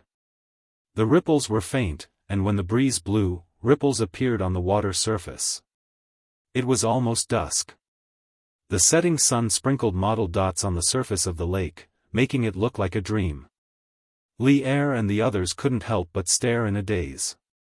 After a long while, they muttered, Zio, your residence is really, really amazing. After admiring the scenery by the lake, they continued forward. Along the way, the sounds of admiration were endless. Whether it was the European-style gardens that they had never seen before, or the pavilions and waterside pavilions, they all made Cheng Yaojin and the other big shots dazzled. Cheng Yaojin pulled Li Wangyu over and said, Kid, what's going on in your head? How did you figure out so many things? These pavilions and waterside pavilions aren't anything special, but how come other people's mansions aren't as exquisite as yours? Hehe, I figured it out blindly. Uncle Cheng, you flatter me. Li Wangyu replied very humbly. What else could he say? Could he say that he had copied the garden designs of the later generations? After visiting the manor, Cheng Yaojin, Yuchi Jingda, and the others thought about their own mansions in Chang'an City and couldn't help but feel a little stifled. The mansion of the founding duke was not even as big as the lake in Li Wangyu's mansion, not to mention the beautiful pavilions in the mansion that would make anyone's eyes green with envy. Of course, Cheng Yaojin and the others knew that although Li Wangyu's manor was big, the Ministry of Works did not spend much on it. At the very least, it was far from the upper limit of the cost of the founding duke's manor. First of all, almost all of the land was Li Wangyou's own land. And the land price of their mansions in Jianghu city was sky-high. Although the manor was big, except for the man-made lake, which required a lot of manpower, almost everything else was made from local materials. As for the castle, it was even built with mirage mud and bricks, and it didn't have any carved beams, painted rafters, or carved balustrades. This made Cheng Yaojin, Yuqi Jingda, and the others wonder if they should also ask Li Wangyu to build a manor for them so that they could come here to avoid the summer heat during their holidays. If Li Wangyu knew what these big shots were thinking, he would probably be overjoyed. There was no other reason than the fact that the real estate business could be developed in the Tang dynasty. It was a profitable business with little capital. Everyone looked around and finally arrived at the main building of the manor, the castle made of bricks. Pai Lupi could not help but shake his head. Zio, I really don't know what you're thinking. You actually like such a stone house?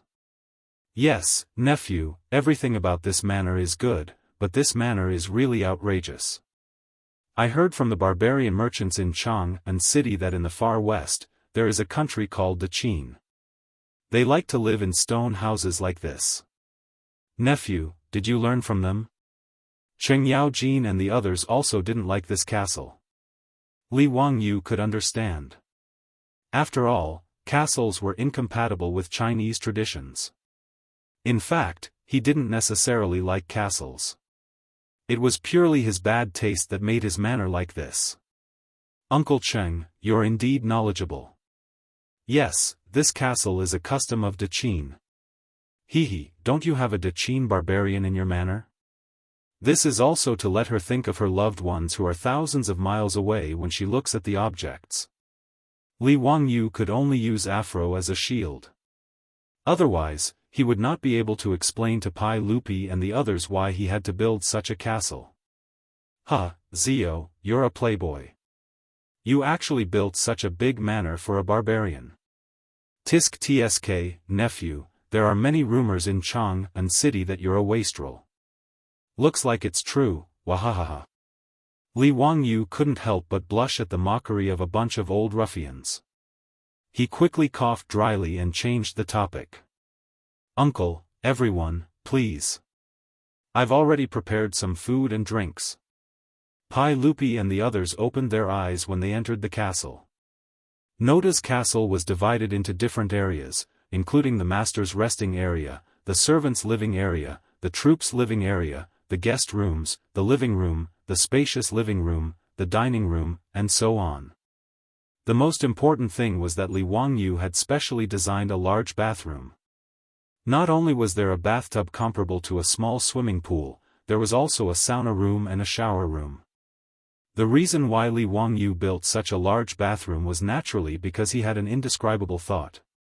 In the entire castle, Li Wangyu had only designed this large bathroom apart from the servants' bathrooms. When the beautiful boss, Aphrodite, and the others, wahahaha. Li Wangyu led Pai Lupi, Cheng Yaojin, and the others on a tour around the castle. When they saw the large bathroom, Cheng Yaojin's eyes lit up. Nephew, what's this pool for? Uncle Cheng, this is the bathroom for bathing. Li Wangyu didn't think too much about it and answered casually. Wahaha, great. I've been running around for the whole day and I'm all sore and smelly. It's a good time to take a bath.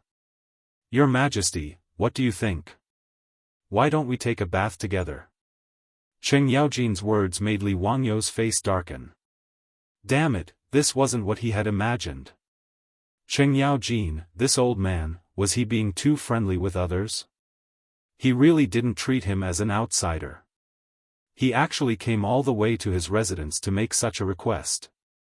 He hadn't even used this bathroom before, let alone the beauty he was looking forward to bathing. Pai Lupi was actually rather tempted. Hearing Cheng Yaojin's words, he nodded. Alright, it's already late today. We might as well stay in Zio's residence. Since you won't be returning to Jianghu city today, we'll have fun together and not go home until we're drunk. Damn it, this was even more outrageous. Li Wangyu was about to cry. What kind of people were they? He, the master, hadn't moved in yet, but Pai Lupi and the others were actually going to stay. Even if he could tolerate it, his aunt, he had to tolerate it too. After all, Pai Lupi was the boss. Moreover, his residence was paid for by Pai Lupi, who had ordered the Ministry of Works to build it for him. How could Li Wangyu dare to say no? Seeing that Pai Lupi and the other big shots were going to take a bath and change clothes, Li Wangyu could only instruct the maidservants in the residence to hurry up and prepare to serve Pai Lupi and the others. Chapter 486.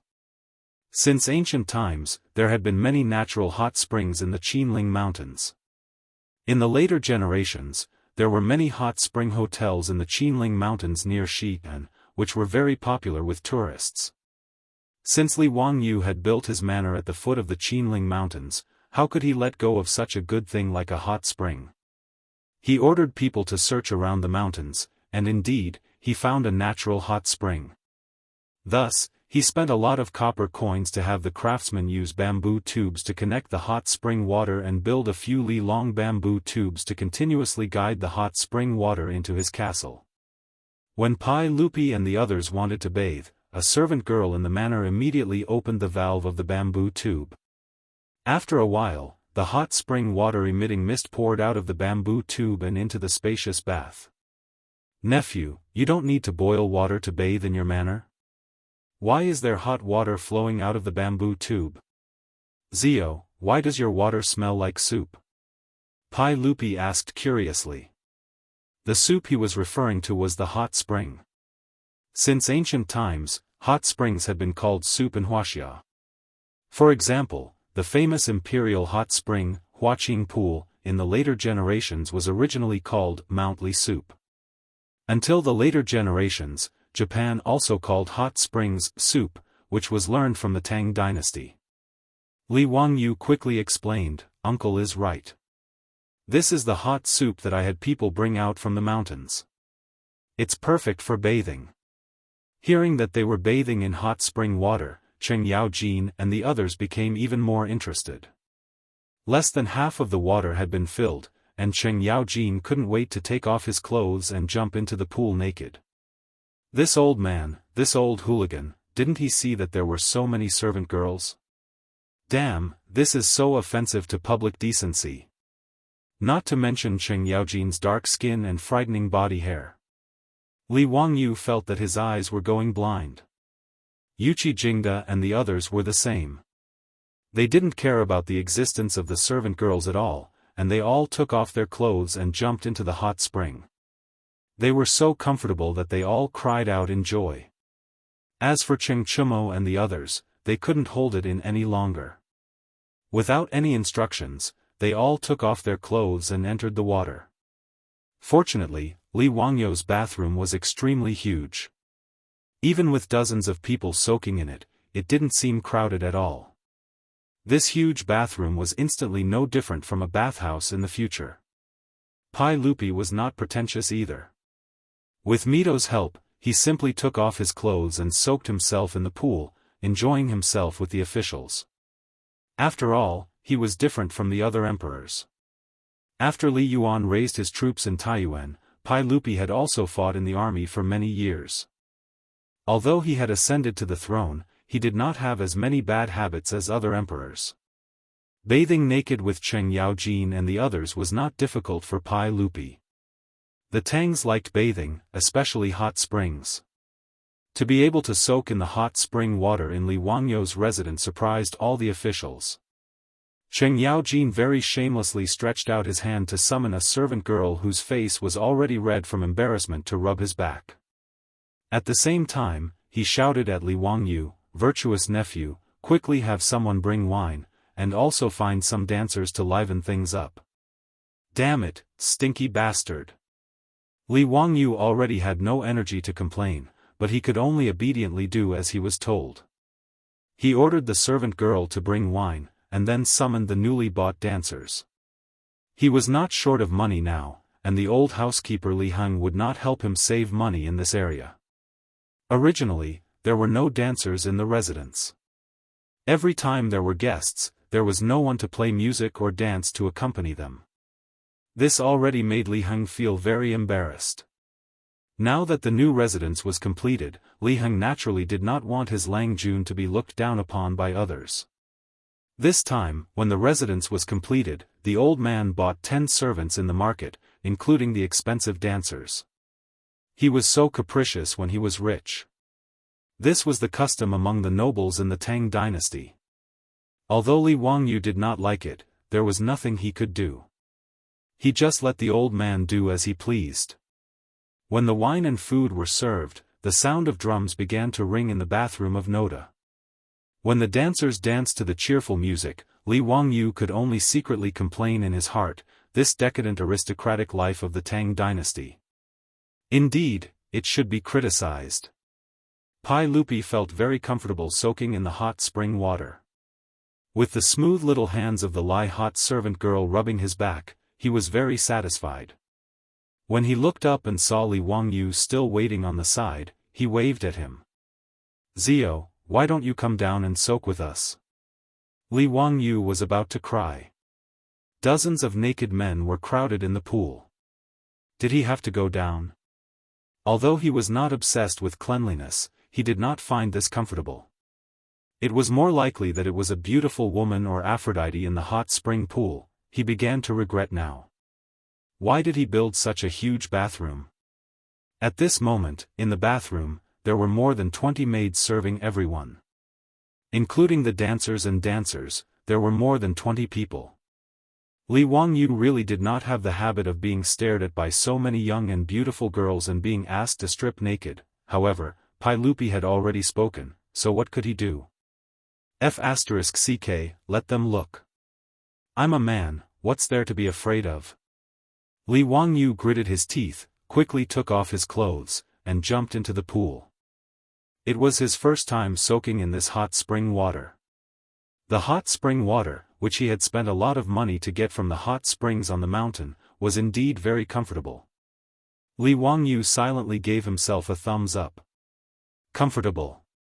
Cheng Yaojin also noticed that there was a wooden hut in the bathroom. "Nephew, what's the use of that wooden hut?" "Uncle Cheng, that's a sauna. It's used for a sauna." What's a sauna?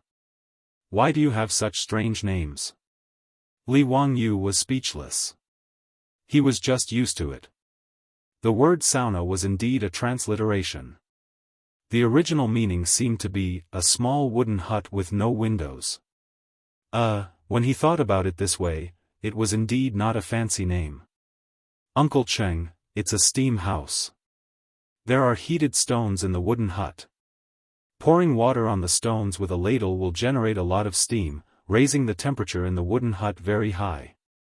After a while, you come out and soak in the cold pool. It's quite comfortable." Li Wangyu saw that everyone was curious, so he explained in detail. "Wahaha, it sounds quite interesting. Your Majesty, why don't we go to that sauna and have a steam bath?" Pai Lupi nodded. "Sure." Therefore, a group of big shots climbed out of the bathtub naked and rushed into the sauna room. Li Wangyu could only shake his head with a wry smile. He asked the maid to bring him a bath towel to wrap around his lower body and followed in. Knowing that the big shots were going to take a bath, the mansion's maids had already heated up the stones in the sauna. As soon as Cheng Yaojin came in, he picked up a ladle and poured water on the stones.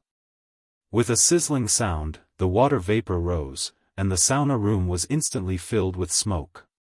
The people who were going to a sauna for the first time were so happy that they made a big fuss. The foppish lords even fought over the ladle and poured water on the stones. They were having a lot of fun. Li Wangyu was already speechless. This group of country bumpkins. How could they have the nerve to call themselves the nobles of the Tang dynasty? After steaming for more than 10 minutes, the group of dukes finally couldn't stand the heat anymore. Even Cheng Yaojin and Yuchi Jingda's dark skin had turned red and black, looking like steamed crabs. Li Wangyu hurriedly led everyone out of the sauna and took the lead to jump into another cold pool. The stimulation of the hot and cold made Cheng Yaojin burst out with vulgarities. Bastard, so addictive, so King addictive. This cold and hot, I actually feel all the bones in my body go soft. Nephew, you King know how to enjoy yourself. What kind of sauna is this? Later, I'll ask someone to build one for my mansion. Li Wangyu had no reason to refuse and quickly nodded. Yuqi Jingda and the others also spoke up and asked Li Wangyu to build one for them in their mansions. Even Pai Lupi was the same. Taiji Palace didn't have such a comfortable bath. Li Wangyu looked at Pai Lupi and then at the sauna. He suddenly thought of something. Chapter 487. Li Wangyu remembered that Pai Lupi's family seemed to have some cardiovascular, cerebrovascular, and respiratory diseases. Empress Zhongsun passed away at the age of 36. Historians researched that she died of qi disease, which was respiratory diseases like asthma and bronchitis. And the children she had with Pai Lupi didn't seem to live long. Li Qingqian lived for 26 years, Li Tai was 32, and Princess Royal Li Lizzie only lived for 23 years. Princess Jinyang died of illness at a young age, and Princess Xincheng only lived for 30 years. Only Pai Lupi lived for 52 years, and Li Ji lived for 55 years. They could be considered the oldest people in the family. Later historians analyzed that Empress Zhongxuan's qi disease might have been passed down to her children, so the family didn't live long. Thinking of the sauna and the inherited diseases of Pai Lupi's family, Li Wangyu felt that he should persuade Pai Lupi to use the sauna more to prevent diseases. Everyone knew that the sauna could increase blood circulation and prevent hardening of the blood vessels. It had a certain effect on asthma and bronchitis. Li Wangyu now didn't want Empress Zhongsun and his disciples to have short lives. He also had feelings for this family. Uncle, this sauna is very good for qi disease. Why don't you let me build one for you and Aunt in Taiji Palace? Normally, you, Aunt, Qingqian, Qingke, and the others can all use the sauna. It's very good for your health. Pai Lupi originally liked his sauna very much. Hearing him say this, how could he not refuse? Since Zio is so filial, I thank you on behalf of Maid Guanyin. It would be impolite of me to refuse this sauna. Everyone went to the sauna a few more times. Their bones were all limp. Only then did they feel comfortable and soak in the hot spring water again. Pai Lupi took a sip of wine from the maidservant and asked Li Wangyu, Zio, you can tell me about the special forces now. Cheng Yaojin and the others also came over when they heard this. They were naturally very interested in these big shots in the military and the special forces. The reason why Li Wangyu invited everyone to his residence was to stall for time and think about how to answer. Along the way, he racked his brains and finally came up with an answer. Uncle, the special forces, as the name suggests, are naturally soldiers of the special forces. Li Wangyu also took a cup of wine with ice cubes in it. After taking a sip, he continued, in little nephew's vision, our Tang dynasty can select 1 in 10,000 elite soldiers from the government troops and the imperial army, and train them strictly. These soldiers must have superhuman physical strength and courage, and they must be able to survive alone and complete the mission.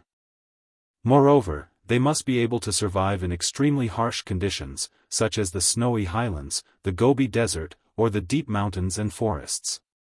They must learn how to survive without supplies. Hearing his words, Pai Lupi and the group of big shots began to bite their teeth. Cheng Chumo and the other playboys were so surprised that their mouths were wide open. Is this still a human? Li Wangyu glanced at Cheng Chumo, I haven't finished yet. These special forces soldiers must be proficient in all kinds of fighting skills and can kill with one blow. They must have outstanding intelligence and be proficient in many combat skills.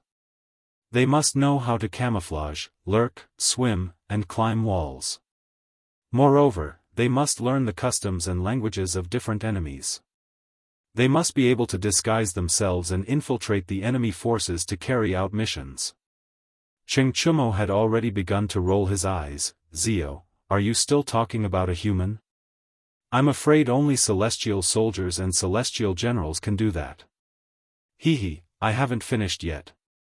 The most important thing is that these soldiers must be loyal to the Tang dynasty and His Majesty. They must always put the interests of the Tang dynasty first. Only such soldiers can be called special forces. Li Wangyu did not forget to flatter Pai Lupi one last time. His words made Pai Lupi and the others fall silent. In the eyes of the Tang people, special forces soldiers were simply unrealistic. Nephew, according to what you said, even if we can train such soldiers, how many of them can there be? Based on my experience, I can conclude that there are hundreds of thousands of government soldiers and imperial guards in the Tang dynasty.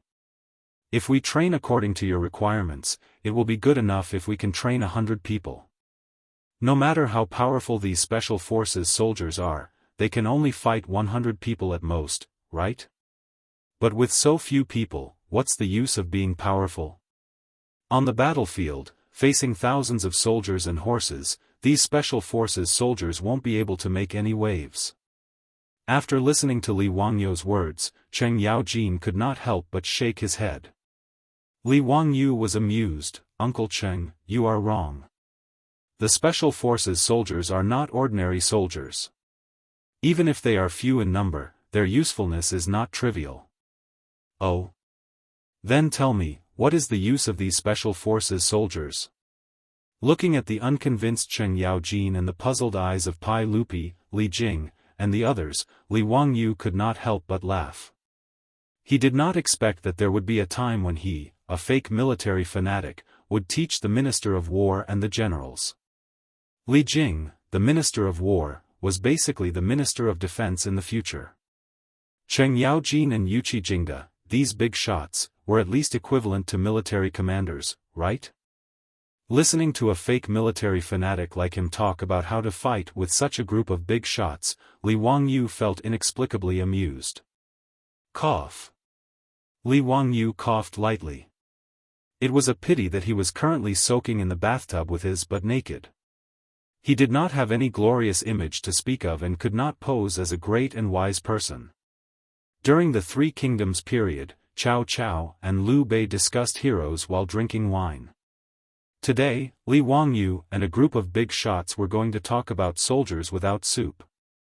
At least everyone was honest with each other.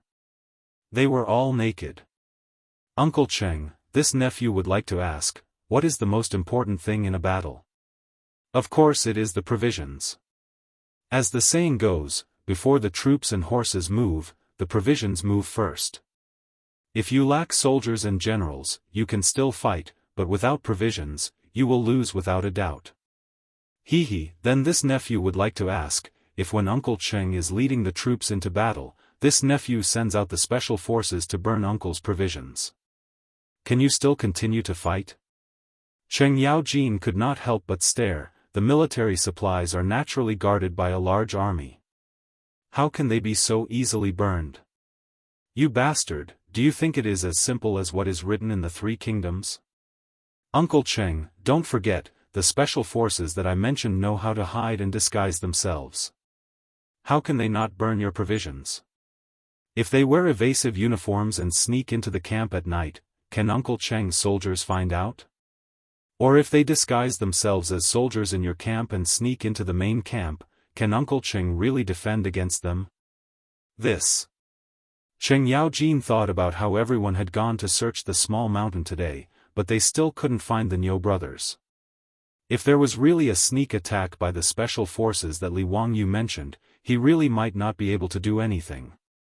Uncle Cheng, the special forces can also continuously harass your army when it is marching, assassinate the generals, poison, set fires, and do anything. And every move of your army is under the eyes of these special forces hiding in the dark. They will report to the rear army at any time. Uncle Cheng, do you think that you still have a chance of winning against such an opponent? Cheng Yaojin opened his mouth, but he really did not know what to say. He hit the water fiercely. Damn it. If there is such an enemy, I am afraid that I will have to sleep with one eye open. Kid, is this the special forces you mentioned? Chapter 488. Li Wangyou's words seemed to have opened a window to a whole new world for Pai Lupi, Cheng Yaojin, and the others.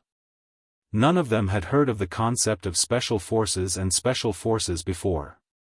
And when they came into contact with this kind of combat thinking, Li Wangyou, the fake military fan, could step aside. Pai Lupi and this group of bosses had been fighting wars for half their lives. They had experienced countless battles big and small and had a wealth of experience. Li Jing, Cheng Yaojin, Yuqi Jingda, and the others immediately came up with dozens of ways to use the special forces. Their methods were so sinister that Li Wangyou's back broke out in cold sweat when he heard them. This group of old assassins were indeed not some good birds. The more they talked, the more they felt that the special forces were powerful. Your Majesty, in my opinion, the special forces proposed by County Count Hu is a powerful weapon for the country. It's no small matter. Your Majesty, please issue an imperial edict and order the special forces to be selected from the government soldiers and imperial guards of the Tang dynasty. In time, the special forces will be a sharp blade in your Majesty's hands that can pierce through the enemy's vitals. Li Jing solemnly suggested to Pai Lupi. Cheng Yaojin, Yuqi Jingda, Chai Lingwu, and the others all agreed with Li Jing's suggestion. Pai Lupi was naturally tempted. Even if Li Jing and the others didn't mention it, he would have already made arrangements. Everyone, who do you think will be in charge of the special forces selection and training? Pai Lupi looked at the bosses and wanted to hear their opinions. Li Wangyou was leisurely drinking wine on the side. He felt that this matter had nothing to do with him. However, when he noticed that everyone, including the group of rich kids, was looking at him, he was so scared that he almost knocked over the wine glass in his hand. Duke Wei, Uncle Cheng, Uncle Yuqi, everyone, why are you looking at me? Li Jing twirled his beard and smiled. County Count Hu, I'm afraid that no one in the world knows the special forces better than you. Since you proposed this, why don't you build this army? What the hell do I know? Li Wangyou felt wronged in his heart. He was just a fan of the military. Other than watching movies, participating in military training, and standing in a military posture, he knew nothing about the military. Not to mention the special forces, he didn't even know how to train a normal army. What he had said just now was purely based on the movies he had seen and the military forums he had browsed in his previous life. He knew the facts, but he didn't know the reasons. He was absolutely unwilling to take over this kind of thing. Li Wangyou rolled his eyes, and the same old excuse came out of his mouth, "Hee, thank you for your kindness, Duke Wei. However, I am still in the middle of cutting off my late father's decline, and I am truly unable to help." Well, the Tang dynasty ruled the world by filial piety. Li Wangyou had to observe mourning for his father for 3 years. During this period, he could not get married, nor could he enter the imperial court as an official. Therefore, when he used this excuse, Pai Lupi and the others were at their wits' end. Zio, you were the one who proposed this. At the very least, you should give us some details on how to operate it. Pai Lupi glared at him with dissatisfaction and settled for the next best thing. Li Wangyou didn't have any objections to this. Wasn't it just writing a standard for the selection and training of the special forces? He could just make it up and exaggerate it as much as he could. As for whether Cheng Yaojin and the others could do it or not, it had nothing to do with him. After soaking in the hot spring for almost 2 hours, Li Wangyou felt that his bones were soft. Pai Lupi and the other bosses, as well as the rich kids, finally climbed out of the hot spring in satisfaction. With the help of the hot maids, everyone changed their clothes and went to the dining hall to eat. Without a doubt, Cheng Yaojin and the other bosses drank until they were drunk again. Fortunately, Li Wangyou had the foresight and ordered the servants and maids to put away all the decorations in the dining hall. In addition, there were many troops and guards in the residence, so the group of old ruffians who caused trouble after drinking didn't suffer any losses. Li Wangyu ordered the servant girls in the mansion to send these big shots and foppish sons to the guest rooms to rest and serve them well. Then, he rode on the horse dizzily, leading Niu Yong and Niu Wu back to the old mansion. When he returned to the residence, it was already late at night. His beautiful superior was still awake and was waiting for him in the central room. However, when Li Wangyu saw his beautiful superior's cold face, he knew that something was wrong. He prepared to pretend to be drunk and sneak away. If there was anything, he could talk about it tomorrow. Perhaps his beautiful superior's anger would dissipate then? Chongqing, you haven't slept yet? I'm very sleepy, I'm going to sleep first. Li Wangyu's words were slurred. He greeted his beautiful superior and prepared to sneak away. Stop. His beautiful superior's voice was cold. Don't think about pretending to be drunk to get away. Why did you agree to let the Niu brothers fight with Hou Junji's troops? As expected, it was because of this matter. Li Wangyu couldn't help but bitterly smile. He stopped pretending to be drunk and sighed deeply. Sitting beside his beautiful superior, he picked up the cold tea on the table and gulped down a few mouthfuls. Chongqing, it's not that I want them to fight, but I have no other choice. Li Wangyu didn't hide anything from her and honestly recounted what had happened in front of the Jade Star Palace. When the beautiful superior heard that Hou Junji, Wang Renyu, and Zheng Yuanshou had forced the Niu brothers to fight to the death, she was so angry that her eyebrows furrowed. How can they do this? This was a living human life. Are human lives so worthless in their eyes? The beautiful superior said angrily. Li Wangyu gently put his arm around her shoulder and comforted her softly. Chongqing, this is the Tang dynasty. The beautiful superior silently closed her eyes and leaned her head on Li Wangyu's shoulder. Wangyu, I'm so scared. I'm scared that one day, someone will force you to kill people. I'm scared that someone will force us to do things we don't want to do. Today, when she heard about the bloody massacre, the beautiful superior, who had always been strong, was scared. The Tang dynasty was too different from the world she was familiar with. Don't worry, I'm here. I'll protect you. Li Wangyu could only comfort her in this way.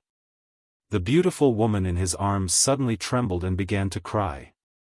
Li Wangyu hurriedly wiped away the tears on her face. What's wrong? Why are you crying? Chongqing, don't scare me. I miss home. I want to go back. The beautiful superior cried like a pear blossom in the rain. Li Wangyu felt distressed when he saw this, but he didn't know how to comfort her. Go back? I'm afraid I won't be able to go back to my home in the future. Suddenly, Li Wangyu's eyes became a little red. He hugged the beautiful superior who was crying silently and softly hummed a song with a hoarse voice. It's not only the wine that made me cry last night. It's not only your gentleness that made me reluctant to part. How long do we have to walk the rest of the way? You hold my hand. In that rainy little city, I have never forgotten you. In Chengdu, only you can't be taken away. Walk with me in the streets of Chengdu. Don't stop until all the lights are out. Li Wangyu studied in Chengdu University in the future. He had friends and memories there. It was his favorite city, and Zhao Lei's Chengdu had also become his favorite song. The home he couldn't go back to, the city he couldn't go back to. That night, two time travelers, two lonely people, two people who couldn't find their way home, hugged each other in the central room and sat there for the whole night. Chapter 489. The next day, the beautiful boss finally regained her spirit, as if she had completely forgotten about her weakness last night.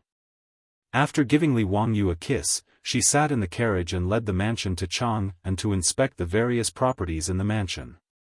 This made Li Wangyu feel a little relieved. At least, the beautiful boss could still smile, which was enough. After the beautiful boss went to work, Li Wangyu rushed to the manor. Pai Lupi and a group of big shots had not left yet, so he, as the host, naturally had to accompany them. Li Heng, are the sage and the others still in the mansion? Last night, the old housekeeper Li Heng was left in the manor by Li Wangyu to serve Pai Lupi and the others. Li Wangyu walked around the manor, but did not see Pai Lupi and the others. He was curious and asked Li Heng. The old man shook his head and said, "The sage and the other nobles are not in the mansion." Li Wangyu was overjoyed when he heard that. Well, Pai Lupi and the others were quite self-aware. They went back to Chang and by themselves, which saved him a lot of trouble. He nodded and turned to leave, but was stopped by the old man again. Lang Jun, the sage and the nobles have not returned to Chang'an. They feel very comfortable living in the mansion and plan to stay here for a few days. Now the sage and the others are just hunting in the mountains. What? They want to stay for a few days? Li Wangyu suddenly felt frustrated as if he had led a wolf into the house. Were these people addicted to living here? He didn't know that Li Er and the others were extremely satisfied with Li Wangyu's mansion, except for the stone castle, which they didn't like. This morning, before dawn, Pai Lupi sent people back to Chang'an. He informed Fang Xianling and the others that the court would be suspended for the next few days. If there was anything, they could send it to the county magistrate's manor of Dingzhou village. He would be resting here for a few days. At this time, Pai Lupi, Cheng Yaojin, Yuqi Jingda, Qin Qiong, and the others had already led a large group of people to the Qinling Mountains to hunt. After Li Wangyu figured it out, he couldn't help but look up at the sky and sigh. *CK, the mansion that his master had never lived in had actually become Pai Lupi's temporary residence. The Jade Star Palace was not far away. Why didn't Pai Lupi go to his palace? Although he was cursing in his heart, he still had to continue receiving Pai Lupi and the others. Everyone in the mansion, including the old housekeeper Li Heng, was extremely excited. Even the newly bought maids in the residence had proud looks on their faces. What kind of honor was it to be able to serve a saint? Li Wangyu could only shake his head. He took a fishing rod and went fishing in the lake in the mansion to pass the time and wait for Pai Lupi and the others to come back. After noon, Pai Lupi, Cheng Yaojin, and the others finally returned from the mountains, bringing back a lot of big and small prey. Wahaha, virtuous nephew, quickly tell the cook in your residence to clean up the game. We'll be eating this tonight. Nephew, you really chose a good place for your mansion. Not bad at all. Cheng Yaojin laughed. He was obviously very satisfied with the manor. Li Wangyu could only squeeze out a smile. If Uncle Cheng likes it, you can stay in my mansion for a few more days. Wahahaha, well, since nephew said so, I will stay for a few more days. Cheng Yaojin's words made Li Wangyu almost cry. *CK, does this old hooligan not know what politeness is? When Li Wangyu was busy calling the maids in the mansion to serve everyone, there were more guests in the mansion. Looking at Fang Xianling, Du Ruhui, Zhangsun Wuji and the others who dismounted from their horses, Li Wangyu was about to cry. What was going on? Although he had made a little money now, he could not bear such a torment. The landlord did not have any surplus food, did he? Fang Xianling and the others came for official business. Pai Lupi had not been in Chang'an City for 2 days, but he had accumulated a lot of official business for him to decide. Master Fang, Master Du, Wuji, you came at the right time. This morning, Jijia and I went up the mountain to hunt a lot of prey. Don't go back to Chang'an City. Zio's mansion is very comfortable. You can stay here with me for a few days.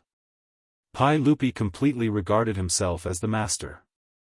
Li Wangyu could only look at the sky silently and draw circles in his heart. I'm sweaty from hunting today. I don't feel good. Your Majesty, why don't we take a bath and have a sauna? Cheng Yaojin turned to look at Pai Lupi. Pai Lupi immediately nodded. Okay. Then, the group of men rushed to the huge bathroom in Li Wangyu's mansion. Fang Xianling and the others were confused. Why would they take a bath in broad daylight? Then what was the meaning of a sauna? Seeing that they were confused, Cheng Yaojin and the others showed off for a while. They looked like bathhouse experts. After Fang Xianling, Du Ruhui, Zhangsun Wuji and the others tried the hot spring and sauna in Lai Hot, they were full of praise. After the excitement, everyone comfortably soaked in the hot spring. Pai Lupi turned to look at Fang Xianling. Master Fang, is there any official business that requires you, Master Du and Wuji to come to Hu County? Yes, Your Majesty. This year, there was a locust plague. Although Your Majesty gave an edict to exterminate the locusts and save the people, there will be a decrease in grain production. It is now the end of the 8th lunar month. There will be a shortage of food and resources everywhere. The people lack grain and the farmers live in poverty. I'm afraid it will be difficult for them to survive. After discussing with Prime Minister Du and Master Dai, we feel that the local government should release grain to help the people. Therefore, Your Majesty, please make a decision. Fang Xuanling's words made Pai Lupi silent. After a while, he slowly nodded. Okay. In the second year of the locust plague, although the locusts were exterminated in time and the people didn't sell their children, the lack of grain production this year was certain. The people had a difficult life. Pai Lupi was discussing with Fang Xianling and the others how to release grain when Li Wangyu suddenly said, Uncle, in Guanzhong Road, especially around Chang'an, we can encourage the planting of rice.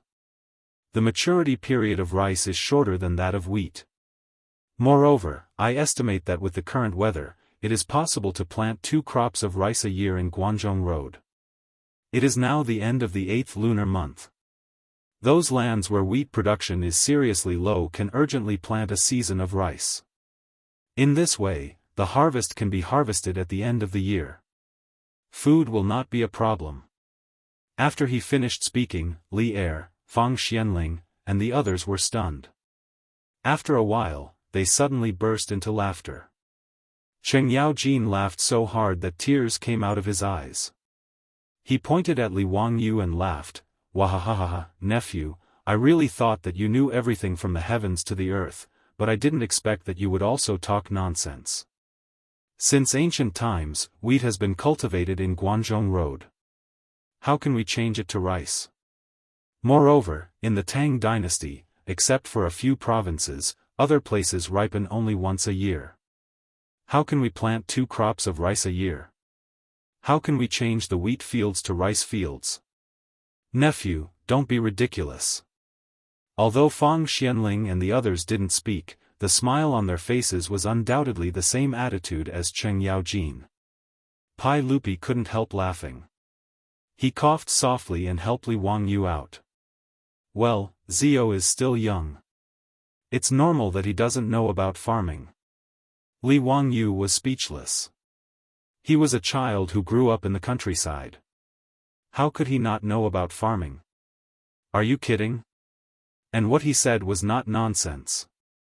Naturally, there was a reason behind it. Chapter 490. In the future, Guanzhong Road was the Guanzhong area with Xi'an as the center. Even after thousands of years, soil erosion and vegetation destruction, the Zhouzhi and Lantian counties near Xi'an could still grow rice in large quantities. But now, the Guanzhong Road of the Tang dynasty had better conditions for growing rice. First of all, it had abundant water sources. Unlike the yellow hills of northern Shaanxi, which gave people the impression of drought, the Guanzhong Road of the Tang dynasty had abundant water sources. Since the Han dynasty, there was a saying that Chang'an was surrounded by 8 rivers. The 8 rivers, Wei, Jing, Feng, Watershed, Bai, and Mu, flowed around Chang'an city.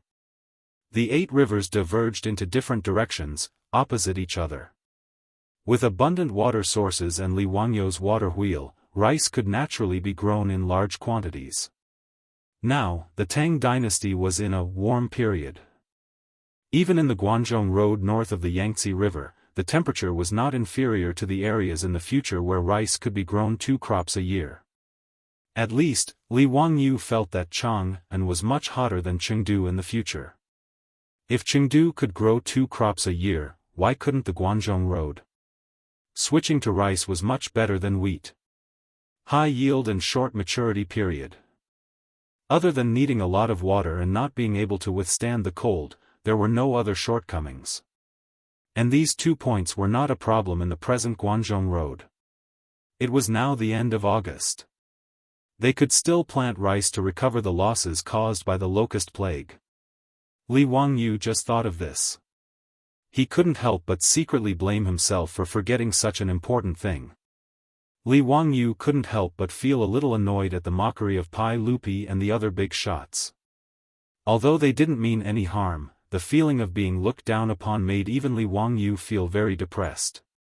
What made him even more depressed was that what he proposed was obviously the right way, but it was not accepted by others and even criticized.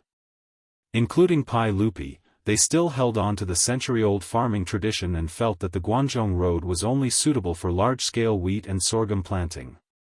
They also didn't consider the possibility of growing 2 crops of rice a year in the Guangzhong road. Li Wangyu silently rolled his eyes.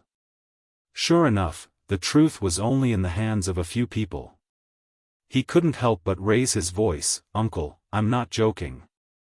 Guangzhong Dao can really switch to planting rice on a large scale." "Alright, Zio, stop messing around. If you were talking about other skills, I would believe you. But when it comes to farming, hee." Pai Lupi laughed and said, "I still remember how you made people sow the rice fields." "Nanny? What did that mean?" Li Wangyu was confused by Pai Lupi's words. "What's wrong with me? What do you mean by letting people sow paddy fields?" Seeing Li Wangyu's puzzled look, Fang Xianling also smiled. "Zio, did you plant rice in the 300 mu of saline alkali soil that you improved?" "Yeah, what's wrong?" Li Wangyu asked blankly. This old man remembers that you had people dig up those paddy fields in a mess and wasted a lot of land. There were also 2 mu of paddy fields that were sowed in a mess. I heard that you also had people do that." Fang Xianling twirled his beard and laughed. Regarding Li Wangyu's talent, even Fang Xianling was very impressed. Fang Xianling loved the 3 Kingdoms book so much that he couldn't put it down. As for the poems that Li Wangyu copied, Fang Xianling loved them even more. But when it came to Li Wangyu's actions in farming, he could only shake his head and smile bitterly. However, in the eyes of Fang Xianling and Pai Lupi and the others, it was normal that Li Wangyu didn't understand. For his words just now, everyone naturally just laughed, as if it was a joke from the younger generation. No one took it to heart. Li Wangyu had long forgotten about his 300 mu of paddy fields. Now that he was earning a lot of money every day, how could he take care of those paddy fields? He had already left them to the old villager to help him take care of them. Now that he was reminded by Pai Lupi and Fang Xianling, he suddenly realized. The messily sowed paddy fields that Fang Xianling was talking about were the 2 mu of paddy fields that he had people use the seedling throwing method to plant them? Fuck, what do you mean by messily sowing? That is the seedling throwing method, which can increase the rice yield by 10%. Li Wangyu was completely speechless. He was too lazy to explain. As for the actual situation, it was better to let Pai Lupi and the others see it for themselves. "Uncle, Duke Wei, if you didn't mention it, I would have forgotten. The paddy fields you were talking about, why don't we go take a look today? Let's see if I was messily sowing paddy fields and see what use the ditches that I had people dig are. If this nephew's paddy fields grow well, uncle, why don't you reconsider this nephew's suggestion? Zio, you really won't give up until you see the Yellow River. With your messily sowing paddy fields, it would be strange if they could grow well. Alright, stop messing around. We have important business to discuss with the officials." Pai Lupi didn't believe him at all. He shook his head and didn't want to continue this topic. Li Wangyu was choked by Pai Lupi's words and almost died from anger. This country bumpkin Pai Lupi doesn't even know how to raise rice. Fuck. When he wanted to say something, he saw Li Heng hastily walk into the bathroom. Lang Jun, the village chief is here. He has good news to report. Li Wangyu was depressed and casually asked, "What good news? Is his family getting married or what?" "The paddy fields in the estate have ripened." He came to ask when Lang Jun will start harvesting so that he can arrange people. Although the estate didn't care about the income from the 300 mu of paddy fields, since ancient China, no matter what time it was, harvesting was a major event. Naturally, they couldn't be careless. In the entire Guangzhou road, because rice was only grown on a small amount of land, the government didn't pay much attention to the harvest. When the wheat ripened and was ready to be harvested, that was the most important event for the government. Not only did they need to worship the heavens, but they also needed to hold various ceremonies to celebrate the harvest. Even Li Er would have to personally head down to the fields to harvest the first bunch of wheat in the imperial family farmland during the spring plowing. This was an important ceremony that wasn't inferior to the imperial family's plowing ceremony. Not only did Pai Lupi have to personally go to the fields to harvest, but Empress Zhongsun and the crown prince also had to follow behind to pick up the wheat. After harvesting, they had to worship the heavens to show their gratitude for the gift. Therefore, in the old village chief's opinion, his lord's paddy fields ripening was naturally a major event, so he hurriedly came to report. When Li Wangyu heard this, he couldn't help but raise his head and laugh. This was really like someone giving him a pillow when he was sleepy. He was depressed about how to convince Pai Lupi and the others. Now was the perfect time to let them see with their own eyes whether or not he knew anything about farming. "Li Heng, go tell the old village chief to immediately prepare for the harvest. Arrange for people to start harvesting today. I'll go to the paddy fields in a bit and preside over the harvest." "Yes." After Li Heng left, Li Wangyu turned to look at Pai Lupi and the others. "Uncle, the village chief just came to report that the 300 mu of paddy fields have ripened and are ready to be harvested today. I wonder if Uncle is interested in seeing how my paddy fields are doing?" When Pai Lupi heard him mention the paddy fields again, he couldn't help but shake his head. "Huh, Zio, you are really stubborn. Do you really want me to see your paddy fields? Well, since there is nothing to do today, why don't you all follow me to see how Zio's paddy fields are doing this year?" "Huh, since your majesty is interested, we naturally have to go and see. I am also very curious to see how much Zio's paddy fields have produced." Fang Xianling nodded in agreement. Since Pai Lupi had spoken, everyone naturally had no objections. With the help of the maidservants, they changed their clothes and rode to the paddy fields. Chapter 491.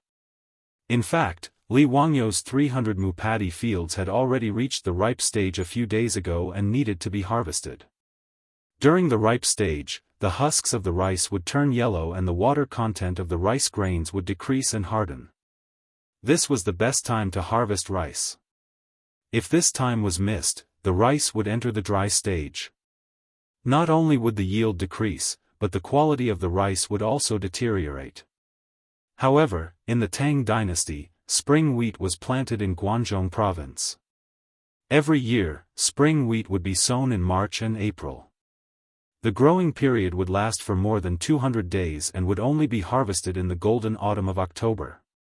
If winter wheat was planted in Shaanxi province in the future, the growing period would be even longer than 300 days. Every year, it would be planted from August to December and harvested from May to July. The old villager had never planted rice before. He didn't expect that it would only take about 5 months to mature, which was 150 days. If he didn't go to Li Wangyu's 300 mu paddy fields every few days, he would have missed the best time to harvest rice. Li Wangyu led the group on horseback and slowly walked over. They passed by Dingzhou village and the still lush green wheat fields. When they arrived at the 300 mu rice fields by the Gan River, everyone was shocked by the field of golden rice in front of them. As far as the eye could see, there was a heart-wrenching golden wave. Under the sunlight, it was even more dazzling. Pai Lupi didn't care about the filth of the paddy fields. He directly jumped down from his horse and pulled out a bunch of wheat ears. He used his palm to crush the husks and threw the rice grains into his mouth. He chewed a few times. Zio, you didn't lie to me. This paddy field is indeed ripe and should be harvested. Hee, uncle, look at this paddy field. Do you think this little nephew is a mess? Li Wangyu pointed at the golden paddy field and was very proud. This group of country bumpkins, they actually dared to not believe this lord's words. Are they dumbfounded now? Li Wangyu was very proud. He happily waited for Pai Lupi and the others to worship him. However, he didn't expect Pai Lupi to coldly snort, "Humph, you little bastard. Look at what you've done to the paddy fields. Only 90% of the land can be used to plant rice. Aren't you wasting it? Using paddy fields to raise fish was ridiculous. Remember not to mess around like this in the future. Farming concerns the people of the world. You can't treat it carelessly." Li Wangyu was stunned by Pai Lupi's lecture. What the hell was going on? Fang Xianling, Du Ruhui, and the other bigwigs were also trying their best to persuade him. Zio, agriculture is the great cause of the world. The foundation of agriculture was important, and the outline of the country was important. Don't underestimate them, and don't treat them like child's play. County Count Hu, agriculture, the foundation of the world, your duty is the greatest. The most important thing for the people is agriculture. You must remember, you must remember. Cheng Yaojin grinned and laughed, "Kid, this is the first time I've seen someone dig a paddy field like this. I heard that you even had people raise fish in it. Wahahaha, I've really opened my eyes today." Li Wangyu was completely dumbfounded.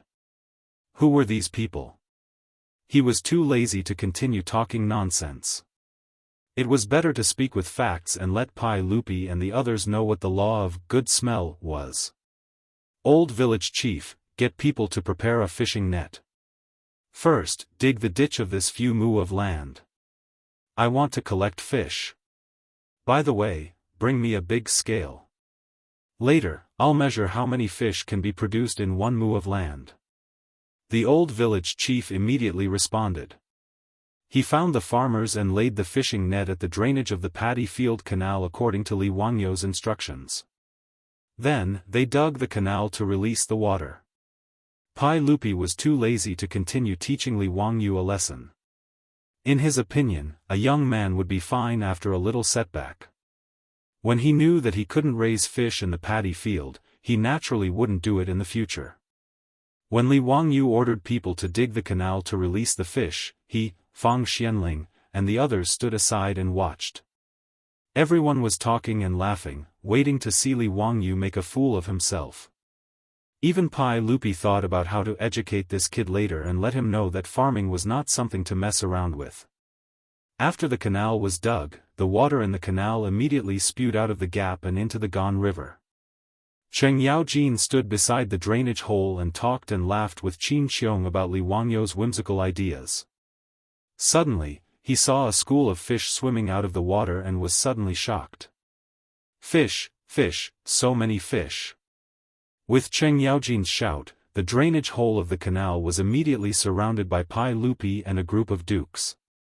The group of playboys wanted to squeeze through to see what was going on, but there was no place for them to stand. There are actually so many fish in this canal? TSK, it's really fat.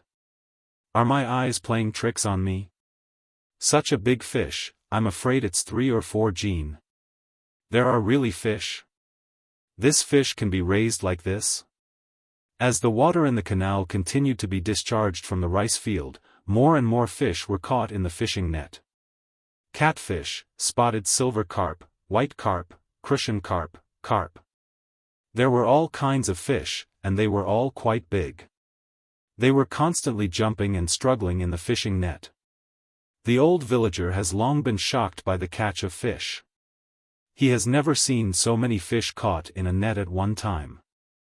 The old housekeeper Li Heng was even more anxious and kept shouting at the villagers who were holding the fishing net, "Be careful, pull it. Don't let the fish escape." Li Wangyu saw that there were too many fish in the fishing net.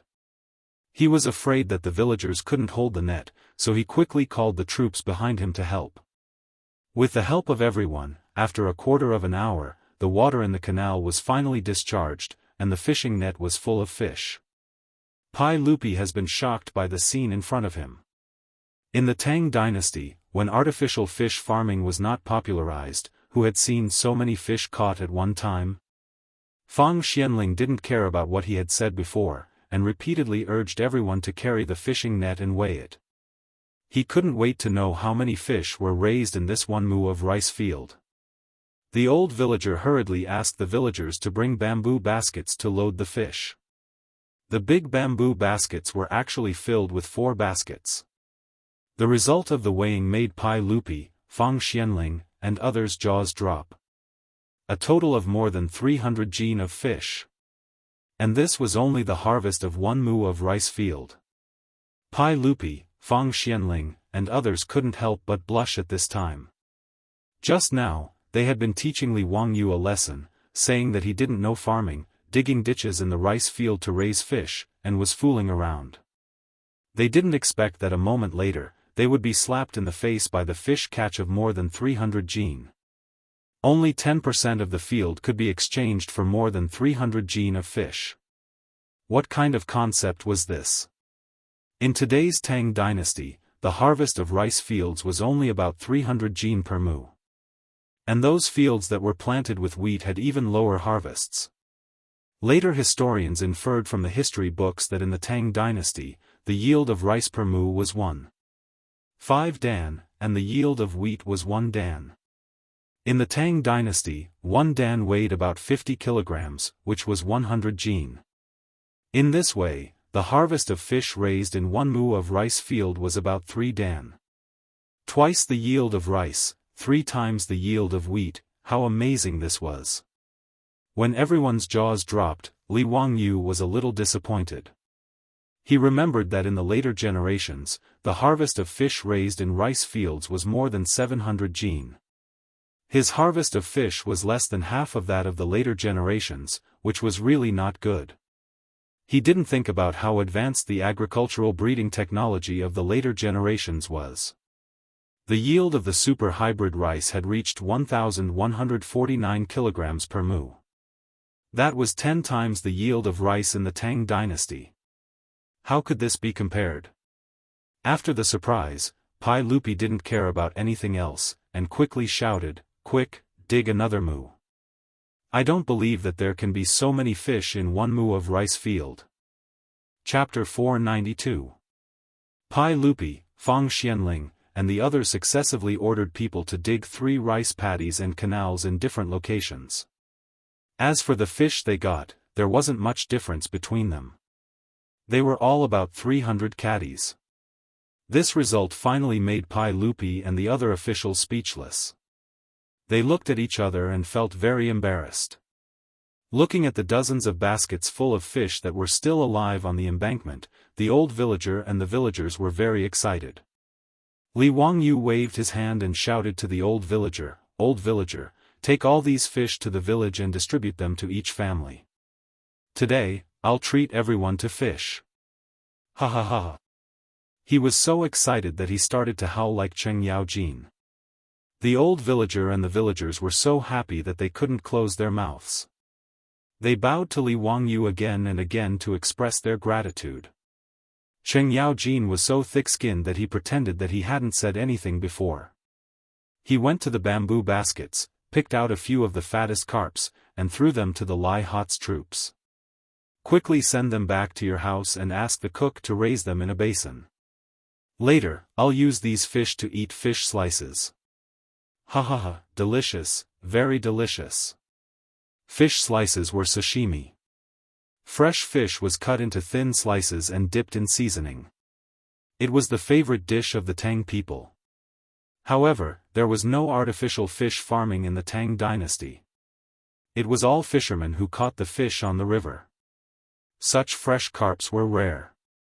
Even a big shot like Cheng Yao Jin couldn't eat them at any time.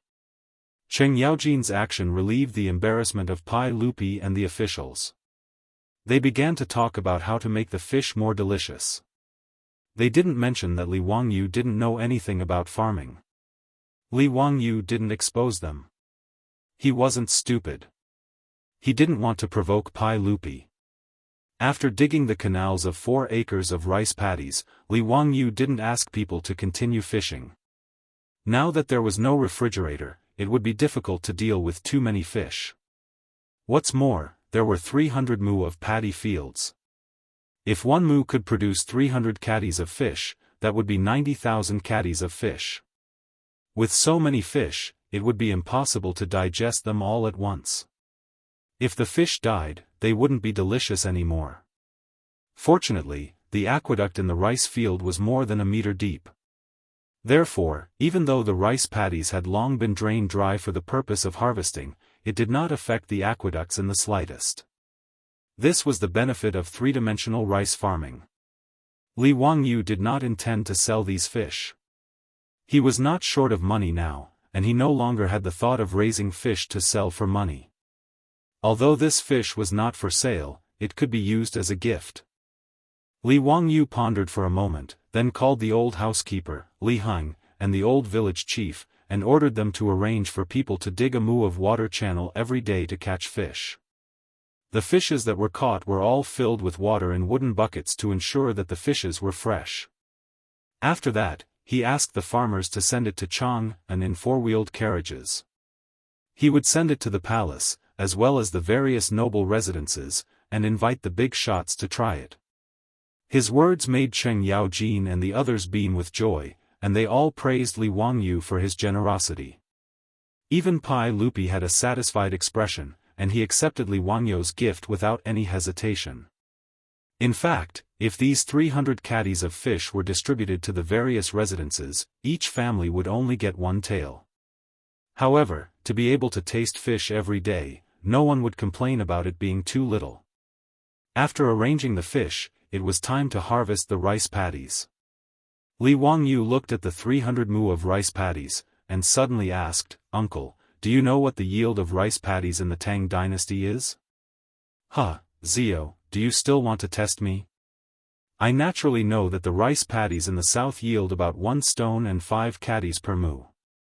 Li Wangyu chuckled, "Uncle, you said before that this nephew dug out 10% of the rice paddies, reducing the cultivated area of the rice paddies.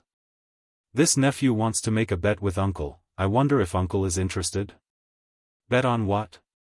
"I don't have money." Pai Lupi immediately became vigilant when he heard Li Wangyu mention a bet again. After these few bets, Pai Lupi suddenly realized that this brat had never lost a bet before. Even if everyone thought that victory was in their hands, it was laughable that the final winner would always be this brat. With the example of Taiyuan Wang clan and Ho Junji as an example, how could Pai Lupi make a bet with him? "Huh, Uncle, I'm not betting. What this nephew means is that if the harvest of my 300 mu of rice paddies is good, I hope that Uncle and the other officials will consider this nephew's proposal. It's already the end of the 8th month, and it will be too late if we don't start planting rice paddies now." Li Wangyu put away his smile and solemnly bowed to Pai Lupi. This subject is speaking from the bottom of his heart, and is not joking. "Your Majesty, please understand." His words caused Pai Lupi, Fang Xianling, and the others to fall silent. It was already the end of the 8th month and the beginning of the 9th month. Sowing seedlings and fighting over rice paddies was unheard of. Of course, they didn't believe Li Wangyu's words and only treated it as a joke. But wasn't it also unheard of to raise fish in rice paddies? But those 300 gene of fish were still alive and kicking in front of their eyes, so they had no choice but to believe it. In truth, Li Wangyu wasn't very confident when he brought up this matter. After all, although his hometown in the past had 2 seasons of rice paddies, it was usually 1 season of rice and 1 season of rape. There had never been 2 seasons of rice paddies. And according to what he knew, the 2 seasons of rice paddies in the past would be harvested around the 7th month. Then, they would immediately rush to plant the late rice paddies and harvest the late rice paddies in the 10th or 11th month. But now, it was already the end of the 8th month. By the time the rice was ready to be planted, it would be at the end of the 9th month. Thus, it would be December or January of the following year before it could be harvested. Whether this kind of rice paddies could survive the winter was a fatal problem. If the winter this year was too cold, the seedlings would all freeze to death in the field before they could mature. It would be a waste of effort. He was gambling. He was gambling that the temperature in the Tang dynasty would still be hot and it would be a warm winter. Li Wangyu remembered that during the Tang dynasty, the earth was in a warm period and the temperature was unusually high. Chang'an and Luoyang had no snow all year round. Because of the high temperature, even Sichuan could grow lychees. It wasn't until the end of the Tang dynasty and the beginning of the 5 dynasties that the climate began to become cold. In Chang'an and Luoyang, it often snowed heavily in winter. If the temperature was high enough in the 2nd year of Zhengguan, it wasn't impossible to harvest the rice paddies at the end of the year. In response to Li Wangyu's words, Pai Lupi was silent for a long time before he said, "Ziyu, arrange for people to harvest the rice paddies first. We'll discuss this matter later." In response to Pai Lupi's reply, Li Wangyu was helpless. He couldn't come up with any more words to persuade Pai Lupi and the officials. He could only give up and order the old village chief to start harvesting the rice paddies. After the old village chief received the order from the old housekeeper Li Heng, he had already started to arrange for people to harvest the rice paddies. However, most of the farmers in Dingzhou village were now working as drivers for the 4-wheeled carriage in Chang'an city. They couldn't find enough young men in such a short time. Pai Lupi saw that there weren't many farmers harvesting the rice paddies, so he ordered the accompanying Jianghu guards to take off their armor and weapons and go to the fields to help harvest the rice paddies. These imperial army soldiers were all mansion soldiers. They were used to farming, so they naturally didn't slack off when it came to farm work. As the saying goes, there is strength in numbers. With the help of a few hundred imperial army soldiers, they finished harvesting 2 to 3 mu of rice paddies in less than half an hour. The rice paddies were piled up in bundles on the ridges of the fields, looking very pleasing. Fang Xianling immediately summoned a few soldiers and asked them to bring bamboo mats and wooden sticks. Li Wangyu was confused. Why would they need bamboo mats and wooden sticks to harvest the rice paddies? Chapter 493. Li Wangyu was confused. He watched as the soldiers took out a bamboo mat and spread the harvested wheat on it. Then, they held a wooden stick in their hands and continuously beat the wheat. Only then did he realize what was going on. Then, he was speechless. So they were shedding grains. He had forgotten that there was no threshing machine in the Tang dynasty. Shedding grains seemed to be done by manually beating the wheat to make the grains fall off. Even in the future, Li Wangyu remembered that he had seen a video taken by a travel blogger. In the mountains of India, farmers were still using this method to shedding grains. However, if they were to use this method to shedding grains, how long would it take? The efficiency was really too low. Li Wangyu did not talk nonsense. He excused himself from Pai Lupi and immediately led Niu Wu onto the horse's back. Then, he turned around and galloped towards the village. His destination was naturally Carpenter Lu's house. When Li Wangyu was young, his family used a wooden threshing machine. When shedding grains, they had to use their feet to step on the transmission pedal. Then, they had to grab the rice with their hands and stuff it into the rapidly rolling threshing machine to knock the grains off. It was not until the mechanical threshing machine was gradually popularized in the village that these old-fashioned manual threshing machines were slowly phased out. They became decorations and were placed in the corner of the yard to collect dust. In fact, it was quite tiring to constantly step on the pedal. However, Li Wangyu never got tired of it when he was young. Although he was so tired that his legs would constantly tremble and cramp, during the busy farming season, he would still rush to help step on the threshing machine. After working on the threshing machine for a long time, it was inevitable that he would need to do maintenance on the threshing machine. He would need to apply oil, change the belt, and so on. After a long time, Li Wangyu naturally understood how the threshing machine worked. As for this type of threshing machine, there was one that was the simplest and had a rather simple structure. It was a wooden box that was used to hold the grains that had fallen off. A wooden drum was installed on the box. Many curved iron nails were nailed on the surface of the drum. Then, a handle was installed on the side of the drum for shaking. Finally, the job was done. Although this simple threshing machine wasn't as efficient as the pedals and was more tiring, Li Wangyu couldn't care less. After all, he wasn't the one doing the work. Moreover, even if it was more tiring to shake than to pedal, it was still better than using a stick to beat the grain. Whether it was in terms of manpower or efficiency, it was much more efficient. It wasn't that Li Wangyu couldn't make a foot-powered threshing machine. The main thing was that a foot-powered threshing machine needed a transmission device. Obviously, it was much more complicated and couldn't be built in a short time. As for the hand threshing machine, Li Wangyu thought that with the craftsmanship of the Lu family's father and son, it wouldn't take much effort to build one. The truth was just as he had expected. He simply used a tree branch to draw a sketch for Carpenter Lu on the ground. Carpenter Lu led his 3 sons and used only an hour to build a hand-cranked threshing machine. Although it was very rough, and even the wooden planks had not been shaved off, it was enough. Li Wangyu asked Niu Wu and the troops to carry the threshing machine. Then, he asked Carpenter Lu and his family to build a few more threshing machines. He would get someone to move them later. It was obvious that a hand-cranked threshing machine wasn't enough to fill 300 mu of land with rice. Carpenter Lu naturally agreed happily. After Li Wangyu left, Lu Dalong picked up the saw and prepared to cut the wooden planks. However, Carpenter Lu slapped him on the head. "Father, why did you hit me? Bastard, why aren't you going to burn incense to your ancestral master and thank him and Lord Ju for their kindness?" Carpenter Lu glared at his son and scolded him. After being scolded by Carpenter Lu, Lu Dalong quickly led his 2 younger brothers to wash their hands and ran to the central room to burn incense to their ancestral master. The ancestral master of carpentry was, of course, Lu Ban. In the central room of Carpenter Lu's house, there was also a statue of Lu Ban enshrined in the shrine.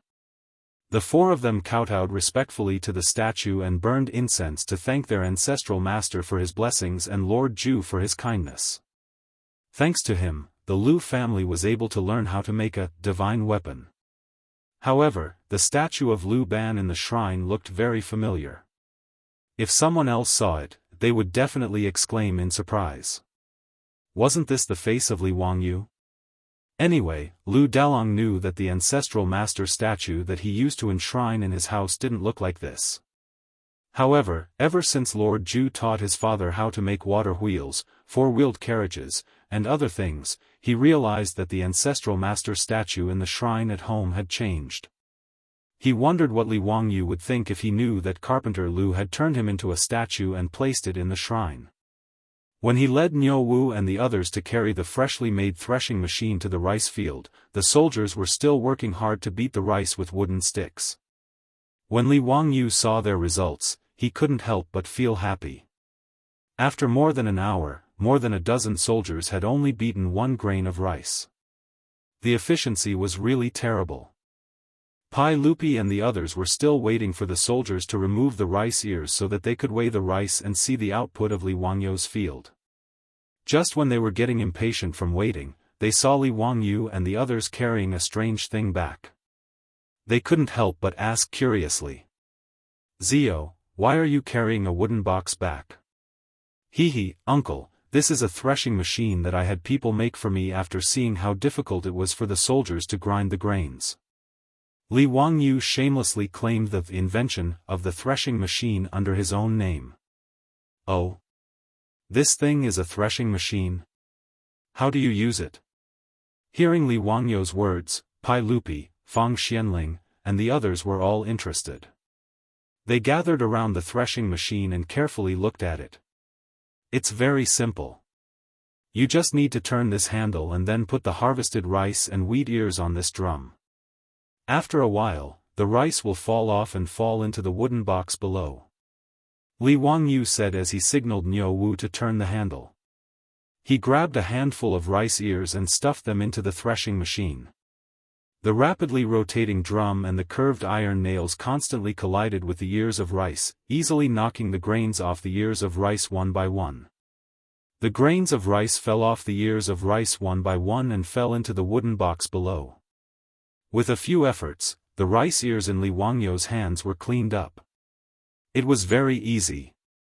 Li Wangyu also found the feeling of helping his grandfather when he was a child. He quickly grabbed a bundle of rice ears and stuffed it into the threshing machine. It didn't take long for the rice to be completely threshed. The golden rice grains covered the bottom of the threshing machine. This made Pai Lupi and the others dumbfounded. They felt that this thing was too magical. It was only 2 people, and it took them at most 30 minutes. It was actually the same efficiency as the dozen-strong soldiers who spent more than an hour. Moreover, the rice ears that were beaten with a stick were obviously not completely clean. One could see with the naked eye that there were still a lot of rice grains on the rice ears that had been hammered and had not been knocked down. On Li Wangyu's side, Pai Lupi casually grabbed a handful of beaten rice ears. It was clean, and not a single grain of rice could be seen. Huh, good. Zio, your threshing machine is really amazing. The strength of 2 people is actually lower than that of dozens of people. What's more, this thing is so simple that it can be promoted everywhere in the Tang dynasty. Fang Xianling also stroked his beard and praised, Your Majesty, Confucius said, if a worker wants to do his work well, he must first sharpen his tools. Sure enough, this threshing machine can save a lot of manpower. It must be promoted immediately. This is a magical weapon. Du Ruhui, Zhangsun Wuji, Dai Zhou, and the other big shots also praised it, especially Li Wangyu. They were almost praising him to the heavens. Huh, that's right. Someone, send an order to the Ministry of Works. Order the Ministry of Works to immediately copy this threshing machine and send it to all provinces and counties. Order the local people to start promoting it. I think this threshing machine will be called Wangyu Threshing Machine. What do you all think? Great. The big shots applauded and stamped their feet. Only Li Wangyu's face was full of black lines. Damn, have I really become the mascot of the Tang dynasty? Even the threshing machine has to be named? Chapter 494. Li Wangyu continued with Wangyu Elbow, Wangyu Window, Wangyu Lottery, Wangyu Boiled Water Vending Machine, and Wangyu Elbow, Wangyu Window, Wangyu Lottery, and Wangyu Boiled Water Vending Machine. In his mind, he couldn't help but think of a paragraph, Wangyu Threshing Machine will be famous all over the world. In the near future, it will rush out of Asia and go to the world. It will be a household name, known to women and children, and a necessity for everyone. Wangyu Threshing Machine will become the first of the 3 essentials of life in the Tang dynasty. If you don't use Wangyu Threshing Machine, there will be no happy family. If you don't use Wangyu Threshing Machine, you won't be able to get a girlfriend. If you don't use Wangyu Threshing Machine, you won't be able to get into college. If you don't use Wangyu Threshing Machine. I seem to have mixed up the words. That's the Cosmos brand cigarette. Li Wangyu shook his head, not wanting to think about these messy things anymore. He can call Pai Lupi whatever he wants. He is more concerned about the yield of his rice field now. With the hand-operated threshing machine, the efficiency of threshing rice was significantly improved. Soon, all the rice in the first mu of rice field was threshed, and it was time to weigh the harvest. The hopper and shengzi used to weigh grain had already been moved to the rice field. In the Tang dynasty, 10 liters was 1 hopper, 10 hoppers was 1 stone, and 1 liter of rice was 1.25 caddies. The weighing machine used to weigh grain was the hopper and shengzi. The farmers continuously poured the harvested grains from the paddy fields into the rice hopper. Above the hopper, there was a beam that was at the same level as the hopper. When weighing, a ruler was used to scrape the high pile of grain on the hopper along the beam to ensure the accuracy of the weighing. A full hopper of rice was a hopper. The weighed rice was immediately poured into the sack, emptied, and then continued to be weighed. The old villager was holding the account book and counting, but this old man didn't know how to write at all, so it was painful for him to write. Fang Xianling simply snatched the account book from the old village head's hand, held a pen, and squatted on the side without caring about his image, acting as an accountant. Every time he weighed out a bucket of rice, he would record it in his account book. Pai Lupi asked Du Ruhui, "Old man Du, what do you think Zio's paddy field can produce?" "Your Majesty, an ordinary paddy field can yield about 1 stone and 5 caddies. However, Count Huxian's land was dug up to raise fish. In addition, there was a locust plague this year.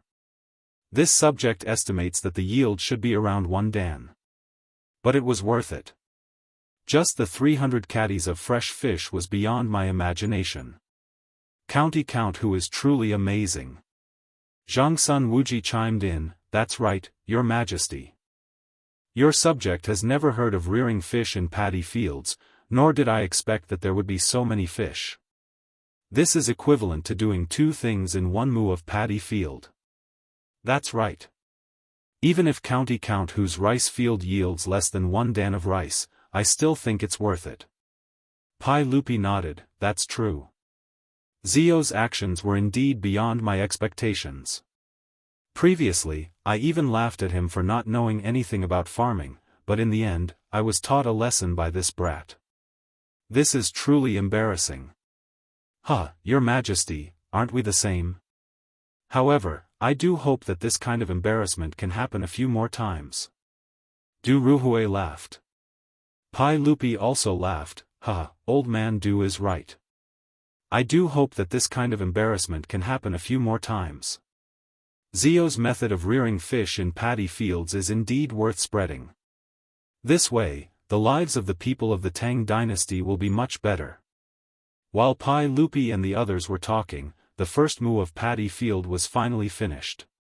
Fang Xianling held the account book in his hands, as if he had read it a few times. He seemed to be wondering if he had added the wrong number. "Old man Fang, how is it? How much does Zio's paddy field yield per mu?" Pai Lupi asked. Fang Xianling raised his head and murmured after a long time, "Your Majesty, Zio's paddy field yields 1 dan of rice and 7 dan of rice per mu." That's not bad. After all, it produces so many fish." "Wait, old man Fang, what did you just say? How much does Zio's paddy field yield per mu?" Pai Lupi laughed casually, but halfway through, he felt that something was wrong. Just now, Fang Xianling said, "How much does Li Wangyo's paddy field yield per mu? 1 dan of rice and 7 dan of rice? How is this possible?" Fang Xianling also showed a helpless expression, "Your Majesty, you didn't hear wrong. It is indeed 1 dan of rice and 7 dan of rice. To be precise, it is 1 dan of rice and 7 dan of rice for 3 liters." After hearing Fang Xianling confirm the yield per mu again, not only Pai Lupi was stunned, but Du Ruhui, Zhang Sun Wuji, and the others were also stunned. In that 1 mu of paddy field, at least a portion of the ditch for fish farming was dug out. How could the remaining paddy field yield so much? It must be known that the best paddy field in the Tang dynasty, even with good weather and a good harvest, could only yield so much rice. This year, due to the impact of the locust plague at the beginning of the year, the local government reported that the paddy field would definitely be reduced. All the big shots in the imperial court had a headache because of this, so today, they rushed to Dingzhou village to discuss with Pai Lupi the matter of releasing grain for disaster relief. Li Wangyo's 300 mu of paddy field was originally just improved from useless saline alkali soil. It was already a miracle that paddy field could grow. But now, not only did it produce rice, but the yield was also too high. "Old man Fang, this is not a joke. 1 dan of rice, 7 dan of rice. Is there a mistake? Could it be that the weighing scale is not accurate?" Is there not enough dan of rice?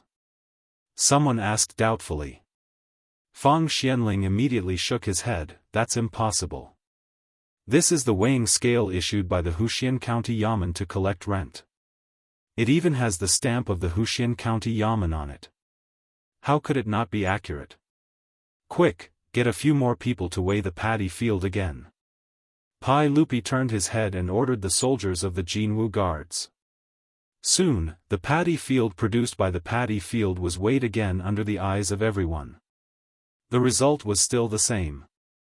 1 dan, 7 dan, 3 liters. This time, everyone was speechless. They looked at each other and didn't know what to say. Pai Lupi was stunned for a long time. Suddenly, he turned his head and shouted, "Move the paddy field from another mu of paddy field, quick! I want to see the result." The output of several mu of paddy fields was continuously weighed. The difference was not big, basically 1 dan of rice, 7 dan of rice. Pai Lupi was really speechless. He looked at Li Wangyu, who had been smiling and not saying anything, and said, "Zio, you really gave me a big surprise today. Uncle is too kind." Li Wangyu smiled indifferently. In fact, he was very proud of himself in his heart. Wasn't it normal to have a high yield per mu? Otherwise, how could it be called a modern three-dimensional rice planting technique? Before the paddy field was drained, the water in the canal was connected to the paddy field. The fish lived in the paddy field. The floating matter in the paddy field and the rice flowers were the fish's food, and the fish's feces nourished the paddy field. Not to mention, there were so many ducks that their feces also nourished the paddy field. As a result, the originally barren and saline alkali soil was improved and turned into a superior quality paddy field. In the Tang dynasty, where there was no fertilizer, the paddy field was fertile enough, and the paddy field's output naturally increased. Li Wangyu calculated in his heart. The paddy field was equivalent to 216 caddies, which was only around 100 kilograms. In the future, the paddy field in his hometown could produce around 800 kilograms per mu. The output of 100 kilograms of paddy was really not worth mentioning. 216 caddies of paddy field would lose 25 to 30% of its shell. In the end, the paddy field would only produce around 160 caddies of rice. The output was really pitifully low. Pai Lupi and the others were already shocked by the output of the paddy field. The group of big shots began to discuss how to popularize Li Wangyu's paddy planting technique in Guanzhong Road. "Uncle, haven't you forgotten something?" Li Wangyu suddenly asked with a mischievous smile. Pai Lupi was surprised when he heard this. What else was there? Chapter 495. Li Wangyu smiled as he pointed to the 2 acres of farmland beside him. He had purposely left those fields unharvested. "Uncle, did you forget? Didn't you and Fang Gong say that I ordered people to plant seedlings carelessly? Those 2 mu of fields were the rice paddies that little nephew had people use the method of throwing seedlings to plant. Why don't we let them harvest now and see how much each mu yields?" When Pai Lupi and the others heard this, they turned to look at the 2 mu of farmland. The mature rice looked the same at a glance. It was not as conspicuous as when the seedlings were first transplanted. One could tell if the seedlings were planted neatly or not. Pai Lupi didn't dare to say that Li Wangyu didn't know farming and carelessly sowed rice. Li Wangyu had already given them too many surprises today. Now that he specifically mentioned the 2 mu of farmland, there must be a mystery behind it. After being reminded by Li Wangyu, he, Fang Xianling, Du Ruhui, and the other big shots all walked closer to take a closer look. It was the same heavy golden rice. It didn't seem to be any different from other paddy fields.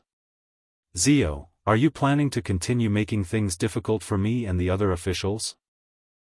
Since that's the case, then let us see what's so special about the 2 mu of farmland that you carelessly sowed. Fang Xianling and the others stroked their beards and smiled. "Zio, we were wrong today. Why don't you let them harvest it and let us see what's the difference?" When Li Wangyu saw that Pai Lupi and the others had expressed their stance, he couldn't continue to be arrogant. Since Pai Lupi, Fang Xianling, and the others had lowered their heads and admitted their mistakes, what else could he say? Li Wangyu was slightly depressed that he had lost a chance to show off and slap them in the face. He could only immediately arrange for the farmers and the soldiers of the Jianghu guards to harvest the 2 mu of paddy fields. The ears of rice were cut and stacked neatly on the ridge of the field. Then, they were threshed and collected by the threshing machine. Carpenter Lu's family moved quickly. They rushed out 2 threshing machines and moved them to the edge of the field, which sped up the harvesting process. Very quickly, the 2 mu of rice paddies were harvested, and the weight of the rice paddies could be weighed. This time, Pai Lupi, Fang Xianling, and the others all came over and stared at the farmers weighing the rice. In fact, in the hearts of Pai Lupi, Fang Xianling and the others, they still didn't believe that the yield of these 2 acres of paddy fields would be any surprise. After all, the scene of the seedling being planted was still vivid in everyone's mind. There was a huge difference between the crooked seedlings and the neat seedlings in other paddy fields. Hasn't rice been like this for thousands of years? Horizontal and vertical, orderly spacing, maximizing the use of the land. As for Li Wangyu's 2 mu of paddy fields, the seedlings had no rules to speak of. Although it was said that they were planting with some seedling throwing method, in fact, they were just randomly throwing the seedlings and then straightening them up.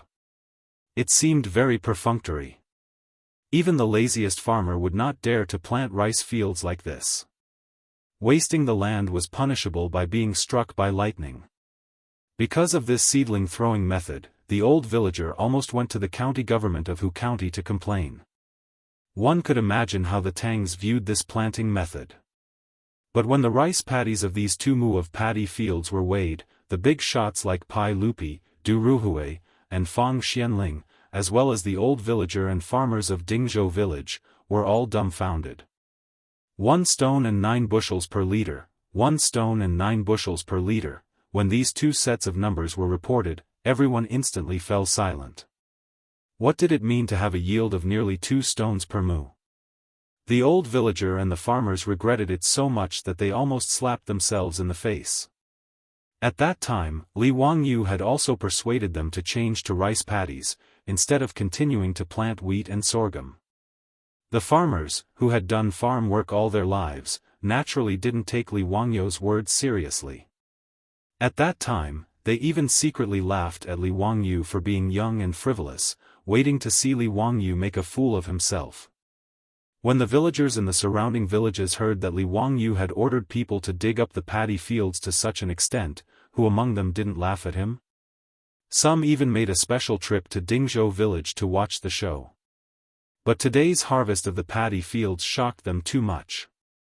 Not to mention the more than 300 caddies of fish produced in each mu of paddy fields, just the rice yield alone made the old villager and farmers regret it so much that their intestines turned green.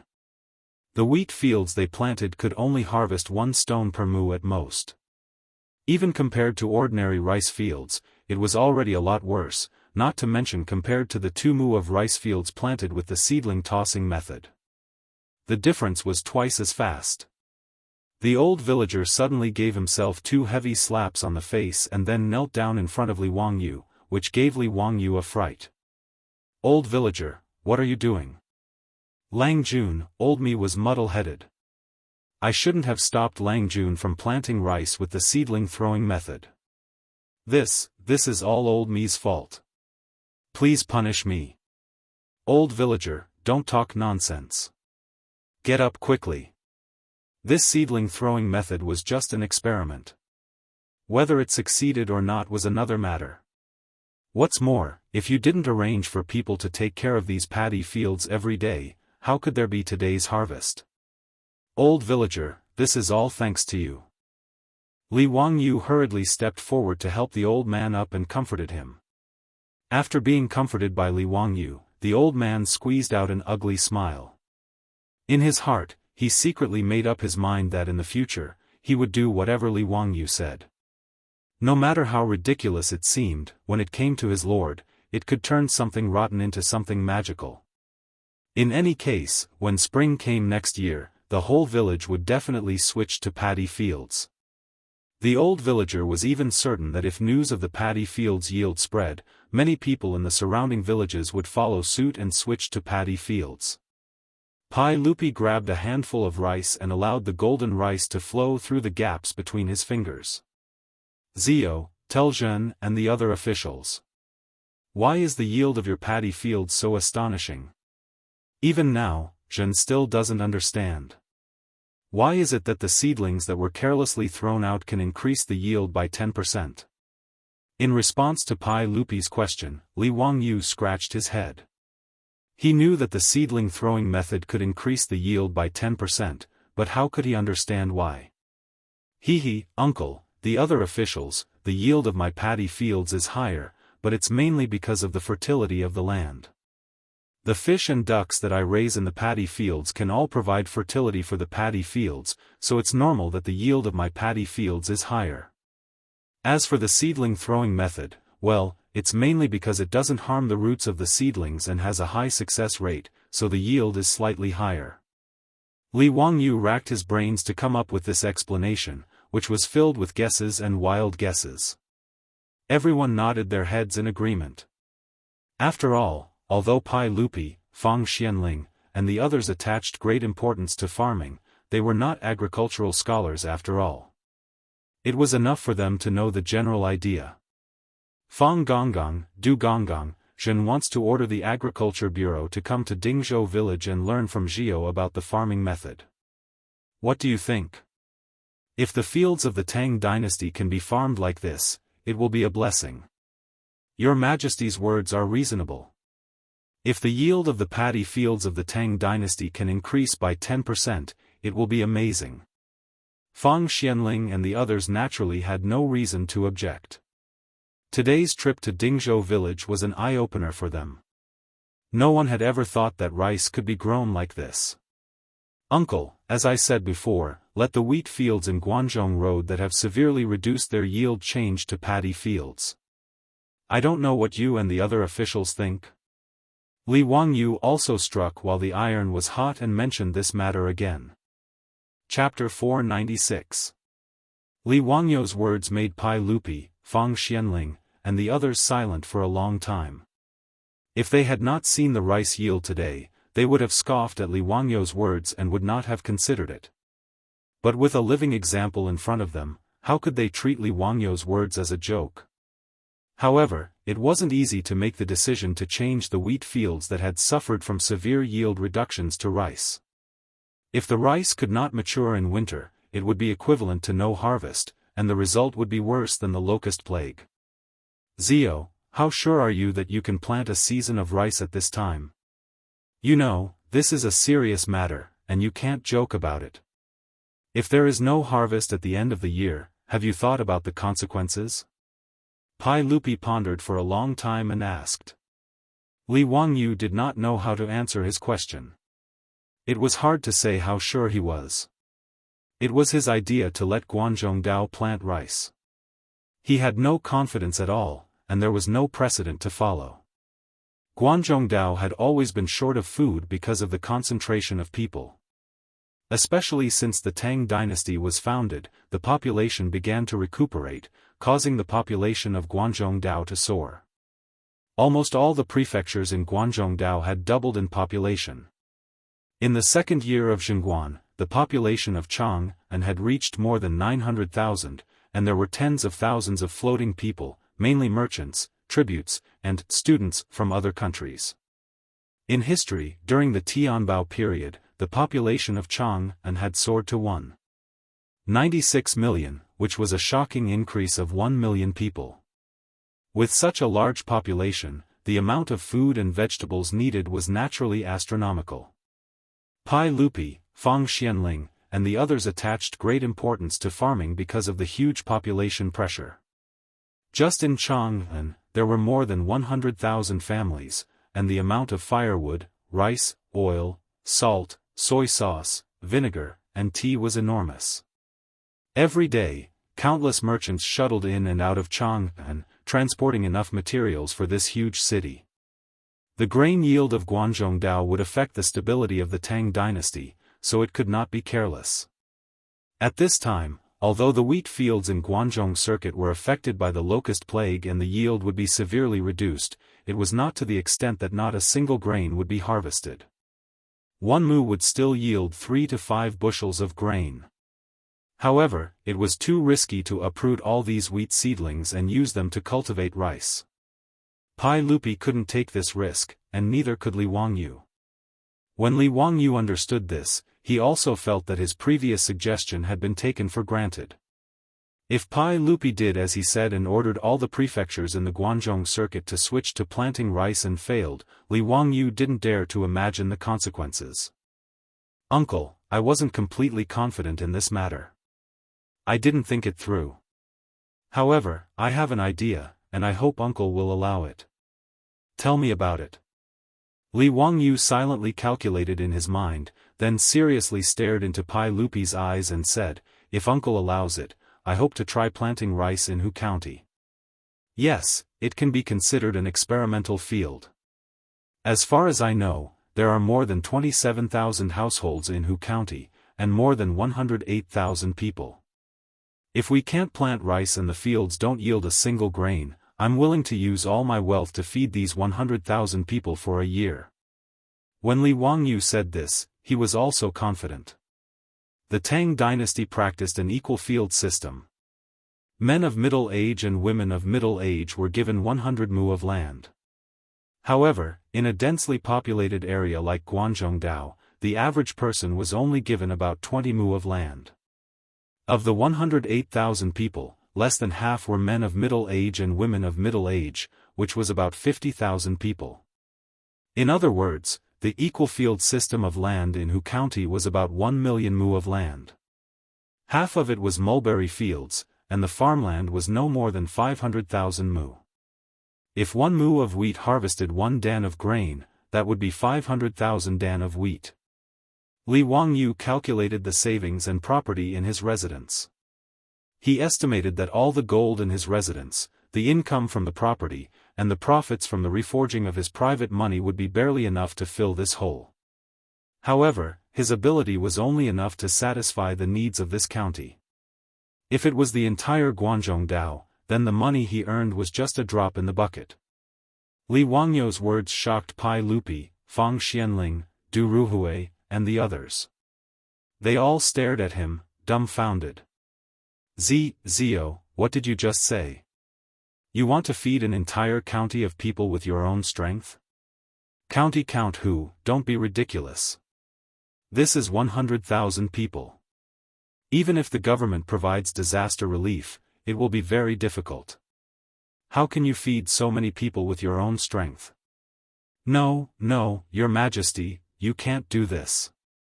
Zio, what nonsense are you talking about? Do you think you can afford to feed the people of this county? If your family's lord was still alive, he would be angered to death by a wastrel like you. Your Majesty, how can the Tang dynasty let a young man like County Count who use up all his wealth to feed the people of the county? You can't do this. In the face of Pai Lupi and the others' persuasion, Li Wangyu stubbornly shook his head. Uncle, everyone, a few months ago, I was just an insignificant commoner. Some of the properties that my lord left behind were forcibly taken away by the clan. When I moved to Dingzhou village, I only had an old servant with me and 7 or 8 strings of copper coins. The reason why I have today's title and wealth is all because of Uncle's love. Now that the people are affected by the locust plague, their lives are difficult. I don't have any other abilities, but I want to try and help the elders of my county. If the rice planting is successful, then everyone will be happy. If not, I am willing to use up all my wealth to make up for my mistakes. Uncle, please help me. Zio, why do you want to do this? Pai Lupi frowned. He didn't think that Li Wangyu would have such an idea. He had never heard of such a thing. Who had ever heard of someone using their own wealth to help the people of a county? Cheng Yaojin raised his head and laughed. Your Majesty, I think you should agree. This kid's painstaking effort is very rare. Besides, even if it doesn't work, don't you still have me as your uncles? Can we just watch this kid starve to death? After hearing Li Wangyou's words, Fang Xianling silently nodded. She turned to Pai Lupi and suggested, Your Majesty, county of Hu is also affected by the locust plague. Why don't we cancel the rent for this year? This way, even if Zio's rice planting is unsuccessful, the pressure will be reduced by a lot. However, if he succeeds, we can fully promote rice planting in Guangzhou next year. Moreover, we can plant 2 crops a year. This is truly a good plan for the country and the people. Pai Lupi looked at Li Wangyou. Zio, are you really willing to do this? If you make a mistake, then you will have to pay a huge amount of copper coins. Hee, uncle, as the saying goes, I am born with a purpose. Money will come back after being spent. This little nephew doesn't care about worldly possessions. I can't bring them with me when I'm born and can't bring them with me when I die. Good. As expected of my Li family's Qilin son. Since that's the case, I will allow it. I will ask you Zio to take care of the 100,000 people of Hu County. However, I will not let you suffer a loss. If this year, the rice planting in Hu County fails, then the rent for the county will be completely cancelled. However, if there is a harvest at the end of the year, then the rent for this year will all be given to you as a reward for Zio's dedication to the people. Your Majesty is wise. None of the elders objected. Li Wangyou had taken a huge risk and was willing to forcefully push forward with this matter. It was only right that he be rewarded. However, this reward was so great that it made the elders jealous. Your Majesty, please be at ease. This subject will definitely do his best. Li Wangyou hurriedly bowed to accept the decree. However, he was secretly delighted. The rent was 2 dan per man.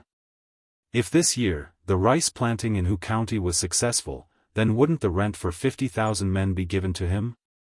100,000 dan of grain, that was another huge sum of money. Seeing that Pai Lupi really agreed to Li Wangyou's seemingly absurd proposal, all of the elders sighed in admiration. Extravagant, this was a truly extravagant move. Compared to the Count of Hu County's so-called prodigal actions, this was truly prodigal. Chapter 497. Because of Li Wangyou's extravagant behavior, Pai Lupi's original plan to stay at his manor for a few days was cancelled. Everyone returned to Li Wangyou's manor. While discussing the various matters of switching to rice in Hu County, they enjoyed a delicious meal of fish slices. After lunch, Pai Lupi led the group of dukes and bigwigs back to Chang'an. When Yang Quan heard about this, he was so scared that he fell to the ground. Feeding all the people in the county with one person's strength? This sounded like a joke. He ran to Li Wangyou's residence and confirmed this matter with Li Wangyou again and again. Only then did he raise his head to the sky and let out a long sigh. Zio, I only knew that you were extraordinary, but I didn't expect you to be able to accomplish such a great feat. Don't worry, even if I have to risk my life, I will help you plant rice and spread it throughout the county. In response, Li Wangyou could only rub his nose and smile without saying anything. His decision naturally frightened the old steward Li Heng. Even the Niu brothers looked as if they had seen a ghost. Only their beautiful boss didn't blame him for acting on his own initiative. She even took the initiative to give him a kiss. This made Li Wangyou laugh foolishly for a long time. He felt more and more that he had made a wise and heroic decision. In short, the matter of changing the tack in Hu County was officially settled. The severely damaged wheat fields were replanted with rice. In a few days, Pai Lupi issued an imperial edict, causing an uproar in the imperial court. In the following few days, Yamen runners from the Hu County Yamen galloped into the various villages under Hu County's jurisdiction. They put up notices and beat gongs to gather the people. The villagers didn't know what was going on. Under the guidance of the village chief, they all gathered around the Yamen runners. Listen well, you have all suffered from the plague of locusts this year. There are less than 20% of the wheat seedlings left in the fields. Therefore, the founding county governor of Hu County, Bo Te, has spoken to the saint on your behalf. He hopes that you can immediately start digging ditches, building water wheels, plowing the fields, and preparing to plant rice. As soon as the Yamen runners finished speaking, the surroundings became noisy. Are you kidding me? At this time, pull out the wheat in the field and plant new rice? Is this county Count Hu crazy? How did he come up with such a rotten idea? He's trying to kill all of us. In another month, at least there will be some harvest in the fields. Now, we can only rely on this insignificant harvest to survive the next year. If you want us to dig up the ground now, aren't you pushing us to our deaths? That's right. We have no enmity with that county Count Hu. Why would he harm us like this? It's almost September, and he's still sowing rice? Is this county earl whose head kicked by a donkey? Our ancestors have been farming wheat in Guanzhong Road for generations. Why are we suddenly switching to rice? Seeing that the villagers around them were in a mess, the more they talked, the more agitated they became. It was as if they were going to fight to the death. The bailiff did not dare to be negligent. He banged the gong in his hand, temporarily suppressing the crowd's voices. Shut up and listen to me. The Yamen runner managed to silence the crowd with great difficulty. He quickly raised his voice and shouted at the crowd, "What are you all arguing about? Can the saint watch you all starve to death?" The saint's edict said that if you dig up the wheat seedlings and don't find anything by the end of the year, County Count Hu will take care of your rations for a year. Furthermore, you will be exempted from a year's rent. Do you all understand? The village chief hurriedly squeezed over and cupped his hands towards the Yamen runner. Brother, is what you said true? Do we really only care about the seeds? If we can't grow them, the rent for this year will be waived. Furthermore, County Count Hu will take care of our rations? Will he only take care of the middle-aged and middle-aged men, or will he take care of the entire family for a year? Will he take care of the new rations next year? The Yamen runner nodded. Of course it's true. The saint's edict is written clearly. How could it lie to you? He will take care of your entire family's rations, no matter how many people there are. However, there is one condition. This rice must be planted seriously. If anyone tries to cheat, don't blame yourself for starving.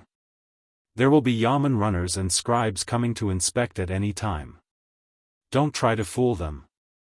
These words suppressed the anger of the crowd, and they began to discuss in low voices. If that county Count Hu really took care of their entire family's rations for a year, they would naturally be willing. Because of the locust plague this year, the villagers were all worried. They didn't know how they would survive with the meager harvest in October. Now that someone was willing to take care of their rations, it was only asking them to dig ditches, plow the fields, and plant seedlings. Only a fool wouldn't agree to such a good deal. However, there were still people who voiced their doubts. Does that county Count Hu really have mountains of gold and silver at home? It was written in the notice that the entire county is going to switch to growing rice. If the rice can't be grown, how can County Count Hu take care of the entire county's rations? The Yamen runner curled his lips. That's why I say that you farmers are ignorant. Ask around in Chang'an City. Who doesn't know that County Count Hu is the reincarnation of the god of fortune? To tell you the truth, County Count Hu has already taken out 30,000 taels of gold and placed it in the Ministry of Civil Affairs account. If the rice can't be grown, the Ministry of Civil Affairs will use the gold to buy food and distribute it to you. Do you understand? 30,000 taels of gold. It's enough to smash you farmers to death. The villagers had never heard of so much gold, and they couldn't even begin to calculate how much money this was. Other than letting out cries of shock, they couldn't say anything else. Actually, 30,000 taels of gold was far from enough. This was just a deposit that Li Wangyu had given to the imperial court. And the source of the gold was naturally from the 3 gambling houses that they had won from selling the rice. The villagers now believed that if the rice couldn't be grown, they would be given rations to survive. However, everyone was still skeptical. No one had ever heard of planting rice in September, so they felt that it wasn't very reliable. Brother Yaman Runner, planting rice seedlings in September, why does this sound so inappropriate? You bunch of farm workers, what the hell do you know? Do you know that a few days ago, the rice fields in County Count whose manor have already been harvested? Do you know how much each moo produced? If I tell you, you'll be scared to death. 2 stones. 1 moo. What? How is that possible? A harvest of 2 shur per moo? Do you think I'd lie to you? The weight measured in front of the sage was not off in the slightest. So is there anyone in this world who knows more about farming than the county count? Don't look at how you've been farming your entire lives. Compared to the county count, you're nothing. That person is the literary star that descended from the heavens. He knows 500 years in the past and 500 years in the future. He knows the heavens above and the earth below. Do you understand? In short, just follow the county count's orders and do your best. You won't be mistreated, the Yaman Runner decisively said. Although the yield per moo of Li Wangyou's rice fields was a bit exaggerated, it wasn't too exaggerated. The villagers once again sucked in a breath of cold air, but they finally accepted this fact and began to discuss the matter of switching to planting rice. Such a scene was playing out in all of the villages under Hu County's jurisdiction. With the Yaman runners and scribes sent by Yang Quan continuously explaining and persuading, the villagers in these villages finally believed the contents of the imperial edict. As a result, the villages in Hu County, which should have been idle time for farming, began to bustle with activity once more. The original wheat fields were dry fields, so there was no need for ditches to divert water. Naturally, they had to dig up new ones. As for the water wheel to divert water, Yang Quan scribes and craftsmen began to work on it. The sparse wheat seedlings in the fields were burned to the ground, and the villagers were extremely reluctant to part with them. Then, they began to plow the fields again. Just as Yang Quan and the other villagers in Hu County were busy in full swing, Li Wangyu was impeached. Chapter 498. This was the third time that Li Wangyu had been impeached, and the reason for his impeachment was naturally because of his decision to plant rice in Hu County. After Pai Lupi issued the edict to burn all the wheat fields in the county and plow the fields to plant rice, it immediately caused a huge commotion in Chang'an. The common people naturally just watched the commotion and treated it as gossip, but the officials in the imperial court reacted even more fiercely. In particular, some of the older officials in the imperial court reacted even more strongly and cursed Li Wangyu. In their eyes, County Count Li Wangyou's actions would bring disaster to the country and the people, and he would be punished by the heavens. It was rare that there were no aristocratic families adding fuel to the fire, so many of the older officials in Chang'an began to gather together to impeach Li Wangyu and get rid of the traitorous officials for the imperial court. During the daily court session, as soon as Pai Lupi sat down on the throne, a dozen or so older officials stood up and bowed. Your Majesty, we wish to impeach the founding county count of Hu County, Li Wangyu. Pai Lupi didn't understand what was going on. What did Ziyu do now? Why did he have so many older officials impeach him? Come. We wish to impeach the founding county count of Hu County, Li Wangyu.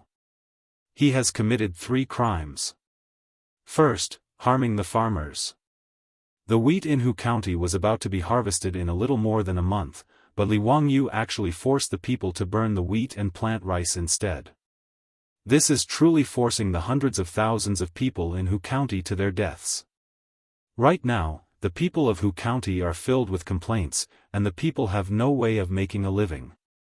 Second, trying to buy the hearts of the people with ulterior motives. Your Majesty, Li Wangyu actually suggested that he provide for the people of Hu County. What intentions does he have? He has a disloyal heart. He is trying to buy the hearts of the people to do his evil deeds. Third, misleading the people with his lies. Planting rice in the 9th month is complete nonsense. We have flipped through the ancient books, but there is no record of planting rice at this time. It is clear that Li Wangyu is just spouting nonsense. I ask your majesty to take back the imperial edict and punish the founding county earl of Hu County. This group of old officials was talking so hard that their spittle flew everywhere. It was as if they were sworn enemies with Li Wangyu, this treacherous official, and wanted to get rid of this evil for the country and the people. The more Pai Lupi listened, the gloomier his face became. Are you done? As soon as the words, "you all," were uttered, the hall immediately quieted down. It must be known that addressing others as "you" was not a good thing. Usually, it was a form of address for people who were lower in seniority or rank. The tone was strong and it was a form of address that was not very respectful. When Pai Lupi faced the courtiers, he never used the term, "you all." Instead, he usually addressed them intimately as, "Your Excellency," or "Your Excellency." The group of old officials was a bit stunned. They had never heard Pai Lupi speak to them in such a tone. For a moment, they did not know what to say. Seeing that no one in the hall spoke, Pai Lupi stood up from the throne with a gloomy face. He looked around at the courtiers in the Taiji Palace and slowly said, "You are all loyal courtiers of the Tang dynasty. Naturally, you must be loyal to the law. Although there are locusts in the world today, there are only 2 or 3 crops left in the fields. Famine is imminent. Prime Minister Fang, Prime Minister Du, and the other courtiers are racking their brains to find ways to raise food and prepare for disaster relief. Li Wangyu, the county earl of Hu County, is even willing to take out all of his wealth to fight for food for the people of Hu County next year. How did such a loyal and righteous act become a crime in your eyes?" The dozen or so old officials who were standing just now all knelt down. "Your Majesty! If the county earl of Hu County was truly loyal, then he should have offered all of his wealth to the court to buy food and provide disaster relief to the people. He should not have forced the people to burn the wheat seedlings in the fields and plant rice instead. Your Majesty, he is clearly trying to buy the hearts of the hundreds of thousands of people in Hu County. He is not loyal to the court." Within the hall, there were many courtiers who were friends with Li Wangyu. When they heard the words of these old officials, they were so angry that their teeth itched. Cheng Yaojin glared and wanted to step forward, but Qin Xiong pulled him back and whispered in his ear, "Jijia, don't be rash. His Majesty will not let that kid suffer." Ma Zhou and Yan Liben, the 2 disciples of Li Wangyu, were so angry that they clenched their fists. They did not care about court etiquette and directly stood up to bow to Pai Lupi. "Your Majesty, since these courtiers are so patriotic, why don't you issue a decree for them to donate all of their wealth to the court for disaster relief? Your Majesty, the lives of the people are difficult. It is rare for the courtiers to put in so much effort. Why don't we ask these courtiers to set an example for us and donate their wealth first?" Ma Zhou and Yan Liben's words immediately caused the dozens of courtiers kneeling in the hall to explode. "Nonsense, a bunch of nonsense.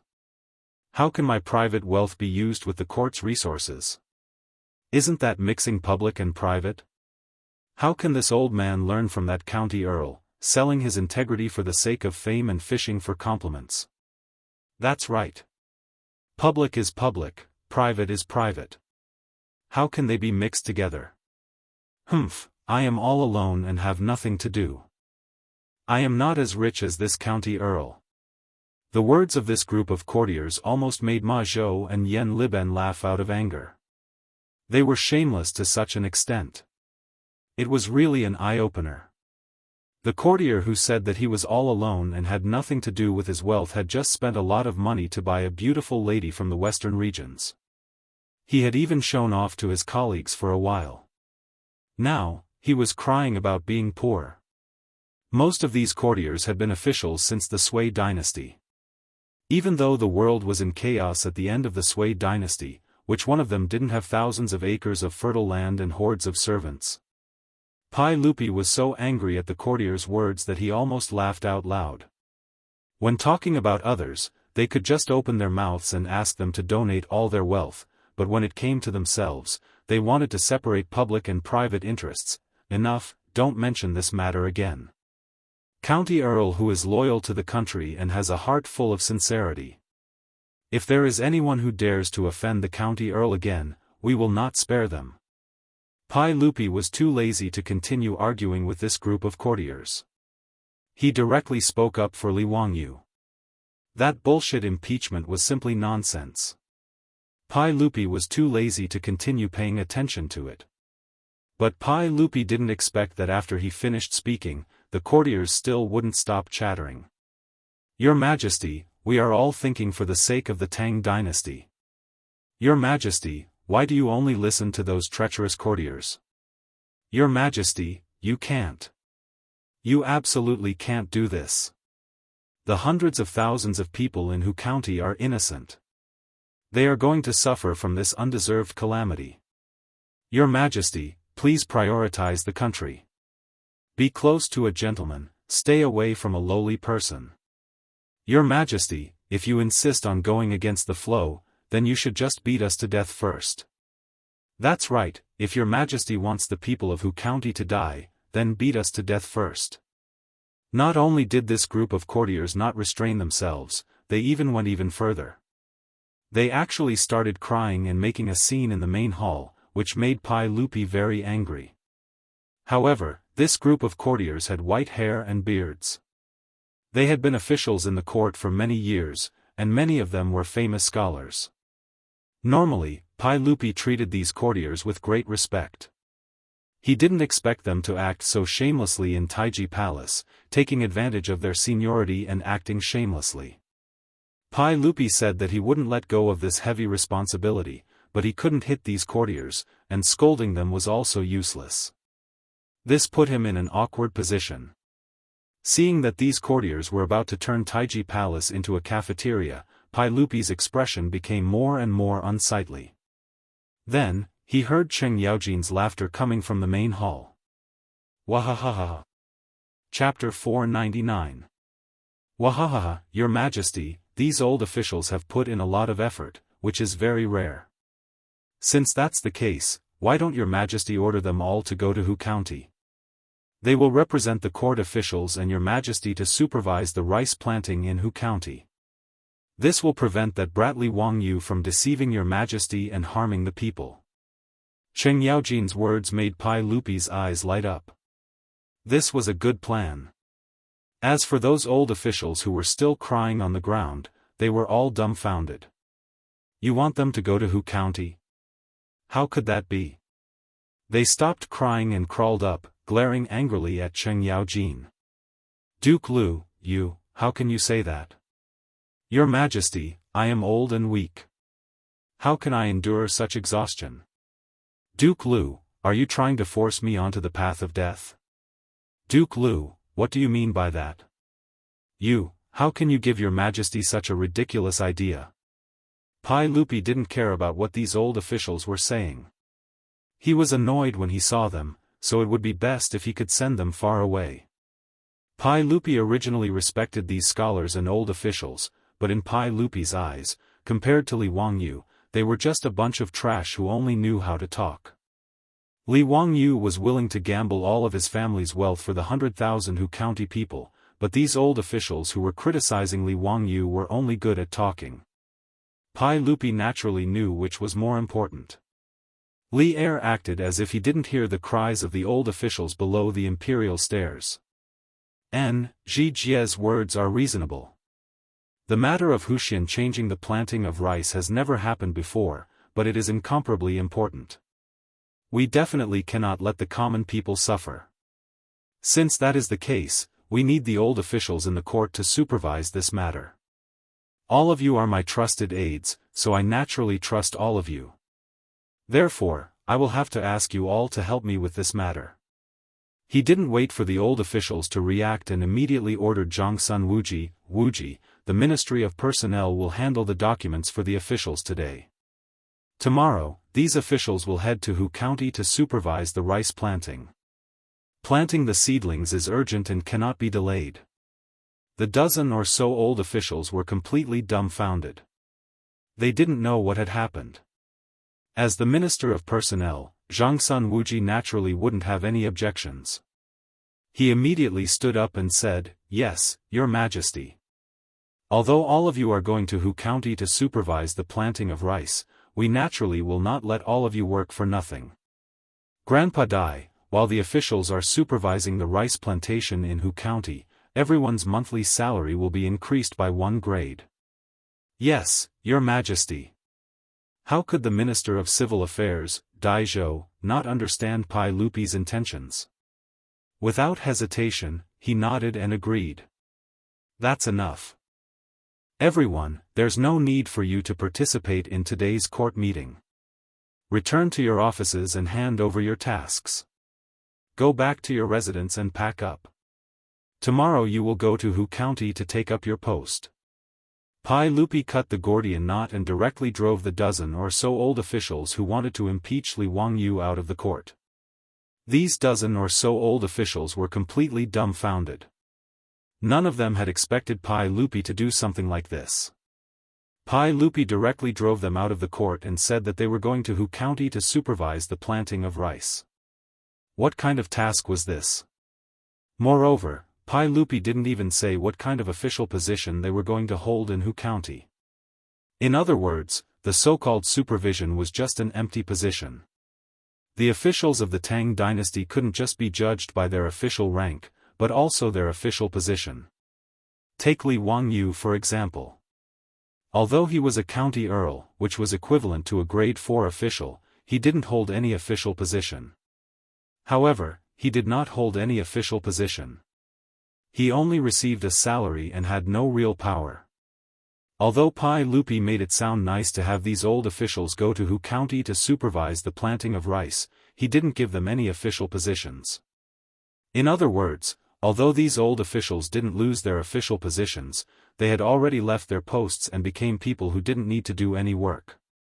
Not only did Pai Lupi give them a salary for free, but he also raised their salary by 1 level. If ordinary office workers in the future encountered such a good thing, they would laugh until their teeth fell out.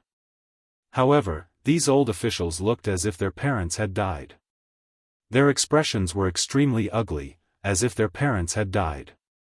Did they lack that little bit of salary? To these old officials, losing their official positions was worse than being killed.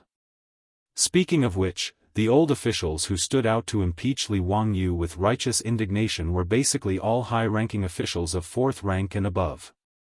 However, according to what Pai Lupi said, after they were sent to Hu County, they wouldn't be able to command Yang Quan, the county magistrate. Even if the Yamen runners and scribes listened to them, it would depend on their mood. A group of grade 3 and grade 4 officials sounded nice, but if they didn't have any official positions, the Yamen runners and scribes might not listen to them. This was why it was said that a county magistrate was not as good as a person in charge. Supervising the planting of rice was just an excuse to drive them out of Chang'an. "Your Majesty, these old officials," the group of old officials knelt down again. This time, they were really crying. Tears streamed down their faces as they sobbed, hoping that Pai Lupi would retract his orders.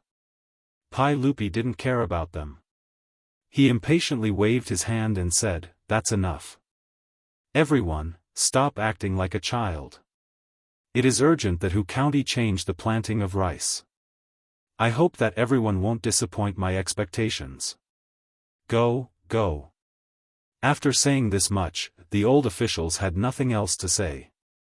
They could only look back and wipe their tears as they walked out of Taiji Palace. Today's farce of impeaching Li Wangyu had come to an end. However, in the hearts of the officials, their impression of Li Wangyu had deepened. This kind of favor was simply unbearable to look at. A group of grade 3 and grade 4 officials and Confucian scholars had been reprimanded by the saint for impeaching the county magistrate and had even lost their official positions. Of all the civil and military officials in the court, not a single one had stood up to plead for them. Pai Lupi, Fang Xianling, and Du Ruhui, these big shots of the court, hadn't taken today's matter seriously. However, they hadn't expected that not long after, they would also attract a sizable amount of trouble. This was all for later, so let's not talk about it for now. After leaving the court, Ma Zhou and Yan Liben both asked for leave from their superiors and rode to Dingzhou village to explain to Li Wangyu what had happened in Taiji Palace. Li Wangyu only laughed in response. He didn't think that this kind of so-called impeachment could do anything to him. As for those old officials who had been chased to Hu County, Li Wangyu didn't care at all. After all, he wasn't the one who was going to farm. What did those people do to him have to do with him? Bin Wang, Liben, you came at the right time. Come, help me write these invitations. When you return to Chang'an, help me send the invitations. Thank you. Seeing that his disciples had come, Li Wangyu immediately grabbed some able-bodied men to help him. In a few days, it would be August 31st, his housewarming celebration. He was burying his head in writing the invitations and felt impatient. Ma Zhou and Yan Liben happened to be here, so how could he not be lazy? There were hundreds of big and small nobles, aristocratic families, and hundreds of officials in Chang'an. These invitations had to be personally written, which was really troublesome. A few days ago, he had asked Cheng Chumo to help him send out only a small portion of the invitations. Today, he had to send out the rest of the invitations. Ma Zhou and Yan Liben looked at each other helplessly. They could only shake their heads and take over Li Wangyu's pen and paper, and began to work. Chapter 500. The 31st day of the 8th lunar month of the second year of Zhengguan Temple was an auspicious day for visiting relatives and friends. Today, not only was Li Wangyu moving into his new residence, all 127 families in Dingzhou village were moving as well. Originally, the old village chief had wanted to move a few days later so as not to disturb Li Wangyu's banquet. However, Li Wangyu and his beautiful boss would not agree to it no matter what. Thus, they decided to move today. The traditional housewarming banquets of the Tang dynasty were all held in the evening. However, Li Wangyu's residence was in Dingzhou village in Hu County, which was about 100 kilometers away from Chang'an city. In order to take care of his guests, Li Wangyu could only arrange for the banquet to be held at noon. Early in the morning, the sky had just brightened when the old steward, Li Heng, knocked on Li Wangyu's door. Lang Jun, village chief Qian is here. They're waiting for you to preside over the relocation. Got it, I'll get up right away, Li Wangyu answered drowsily. Just as he finished speaking, the door was pushed open. The little girl, Perrin, and Avro, entered with a brand new set of county official robes in their hands. It was still midsummer, and Li Wangyu was used to sleeping in only his underwear in the future, so he only had a thin brocade quilt draped over his body. Seeing the two beauties suddenly enter without invitation, Li Wangyu couldn't help but jump up in fright. He sat up on the bed and pulled the quilt in front of him to shield himself. He had to shield himself. It was early in the morning, and all men had a flag-raising ceremony. He couldn't possibly face two beauties in such an indecent manner, could he? What are you doing here? Get out, get out. Put down the clothes, I'll put them on myself. Li Wangyu blushed and wanted to chase the two out. However, Perrin shook her head proudly. No, it's a big day today. Lang Jun, you don't dare to wrinkle your clothes. Avro and I will help you change. Avro also nodded. That's right. Your clothes are always wrinkled every time you change. If others didn't know, they would think that I didn't take good care of you. Which family's Lord Ju is like you? He insisted on changing his own clothes. I heard that the last time Lu Guogong and the others came to the mansion, it was the maids in the mansion who gave them a bath. Li Wangyu cursed in his heart. Those old hooligans were ruining the reputation of the county count of Hu. He coughed dryly. Other people are other people. I have my own hands and feet. I don't need you to help me put on my clothes. Get out, get out. Not only did Pei Lon not leave, instead, she cast a mischievous glance at Li Wangyu's lower body that was covered by the brocade quilt. Lang Jun, don't tell me you have some unspeakable secret? Why don't I go to Xianwei and ask old Immortal's son to take a look at you? The little girl's words almost made Li Wangyu choke on his own saliva. He had died prematurely. He had rebelled against the heavens. He really couldn't keep this girl anymore. How dare she question him like this? No man could tolerate it. Li Wangyu didn't care whether he would be exposed or not. He jumped off the bed and grabbed Pei Lan. Then, he slapped her perky buttocks, making a few light pa-pa sounds. Who told you to slander your Langjun? Do you still dare to do it in the future? If you dare to do it again, I'll punish you according to my family's laws. Li Wangyu pretended to be ferocious as he glared at Perrin. The little girl's face turned bright red. Ah!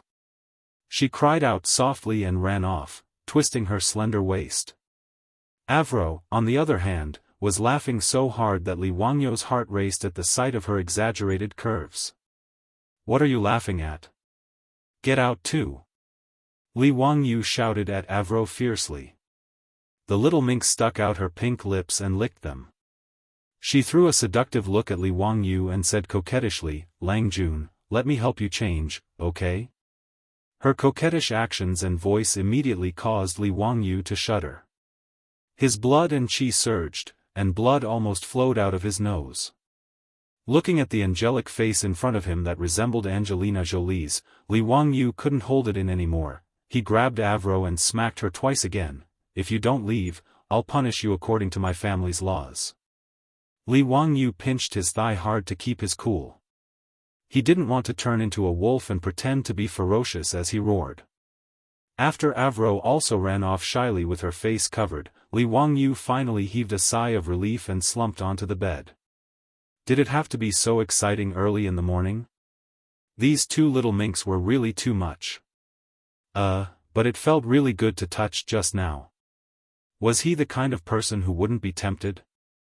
It was obviously because he couldn't handle his beautiful boss. But which man didn't have a playboy heart? Besides, there were so many fresh flowers at home for him to pick.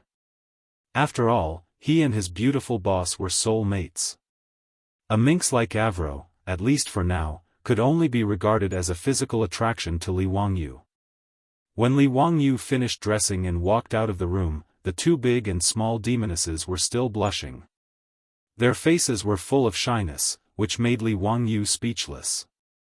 Damn it, who was the one who was teasing who just now? His beautiful boss also got up at this moment.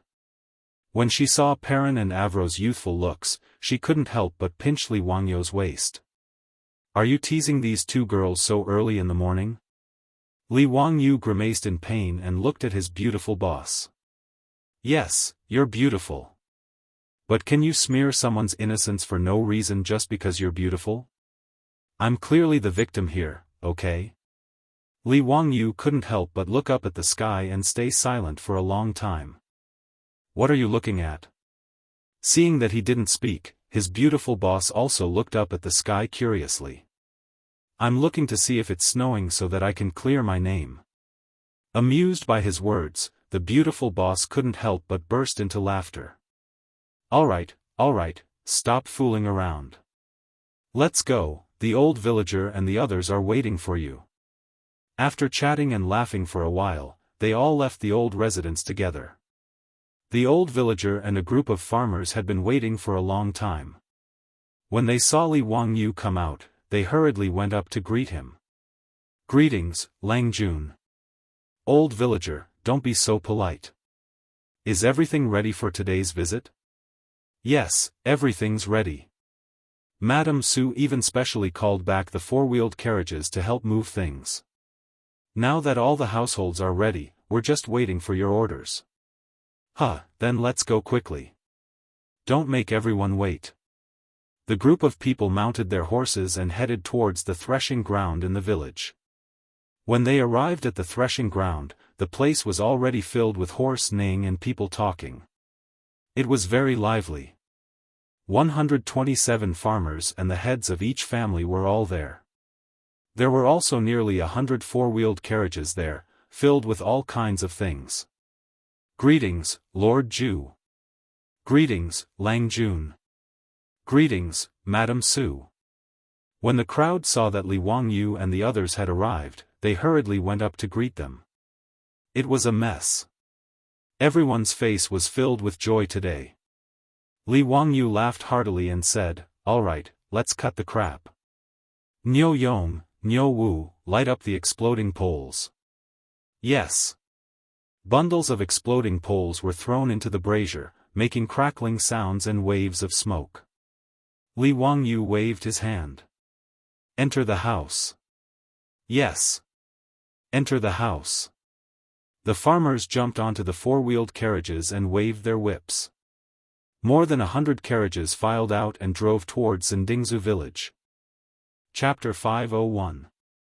The reason why the villagers of Dingzhou village were moving so early in the morning was naturally to avoid delaying Li Wangyu's housewarming banquet at noon.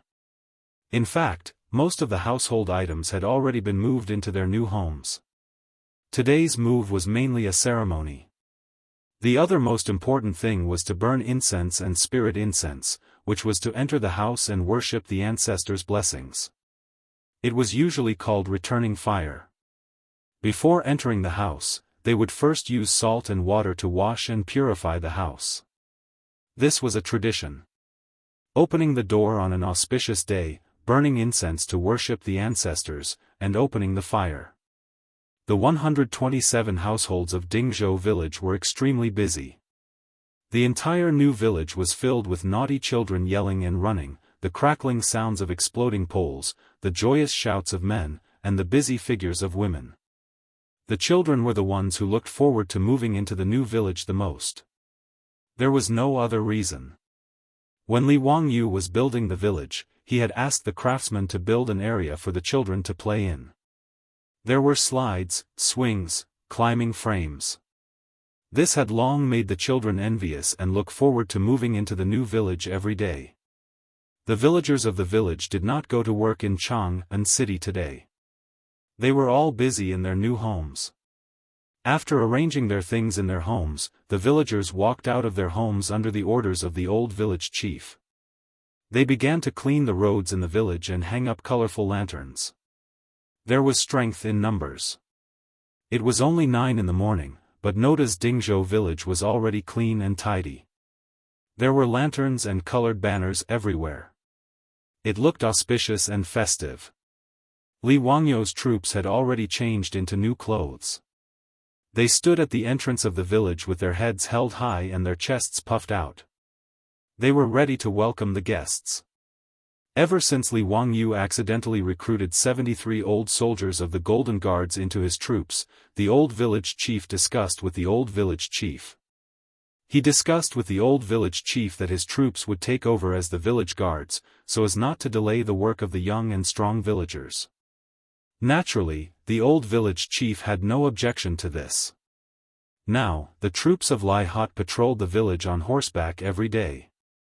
They had already become familiar with the villagers in Li Wangyu's manner. Before noon, there were already guests riding horses and carriages from Chang'an City to Dingzhou village. All the guests who came to Dingzhou village for the first time were shocked when they entered the new village. No one had ever seen such a beautiful village. Even in Chang'an, it was much better than most of the other villages. The village road was paved with beautiful cobblestones, the canals with flowing spring water, the water wheel that was constantly turning, the lush trees and delicate flowers, and the brand new farmhouse with blue tiles and white walls. The scenery of the farmhouse with a small bridge and flowing water stunned countless guests. "Grandpa you, this county earl is too generous. TSK, this old man has never seen a village like this in all my life." Today, Kongyingda, Yushernan, and Lu Quan had come together. As soon as they entered the village, even a Confucian scholar like Kongyingda gaped in shock. Zio is indeed extraordinary. The first time I saw him, he was still a commoner. I didn't expect him to be the county earl who founded the country. What's more, Zio didn't forget his roots. This village was built by Zio for his villagers. Yushernan couldn't help but stroke his beard and smile. He admired Li Wangyou's friendship despite the difference in age. The Minister of Rights, Lu Quan, also nodded. I heard that ever since County Earl Huxian moved to Dingzhou village, the village that used to be like mud has now become the wealthiest village in the area. The villagers of Dingzhou village are all well-mannered and different from ordinary farmers. Sure enough, they know etiquette when they have enough grain, and they know honor and disgrace when they have enough food and clothing. County Earl Huxian has done a great job of educating them. The group of big shots was full of praise for the new Dingzhou village. After everyone passed through the brand new village of Dingzhou village and entered Li Wangyou's official residence, they were even more shocked. Just like Pai Lupi, Cheng Yaojin, and the others, all the guests were shocked by the huge manor. The man-made lake was filled with guests who enjoyed the beautiful scenery and didn't want to leave. Today, Li Wangyou had invited almost all the civil and military officials, as well as all the aristocratic families in Chang, and who were above class 5. He wasn't showing off, but it was because of etiquette. If he didn't send out invitations, it would be rude. He even sent Ma Zhou and Yan Liben to send invitations to those aristocratic families who didn't get along with him. Even if the Wang clan of Taiyuan and the Zheng clan of Xinjiang were like fire and water, they still had to do this. Of course, Wang Renyu and Zheng Yuanshou, the two family heads, wouldn't personally come to congratulate him. However, they still sent their invitations with gifts. As noon approached, more and more guests arrived. Fortunately, the roads in the new Dingzhou village were spacious, and Li Wangyou's manor occupied a large area, so the guests wouldn't be blocked on the road. The guests who entered the manor were received by the maids and servants. They respectfully led the guests to a lawn in front of the castle. The lawn was already covered with high-quality carpets. Li Wangyou had spent a lot of money to buy these carpets from the western region from the Hu merchants in the western region. Several tables were placed on the carpet for the guests to sit. A huge umbrella was thoughtfully set up above to block the sun. On the lawn, there were hot singers and dancers. They were playing musical instruments hard and swaying their waists, which made the atmosphere very lively. Li Wangyou and his beautiful boss kept greeting the officials and inviting them to sit. Sitting down on the outdoor lawn, it was the first time for these guests who came to attend the banquet, and they felt that it was very fresh. Wahahaha, nephew, what are you up to today? Why aren't you holding a banquet in your stone house?